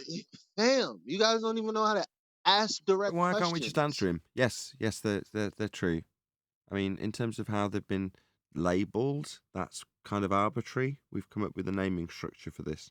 In terms of what they do and how they're practically applied, most of the modern science that gives you the communication tools by way of the billions of transistors, semiconductors within your device that you're communicating with, the entire basis of that technology has come from the science that is derived from the knowledge and understanding of atoms. That's the point that's being made to you. No thanks. Thanks. Yeah. Yes. Cause and effect doesn't have to come into discovery. Like why? I don't know why it's being invoked. Like I don't get it. Lack of understanding of what science is used for, not answering what is questions, you're answering cause and effect questions. So with something like ether, that's not within the realms of science. What is ether? We ask when someone starts babbling on about ether. What is it? Because we're not talking about cause and effect. But if we allow them the leverage that they want, they will start ascribing cause and effect to something that hasn't even been described or qualified as what it is yet. So what is ether? Let's not worry about that. It's causing the fabric of your known existence to be held together. No. What the hell is it? Let's not focus on that. Let's focus on it holding causality together. No, my God. That's how you go with these idiots. It's bad, man. It's really stupid. I'm back. Well, that's great. It's back. Now, the semiconductor industry is based on some simple concepts. You got insulators, conductors, and then semiconductors, right? Who am I speaking to? Me. The fuck Talk is to his me. name? Oh, I'm talking to you. Yes, talk to me about Yeah. semiconductors. I'm quite moist. You like semiconductors? Oh, yes. Do you? That's it. And John brought it up before. It's talking about valency and conduction bands in atoms. And that's what the principle that what they operate on. Now, what they do is they dope these fucking things because they can control the flow of electricity, ironically, electrons. Without them, would be dumb as a fucking deaf post, would be back in the early 1800s with telegraph wires. I mean, valves. it's absolutely fucking mind-numbing that I would even have to say it. That's how Dunning-Kruger, it's Pete and Pete on steroids. They're so fucking far removed from reality. And like I said, it's tantamount because they're using phones and they're using computers. They go to the doctor, they get x-rays, right? They have no fucking cowbell. But They're are the abject morons. They're using their phones, which contain transistors, that at the basis is all quantum mechanics, atomic structure. And then they're telling you through the phone or their fucking computer that atomic structure, atoms don't exist, and quantum mechanics is retarded. But they're telling us that quantum mechanics is while retarded. communicating with us on those devices. So, yeah, well, I got that. So the people who are doing this, right? If you look at the end game, what's the purpose of this? There's nothing to sell us in terms of the benefit. I mean, I was going to talk about Moore's law a little bit because in terms of the advancement of humanity, when you look at the semiconductor industry, they quantify it with Moore's law, although some people say it's dead now. I don't believe that's true. I think it's just being made more profitable. Anyway, that aside, you can ascribe a law to the advancement in humanity as a result, direct result of quantum mechanics. Yet, the people on the ether side of the argument literally want to deny certain aspects of quantum mechanics and the very nature of the fabric of things that we would describe our reality with. Well, in my mind, the only people that benefits are the people that are being put out a little bit by quantum mechanics. Well, who's that? Well, the heliocentrists, the Einsteinian people, they're the ones that are put out by quantum mechanics, aren't they? So, are these etherites actually just useful idiots? In other words, part of the controlled feast of nonsense narrative incorporates a methodology to keep a useful tool, quantum mechanics and its advancements, subdued or decried in the mind's eye of the general public. Yes, it's still being used to advance humanity. Yes, we've still got this whole semiconductor industry advancing us. But so long as the dumbed down masses don't know that, they'll argue that quantum mechanics is wrong if you're a flat earther and you're punting the narrative of ether. That's quite useful to a heliocentric purveyor, wouldn't you agree? Yeah, but why would you even go there when the topic is ether? Bringing up, what are you going to try? You're going to debunk fucking beach balls to prove your photoluminescent phlogiston? But That that's makes what no they sense. do. That's what they do. Photoluminescent phlogiston, eh? That's a new one. Yeah. Well, I like how they. I like. Oh, sorry. No, that's what he did when he came in to FED. When Shitsit came in to FED number 1724. That's what he did to you guys. That's Yes, exactly what he did right in front of you guys. Now, you guys caught on to it because he's just making shit up. But that's what he did. He tried to portray that our objection to ether was that it was not science. No, that's not our objection. We already know it's not science. Our objection is, what the fuck is it? But what he did was, it was clever, like Mr. fucking Magoo. He said, well, since ether's not science, and since photons that you all agreed to, photons and electrons and all that isn't science either, then they're on an equal playing field. That's what he did to you guys. Whoa, what? Well, no, that's what I challenged him on through Flatsoid. I said, I'll tell you what, if I can prove the discovery of particles, then you'll leave flat Earth forever. And he ran away. You fucking guys didn't catch on to it. You want me to show you? Not me. I'm only going to take You're a not talking minute. about me. I'm sure you're not talking about me. That's not true. Nathan was hogging it so anyway. I'm going to fucking prove it. He slipped it by. He did slip it by. This is on Flatsoid Show, presumably. What's that? On Flatsoid Show. This isn't me that's had some slip by, right? No, this is all you guys. I'm not talking about Flatsoid. Don't pay any attention to refractive curvature down there. I'm talking about you guys. Who are you guys? You guys fed FED minus me, though. He did slip it by us. He did. Okay. Right in the beginning, right when he first came in, he fucking told you, but you didn't catch on to it. I was fucking laughing, man. Scatterguns. He does scattergun a lot of shit out all at once, doesn't he? I know he does, but in the beginning, he was really slow and deliberate, so that's not a fucking excuse. Yeah, when Kiwi pointed it out to me, I went back and listened, and I was embarrassed. Yeah. Fair enough. Have you got it to hand then? Hold on a second. It'll take. Just relax. Who's making that Just noise relax. over the top here? Take a breath. I just had a question. Just relax. Wait for your question. Hold on. Be patient. because it's coming. Okay, so what I want you to do is I want you to go to live QE. Okay. All right, you guys there? Yep. Listen up.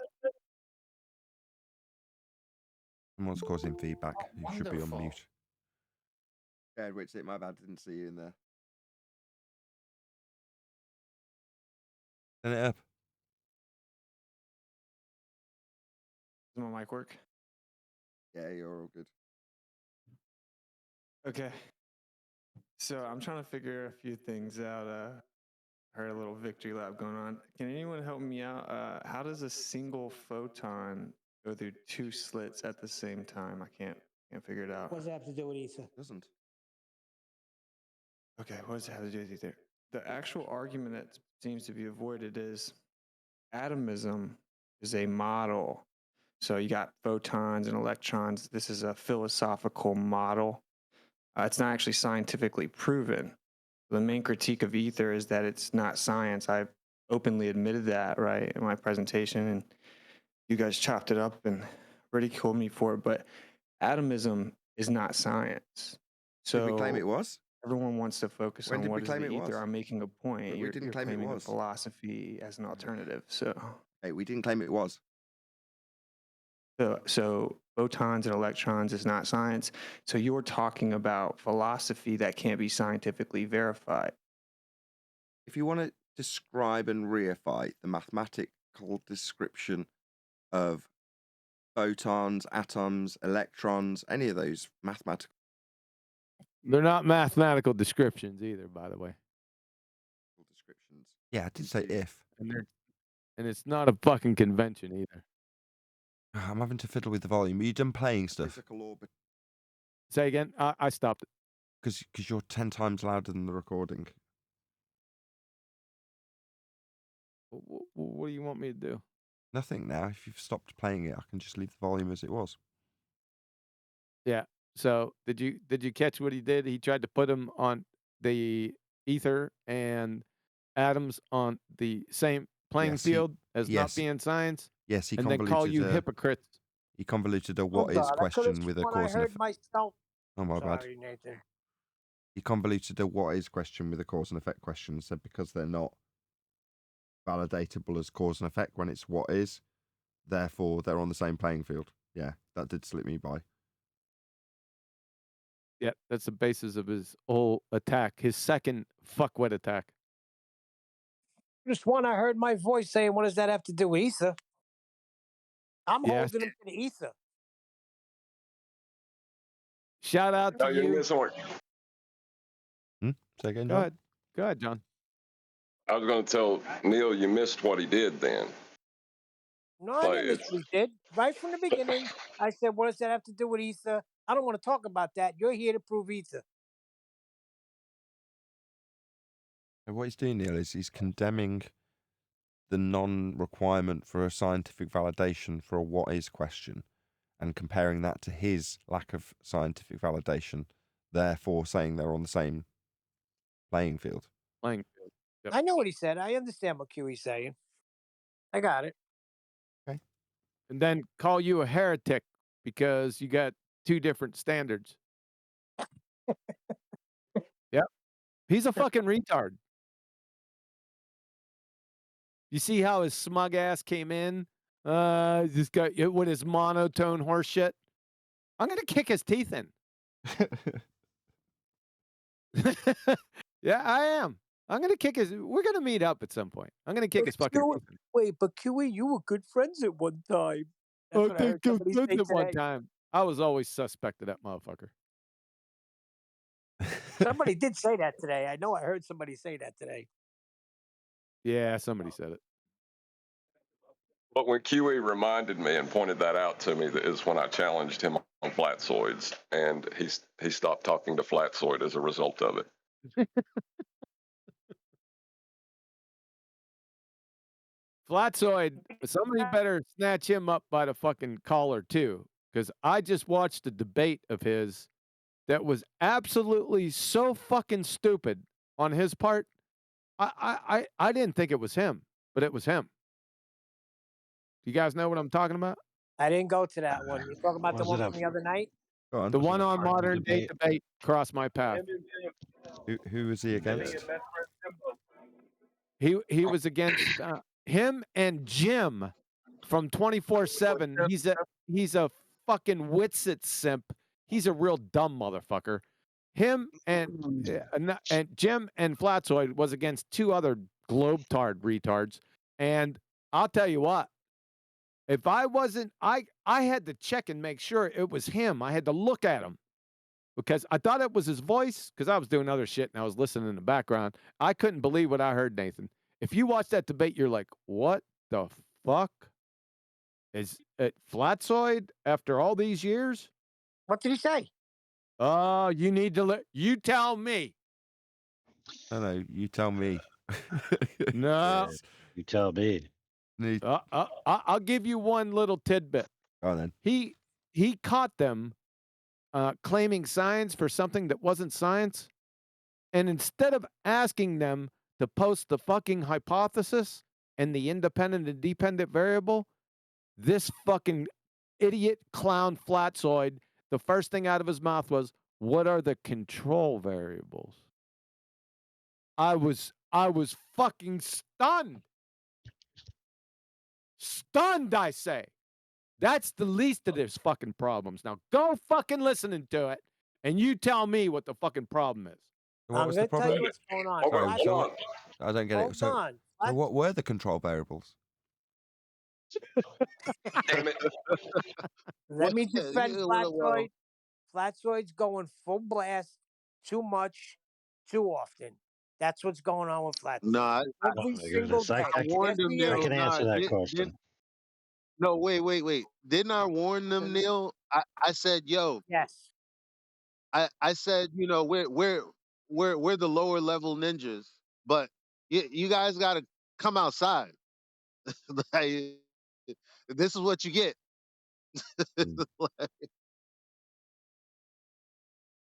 This is what you get. That going out to a large audience, probably get like hundreds of retards coming in here now from you know those kind of conversations. I haven't watched it. I've seen it shared by several Glovers. Hold on a second. Hold on a second. I just want to tell you. Wait 1 second. I want to give you a little bit of background because I forgot this part. The Globetards brought up they called Jeranism's little Lite thing from back in the day and on Netflix. They called that an experiment. So as soon as they said that, Flatzoid caught on to it and said, whoa, you think that's science?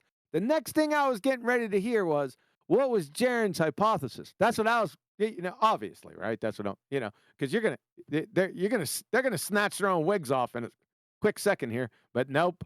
The next query was, what was his control variables? You fucking tell me. Oh, damn. I'm going to have to hear that because that does not sound like Flatzoid. I'm sorry. Well, hold on a minute. On his show the other day, there was like 3 panel members saying that gravity was a theory, and I had to keep correcting everyone. Oh boy! What? You were there with me, Neil. Like, no, I was not there with you. If I'm there, half the time I'm driving, I'm not hearing a damn thing. There's no way somebody said it's a theory. yeah, they said that was. Remember, it was going over that Mr. Sensible, and I agreed with him on 2 points when the flat earther said that gravity was just a theory, and Mr. Sensible made fun of him and said, no, it's not. And then he didn't say anything else. And I was like, well, there's a point I agree with him on. That's the only thing I heard from that show, John. Everything else, I didn't hear nothing. Hey, AI, what's your take on it? I interrupted you. Go ahead, sir. Oh, I was curious if they knew each other and worked with each other before, if it was just 2 random people hooking up. Because sometimes if you're with somebody that doesn't argue the same way, a lot of your energy is spent on them rather than your opponent, and so you're not as adept as you otherwise would be. All right, you go listen to that fucking debate. I'm telling you, and you're gonna start. You know what you're gonna do? You're gonna start with the Elmer's glue, the paste glue, and start putting it on your face. I didn't watch the debate, but the guy Mark Reed, I've heard debate before. He's a sophist, gaslighting piece of shit, and a lot of Globers are sharing that debate video, meaning they must feel that they're the victors in it. Yeah, but I was also going to say what the control variables are. It's very simple: money, power, looks. I thought Nathan, that was a really good one. What were the control variables, by the way? That was fucking good, man. Way to troll my dumbass. New guy say something now? Again? Okay, go ahead. Go ahead, You Rose. wanted to speak. Go ahead. Okay. First thing, didn't we clarify before? I think it was fractal when we done that. Just because they say it's a theory doesn't mean it's a scientific theory. Because you're going to say everybody can say my theory is that he fell, and that's how I like to say it. So I mean, not to be what's that word just said, pedantic, but they can say the theory all they want, as long as they don't say it's a scientific theory. They can't. No, they And my other can't. question was They cannot. because hold up.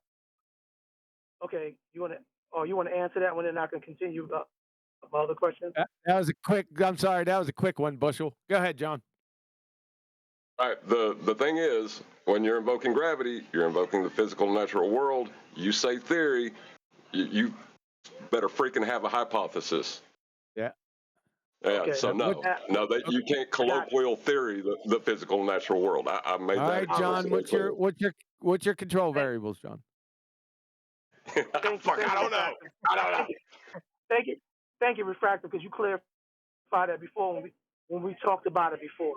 But my second thing is, I learned a lot about the quantum mechanics because prior to listening to QE and watching his things and hear y'all explain it, I used to put the same equation of quantum mechanics to this quantum crap that, like, Marvel Comics do with quantum leaping and stuff like that.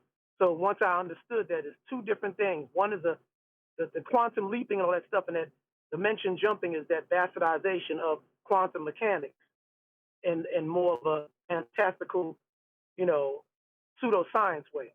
But when it comes to the atomic theory, now you're clarify that. Quantum leap is definite fucking scientific fact. Okay. All right. Because in that sense, if there wasn't, hold on. He doesn't mean the quantum leap you mean. He means next time. Clarify. Next time, hopefully, will be the jump home. That's what he means by quantum leap. Right. Yeah. The mainstream nonsensical version. Now listen to what I'm telling you. Quantum leap is what happens when electrons get really fucking excited, right? And they get up to energy, the higher energy levels, and when they endeavor to persevere to relax, they jump down to relaxed energy states, lower energy levels, and when they do that, they release fucking light. Now, if they didn't transverse that space, or let's put it to you this way. If they transverse the space between those energy levels back down to their lowest energy state, all you would get is a fucking blur of different wavelengths of light. Okay? But that's not what happens. You get distinct fucking energy levels in spectroscopy. The emission lines, that would never occur. So the quantum leap is definitely a factual statement. Each time one of those, I appreciate you. Each one of those quantized states, each time it makes that quantum leap, it hopes that jump will be the jump home. Okay, thank you, and that's the whole thing. I'm saying the mainstream and whatever the pseudoscientists, they like Michi Cuckoo Papa, whatever his name is, they all bastardized at it, and they mock it and made it a fuckery, if you will, the way they break it down and the way what I'm saying. To me, that's how I see it. Why is it relevant? Why is it relevant to hijack all of that when you're trying to make a new worldview, because quantum mechanics can be scientifically validated, where their other Right. nonsense cannot. Right. So they have to start with the basis of the scientific validation of quantum mechanics, and then they have to take the language and through Marxist tactics apply it to other phenomenon, even when those phenomenon don't exist. For example, transposing your inner self through space and time to another body, like the TV show Right. Quantum Leap. Right. Thank you, AI. Thank you. Yeah. Now, my other, hold up. It's because I was going to say, now, you already said it. You already said that I was wrong when I said that Winston is trying to equate electrostatic with the ether, okay? So now you broke down electrostatic has to do with the intermolecular and intramolecular of the of atom theory, right? Proton, right? Am I correct? Bonds. Intra, and he didn't say it because he doesn't know. They're intra and intermolecular bonds. Right. Okay. Okay. So that's the that's okay, gotcha. All right. All right, so that pretty much covers it what I was trying to understand, because when they convolute those things, like you said, AI, with the nonsensical stuff, it makes you lose the hold on, perspective, D. or lose the understanding that this stuff really, that's why people are saying Yeah, but atoms don't exist. D Rose, There's an argument going on. Huh? at a basic level, though, the terminology, just to dumb it down one level so that you understand what he means with the bonds. Thank you. For inter and intramolecular, right? Correct me if I'm wrong, I Kiwi. did say It's been a while. inter. Said intra and inter. Yeah, intra and inter. Right. Yeah. Intermolecular bonds is like when you've got solids and liquids. Yeah, those are weak and strong intermolecular bonds. So when we say gas is unbonded, it has no intermolecular bonds between. Do you understand? Yeah, I would leave. Hold on, D Rose. Those are two bad terms to use. Strong and weak. Don't do that, because then you get into interatomic forces that you just convolute. That stay away from the strong and weak bonds, man. Don't do that. Okay, Even well, though that's what when I'm describing a solid versus a liquid, how would you distinguish the two different types of bonding? Because they're both bonded. Right. I wouldn't say strong. I would name the bonds, like with intramolecular bonds. They are covalent, ionic, and metallic, and the other bonds, which are weaker, are van der Waals forces, like hydrogen bonds, London dispersion, and dipole-dipole. So we're just talking about bonds in between molecules. That's really what we're fucking doing here. Just be careful in the terminology you use, because Witsit, he's a fucking moron. He doesn't understand.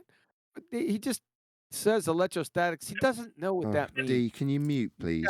D. Oh, trust. No, I just want to say, because I don't even touch. No, listen, I don't even touch that subject. So you don't have to worry about me. I don't even get into that subject because I'm learning. I don't even regurgitate anything because I'm not confident in my terminology. And I'm like, we had no idea. But no. But come on, man. Come on. I'm the new guy. But listen, there is a micro argument going on in social media, just like this Upward Earth and everything like that, that's been creeping through, that is splitting the reality of atomic theory or quantum mechanics or intermolecular bonding, because there's things going around saying that the atom has never been dissected or proven, or I'm just saying, I'm not verbatim, I'm kind of like paraphrasing. So it's important. That's another topic that I think FED, UQ, everybody, y'all can clarify maybe later on once we nullify and crush this upward Earth crap floating Okay, around. fine. Okay, I hear what you're saying, D. There's no such thing. D, I hear what you're saying. All right, bye. Right. Okay, so back in the day, there was people who, in the flat Earth arena, would say that, I can't remember if it was Australia or New Zealand, something like that. They just said it didn't exist. or Greenland. I can't remember. It's a while back. But they just No, said, it's Australia. was it Australia? There were certain people out there that just denied the existence of Australia. Not even joking. You weren't around when it happened, but it did happen. People were saying it doesn't exist. It's not real. It's not there. Okay? Now, at that point, you can turn around to that person and say, yeah, it is. Yeah? This is one of those times. Right. But there's people out there saying because I can't take a scalpel and cut an atom in half, that atoms don't exist. Absolutely. Yeah, it's at the other end of the extreme. But yes.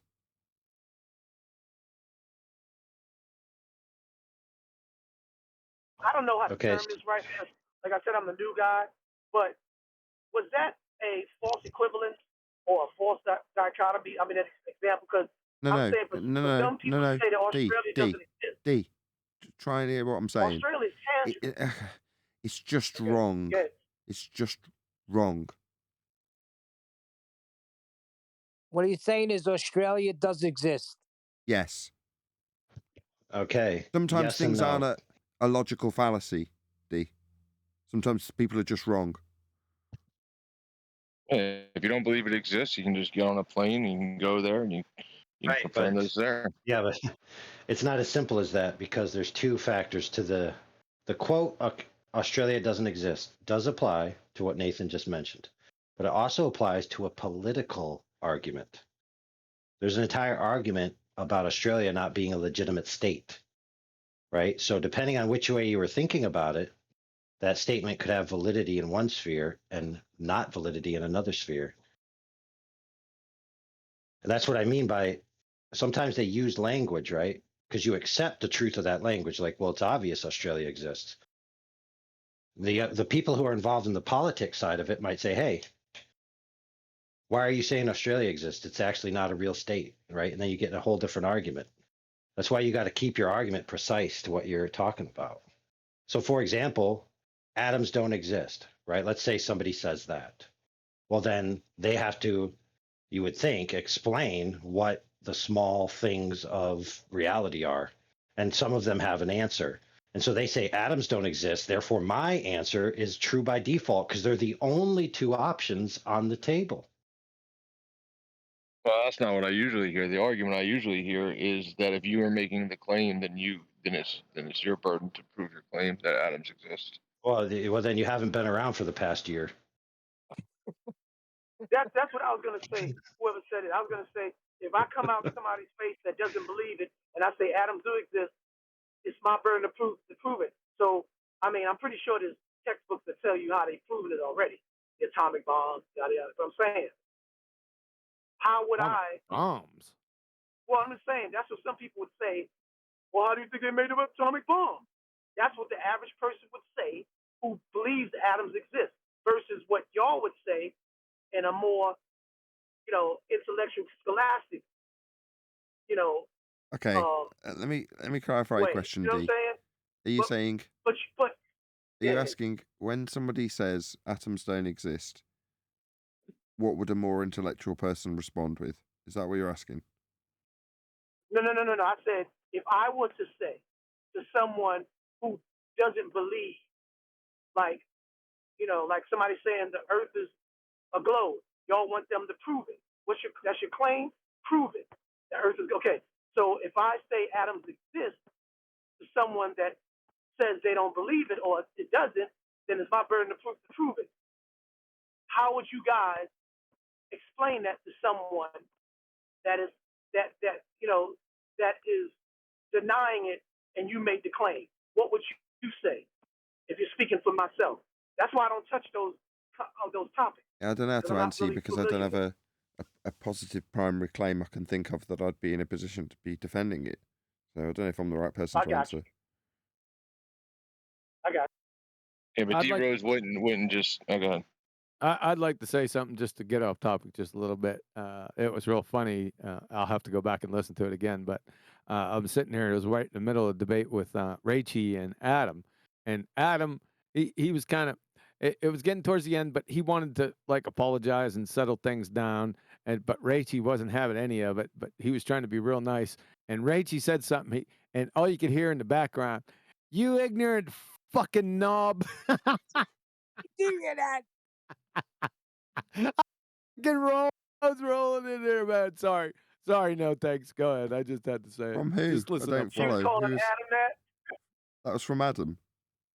Yeah, it was from Adam. He was trying to be real nice, trying to settle things down. But Rachie, she was still hyped up, right? But Adam was trying to settle things down, and he was being real cordial and stuff. And she said one statement, and all you hear is, "You ignorant fucking knob," from Adam. Yep, I heard it. I was laughing too. I know what you mean. I hammed it up earlier for the same example with Johnny when I'm like You mean just spitting feathers with him, Adam Long? but for only for only for reasons of hamming it up and being over dramatic, just to make the point. You know, they can, because I think Brian was saying they drive you to the point where you're at your breaking point with them. You're trying to help them. You're trying to educate them. You're trying to discipline them in where they've gone wrong with their logical inconsistency or fallacy or whatever they've done. And all they're doing is telling you that, no, your stupid claim's wrong. And you're like, I haven't made a claim. What are you talking about? And you're just having this cross communication the whole time. They're not acknowledging your points. And at some point, you're going to lose your temper with them. And half the time, like with people like Johnny, you do question whether or not they're doing it intentionally. When they ignore your question 3 times, then you make your example, then they answer the question they ignored 3 times, rather than acknowledge the example. You're like, are you doing this deliberately? Are you doing it to get me angry?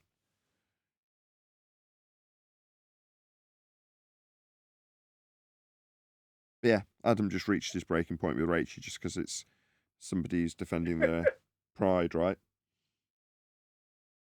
I just found it hilarious. Sorry.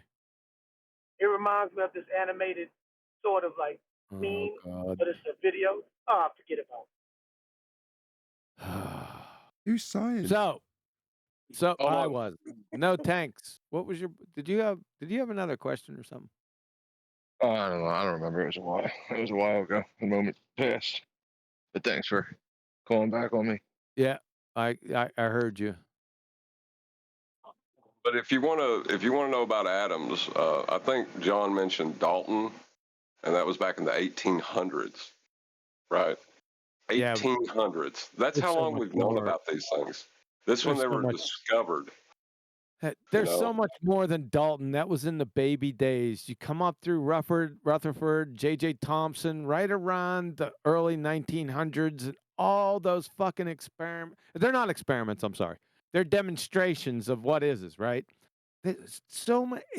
And then quantum mechanics got a hold of it and then adjusted the fuckwittery and then came out with the actual structure of the atom, right? Through spectroscopy, all those types of things. How the fuck do you think, from 1920 to about 1960 up until this point, we have all the modern electronic? How the fuck do you think we got there?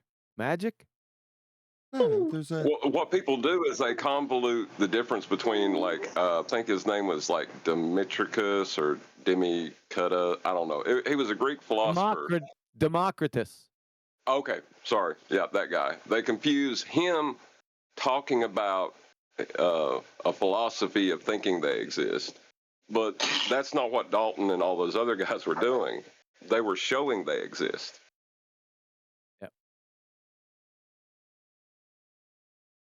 Yep. The Millikan's oil drop demonstrate. They call it an experiment. Sorry. I call it experiments just because that's how I know them, even though they're not fucking experiments.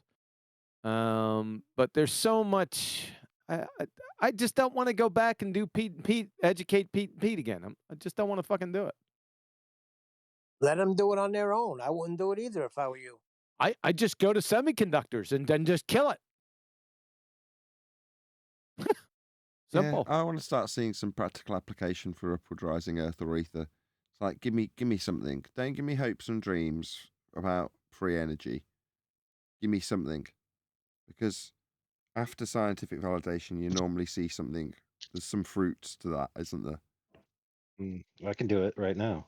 Well, they have to show you existence first. We're not even in the vicinity of science. That's the second step. Maybe we can get there, but they have to show existence first.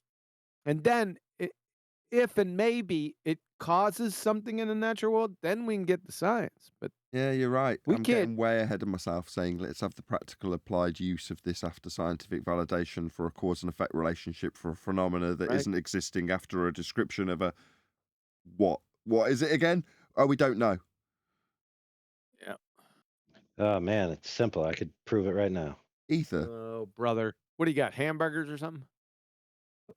Okay, so energy states are systematic perturbations in a Oh. background energetic medium, and semiconductors rely on differential energy states to hold the information. Therefore, semiconductors prove the ether. He's Are right. you laughing? No, semiconductors do hold that differential information. Therefore, the ether. That makes perfect sense. That was great. Exactly. Am I right can or am hear I him. right? You are Those are right. your can hear him. options. I'm a You can converted hear the man. fucking guy smiling as he's saying that horse shit. He's just formulating it into the fallacies. My He's face, doing it. my face hurts.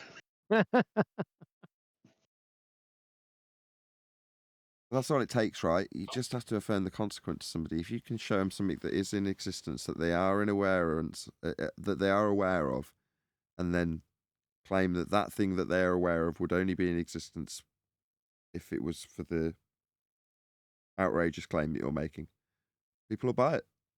You can formulate it. If you can say enough complicated words, tell them you've got an IQ of 160, like you say, if you can just give enough suggestion, they'll buy it. Magic, basically, isn't it? Right.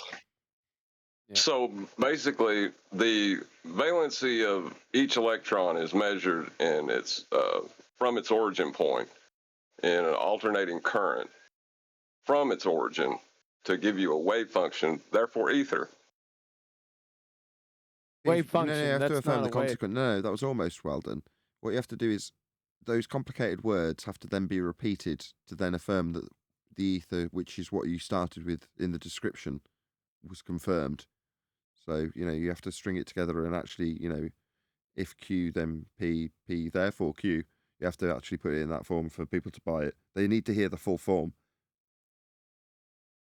I thought it was better that they come up with the form on their own. That way I can't be blamed for that. Yeah, I know where you're going with that, right? But that's only true if the begging the question part of the affirming the consequent is already assumed in the mind's eye of the masses. So that only works for heliocentrism because the if P statement is already assumed by the globe believer.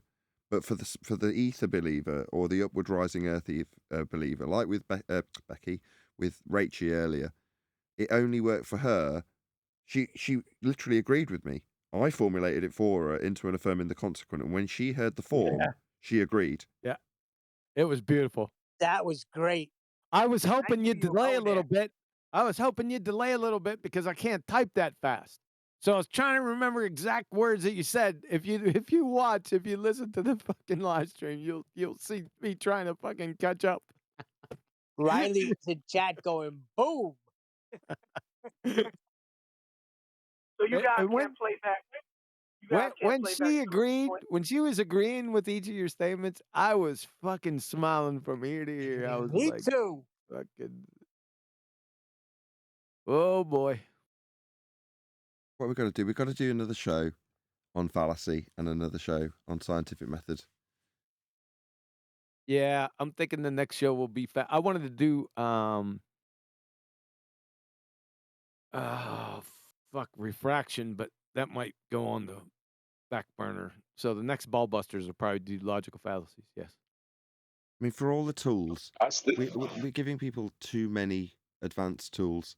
We're giving people in basic training. Oh, I found out what the whole 9 yards means. Do you know what the whole 9 yards means? Anybody? The whole nine. The whole 9 yards. Yeah. What does it mean? What it means? Yeah. All of it. Yeah, but why? What does it come from? A movie? No, It's from aircraft gunners. So you had 9 yards of bullets on a rope, on like a string. And if you were going to give them the whole 9 yards, it meant you were going to empty the entire belt of bullets into them. Nice. So in general, I was right. Give it all to them. Yeah, give them all 9 yards of bullets. What are you fucking going on Jeopardy next? I just found out that somebody used it in context, and then they'd explained why. I can't remember what the video I was watching, but they just explained it, where it came from. I'm like, oh yeah, that makes a whole load of sense. You can imagine someone landing. Did you get him? You're not kidding. I got him. I got on his 9. I gave him the whole 9 yards. Yeah, so it sounds like that they're getting worse than anti-flat earthers and ballers. Right from our own backyard, these flat earthers are getting hit with everything and still coming forward. Heads are off, legs are off, arms are off, like Rachie today. Yeah. Does that sound good to you? Just think about what you've just said, Neil. You've just said, we, as flat earthers, have chopped the arms and legs off other flat earthers. Let's celebrate in their blood. That's a crazy time we're in at the moment, Neil, isn't it? Absolutely. Right. So as much as we're holding back the levies of quantum erasers war that he wants to have on fellow flat earthers, just gotta kind of had a bit of temperance. Is that the right word? Are we just being Don't make yourself the used? enemy, Nathan. Say again. Here we go. Heard that tone. Don't make yourself the enemy. The feast of nonsense needs to burn, and anybody that's at that table either needs to get the hell out or burn with it. I agree with John, 100%. Yeah, maybe. There'll be a better That's what way. I had to explain to someone. That's what I had to explain to someone earlier. I don't want to mention your name. To a refractive. Refractive has a passion of intolerance to the feast of nonsense. And if you even imply any type of corroboration or correlative agreement with them, he's going to let you know. And, Fractal know what I'm talking about. Would you rather have Witsit and Jaren and Dell and Rachie fighting the good fight with the good arguments? Or would you rather be chopping their hands and legs off? Chopping them to pieces. Get them the freak away from. Yeah, Well, maybe they need to see how it burns when they use the wrong arguments before they'll figure out that those are the wrong arguments. What are you talking about? Nathan demonstrated that to Rachie, walked her through it, and she was still battling. She told QE, you don't want me to bring up Coriolis because you know where I'm going. Like she had a freaking victory. Ugh. You got to take headshots. Keep in mind that was the Rorschach test. Anyway, Neil, that was a Rorschach test. You failed. How'd I fail? Tell me how I failed. Because it's always preferable to convert someone to your paradigm rather than kill them, unless you just want to kill them, proving that you just want murder and mayhem rather than truth. That's why I laughed. I don't think truth is going to work on them. I'm sorry. That wasn't the question. Wait a second. Hold on. You're telling The me question was, would you rather have A or B, and you chose B? Yeah, because I don't want them nowhere near me after tonight. I don't want them nowhere. Right, but that wasn't the question. All of them were The ballers question at one was, point, Neil. would you want them? They're all ballers at Go one ahead. point, weren't they, Neil? Right? So, if Conspiracy Cat's converted to Flat Earth tomorrow and was like, yeah, man, it's taken me this long, but now I get it. And then he rattled off the perfect black swan and then pummeled a Glober on Flat Earth debate. You're telling me you wouldn't stand side by side with him? Of course you would. Of course I would. Right. Well, that's Conspiracy Cats. The devil by comparison to Jaren or Dell or Rachie. Hold on. We were all there. Yeah. We didn't come here and then turn around and start talking about other bullshit. Yeah, we did. I mean, not me, obviously, but majority of people did. All right,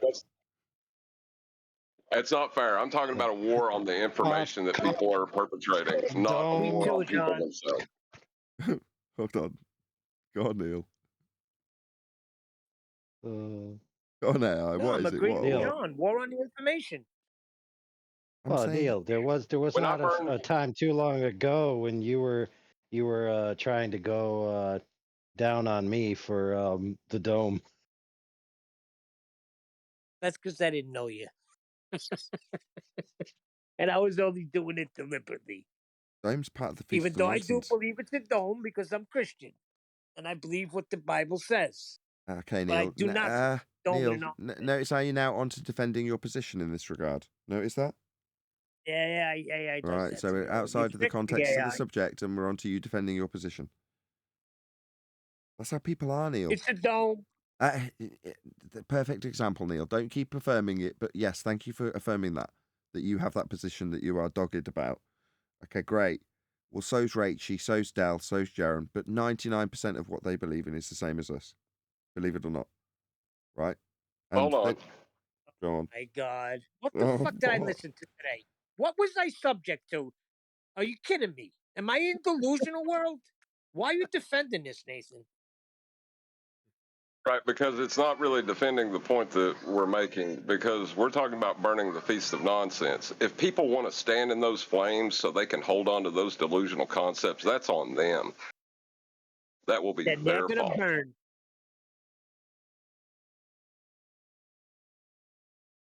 Sure, but I just want to do it without anybody getting Hold on. burnt. Do you know how much damage Wixit is doing, Nathan? You have no clue. Sure. You know how much damage Dell is doing? You have no clue if you stand against what I'm saying. If they're not going to get out of the way, then they're going to burn too. Okay. Did I not hear Johnny say, "Don't take that away from me"? Don't take the ether away from us. Something like that. If the whole feast, if the whole table, if the whole mess hall where the Feast of Nonsense is situated is chock-a-block full of flat earthers, well then metaphorically we need to be firemen. We need to ferry these people out of there before we set it on fire, especially if we're the ones holding the matches. If they say, leave me alone, I want to burn, then we leave them alone and let them burn. I think they do. I don't think people like Dell or Jaren, although to a lesser degree, he's not coming to us, specifically just reacting to what we say. But I don't think they would come to us or appeal to us or want to decry what we state if they didn't feel that they wanted our approval. They wouldn't care. Well, like me, I don't care. Like Dale when he was like, "Do you want to come on my show to do what? I've not got any positive claims. I don't see any benefit. No, I don't really. I've not got anything to prove to you." But they do. The Witsits and such like. And to be honest, a lot of the flat earthers I was talking about earlier, it's like, why do you actually think you're on a flat earth? Or have you actually got to prove it to yourself? Forget what you're disseminating out on YouTube. Because half the time they don't have anything good to prove it to themselves. So you think, are you out on the circuit trying to affirm your own bias? Because that's kind of all you've got, it seems. You don't have any great proofs that you're getting out there. The people that are, let's face it, more popular than us. So you go, okay, well, are you just out with your own internal battle with this troubling flat earth thing that you haven't quite come to grips with yet? Because if you haven't got great arguments to have, what's the point of being out there? If you're just being like Rachel was and sort of a bit childish in fighting back and bracing against useful information that you could take on board, it's like, what is it that you're actually out here doing? Are you just here to affirm your own position, to beef up your ego, and is that it? I mean, if that is all it is, it's kind of pathetic. If that's really all they're out to do, but it does make you question what use are they? They're only useful to our opposition if they're only out disseminating their lack of understanding and trying to affirm their own bias with crappy arguments. It's like it a bit like Neil, in fact, when he was like, when are more people going to come on board? Who cares? Does it matter? If you were the only person who knew it was flat, Neil, would it matter to you? I would want other people to know. Why? What do you mean, why? Well, he's What I got mean by that security is issues. it's just a mental exercise to get you to appreciate that there will hopefully one day come a point where you go, I don't care if next man knows. Well, Neil's got security issues because he needs other people to. Oh, stop! Here we go with my securities. I tried Just to saying, I'm keep it. I tried to not induce that reaction, but QE's just boiled it down to exactly what I'm basically saying. But yes, May I defend Neil? there's got to be a point, Because Neil, it's where you not just about. don't care. Where you go, I know it's flat, and I've got enough information under my belt to be 100% certain in that. When that time comes, Neil, which is not this day, you will not have any arguments with your son anymore. I don't have it. Hold on. I don't have arguments with my son anymore. That's a done deal. I told you that a long time ago. No, I'm He getting comes at to your me and I examples tell of him nothing. him using the antipodal star rotation earlier dwell heavy on your soul, Neil. Do not bullshit me. No, I just say it because when I hear it, I say, yeah, that's what my son says. Right, because it dwells I don't heavy on your argue with him soul. anymore. Right? My point is, No, it there will doesn't. come a point where you don't care. Not about your son. Don't misinterpret what I'm saying here. I'm saying that your own self-confidence in the facts that you know will outweigh anything else. Your son's beliefs, that's what it'll just be to you. Inconsequential beliefs that your son holds. I'm very secure in where I stand. I think I said that earlier when I said I am done with these people. I don't even want to talk about them anymore. After today, I'm done. Neil? Go ahead, John. Defend me. Right. I don't think it's about what you know is true. What we're upset about is we know these people are wrong. That's the problem. And this feast of nonsense that they hold on to, it needs to be stopped because it's misleading people and causing them to go down paths that they wouldn't go down. Rachie, if she'd have never heard that from Dale, would she be defending an upward rising earth? No, she probably wouldn't. Well, she gets tossed to and fro. Trust me. This ain't the first thing she got sucked into, and it won't be the last. Right, but if there wasn't a feast of nonsense for her to sink her teeth into, would she have been tricked by the feast of nonsense? No, she would not have been. I understand what you're saying. Some of this shit's been around since the 70s. The upward rising earth garbage. It's been seeded into flat earth pop culture, if you want to call it that. And it's there to stay, right? I don't know how Dell's come across this information to want to disseminate it, but he is. And we could question his motivation all day long, but we're not going to. We can just show how wrong he is when it's proactively offered. But it's back to the Bigfoot argument, isn't it?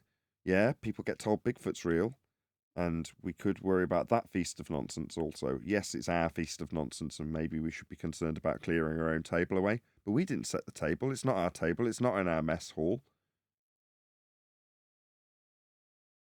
But it is, isn't it? It is We're making it stopping people ours. Yeah, it is. Yeah, it is. I know It is ours. You're right. I know. Yeah. I just don't want to deal with it. All the time. I hate the hatred. I hate being hated. I understand.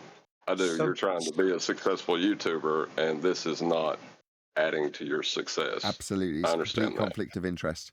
So on the one hand, well, what was that guy's name earlier? Johnny B. Right? As I scroll through my YouTube member comments, right, as people have been listening to this, when do they pipe up? Well, they piped up when there's a conflict, when there's miscommunication and cross wires. They're all like, oh no, Johnny's going to pipe up again. All of the reactions like we got in colour commentary from Eli and such like were the same reactions I was getting from the members chat. Yeah? But before that, there was no comments. You see where I'm going with this? So it's a conflict they like of the interest. drama.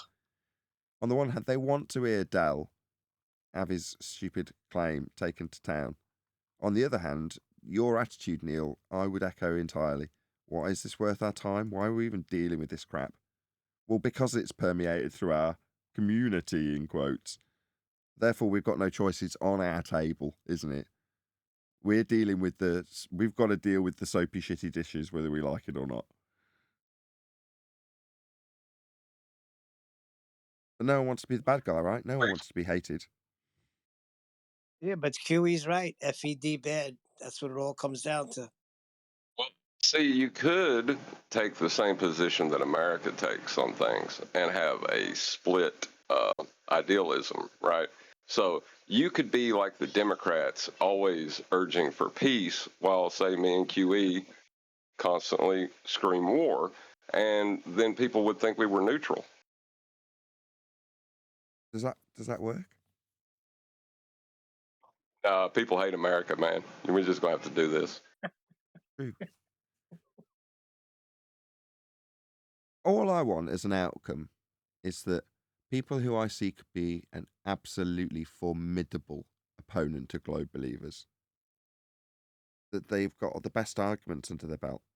So, in terms of, I always will come back to Jaron. He's always going to be the focus of this.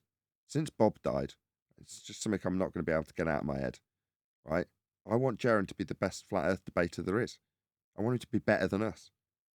He's more popular than us. He can reach more people than us. Therefore, he should be better than us.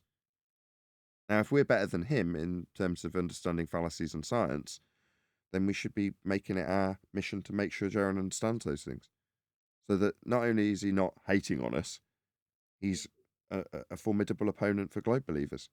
So when someone like Toon is in front of him, someone like Toon wouldn't be in front of Jaron if he was that person. That's the facts of the matter. Would he?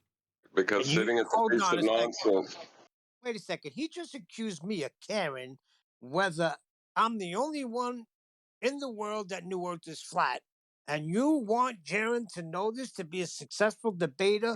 For what, Nathan? No, it's how you So he can reach more misconstrued. people? No, Neil, that example was for you and you alone. Well, but see, the thing is, when you're directed by searches into this topic and you find anti-flat earthers, they're arguing with positions that are put forth like ether or, stuff that's easy to destroy. The feast of nonsense that these flat earthers are eating from is only helping the other side. Exactly. But it gets you an audience. Yeah, that's why I say if Jaron was a formidable opponent, people like Toon wouldn't entertain being in front of him because they know how badly they'd lose.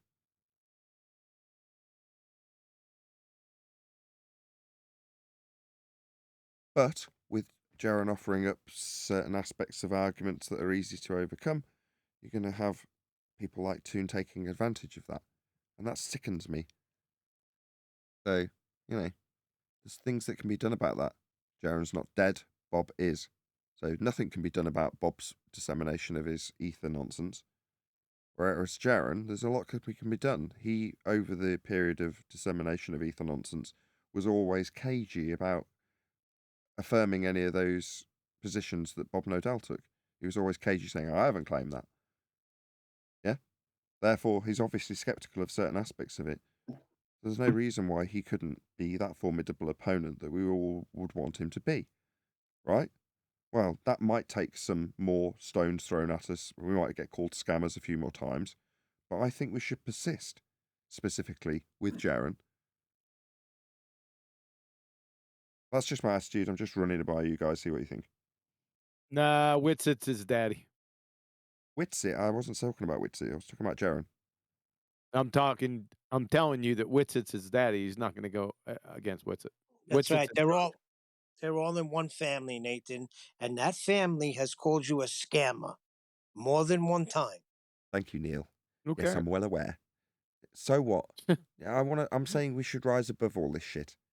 Right? For the greater good, if you want to achieve the burning of the Feast of Nonsense, well then you need somebody who can disseminate it to more people quicker than we can. I wish I was in a position... I am going to rise above them and then take a giant steaming shit right on them. Exactly. Okay. Yeah, that's one. Don't you want to take them with you though, QE? Right. Is anybody else here picking up what I'm putting down? Audience to reach. Just want to check. Yeah, I'm with you. My wolf pups are hungry.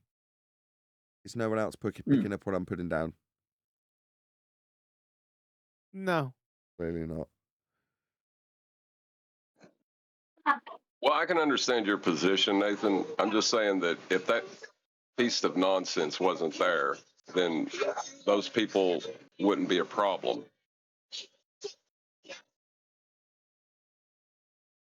Yeah, I'm not seeing that position. In fact, that's sort of a fucking Jane Fonda position.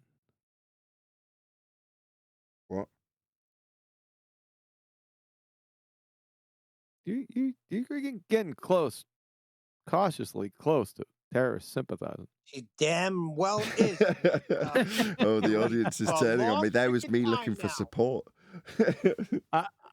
I knew Neil would climb right on it. They're a Yeah, sympathizer. well, Nathan's got a conflict. I can see his conflict.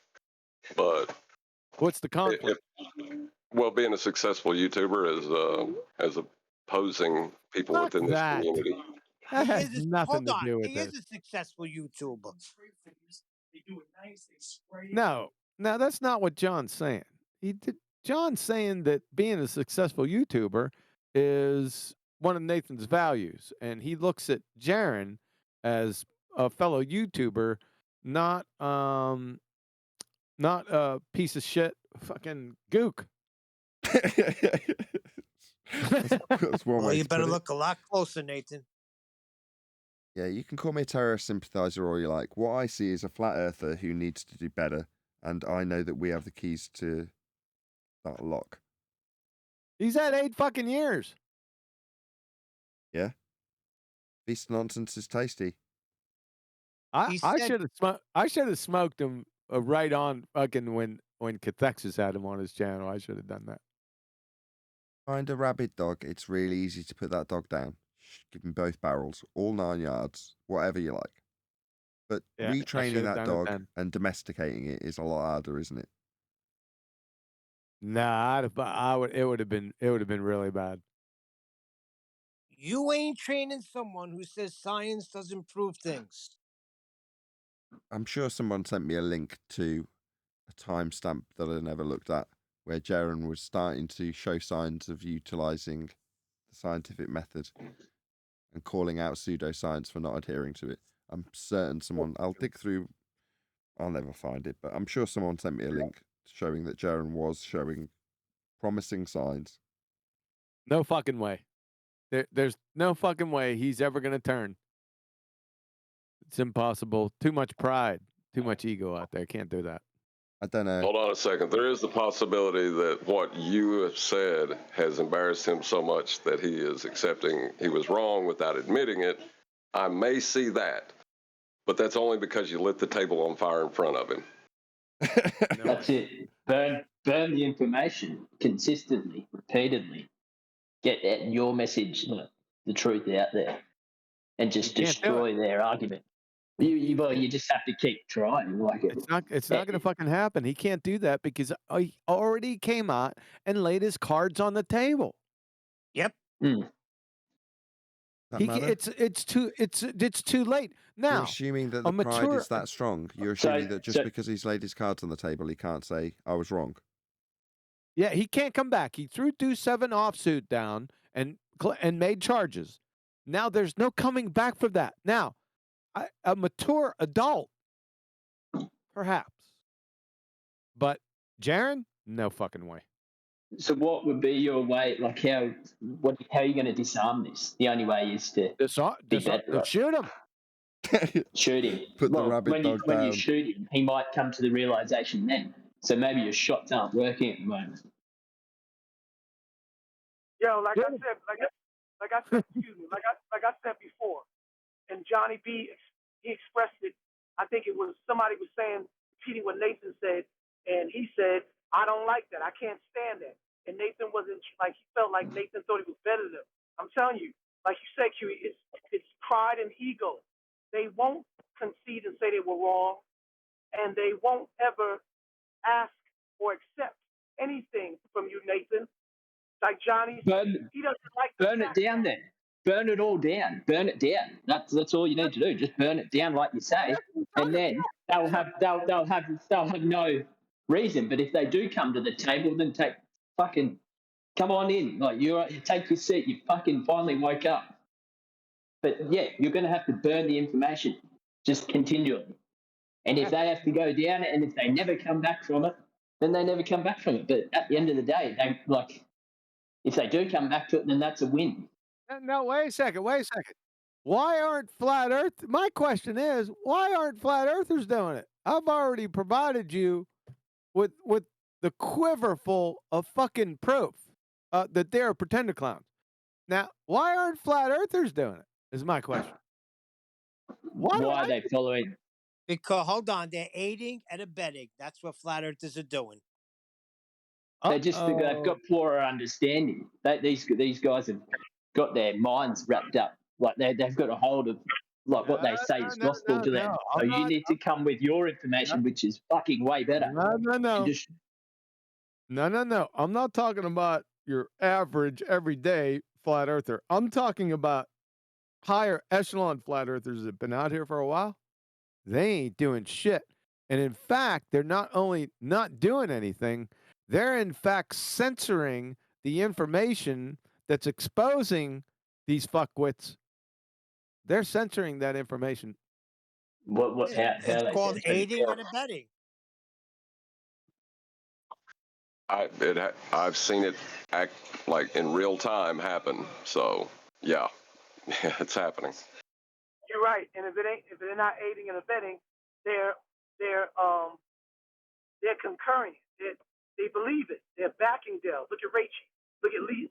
A lot of them, they're backing it up. They're not concurrent. They're complicit. After the fact. Your Honor. All right, I'm going to round up my members only live stream. So with that, I'm going to say huge, massive, enormous thank you to QE's Ballbusters panel for making my, what are you going to call it, QE live stream after show possible. And of course, a massive thank you to all of you in Nathan Oakley 1980 members only live stream for chatting away, hopefully sharing the show, all that good stuff. I've been Nathan Oakley. I'll see you when this computer's fixed.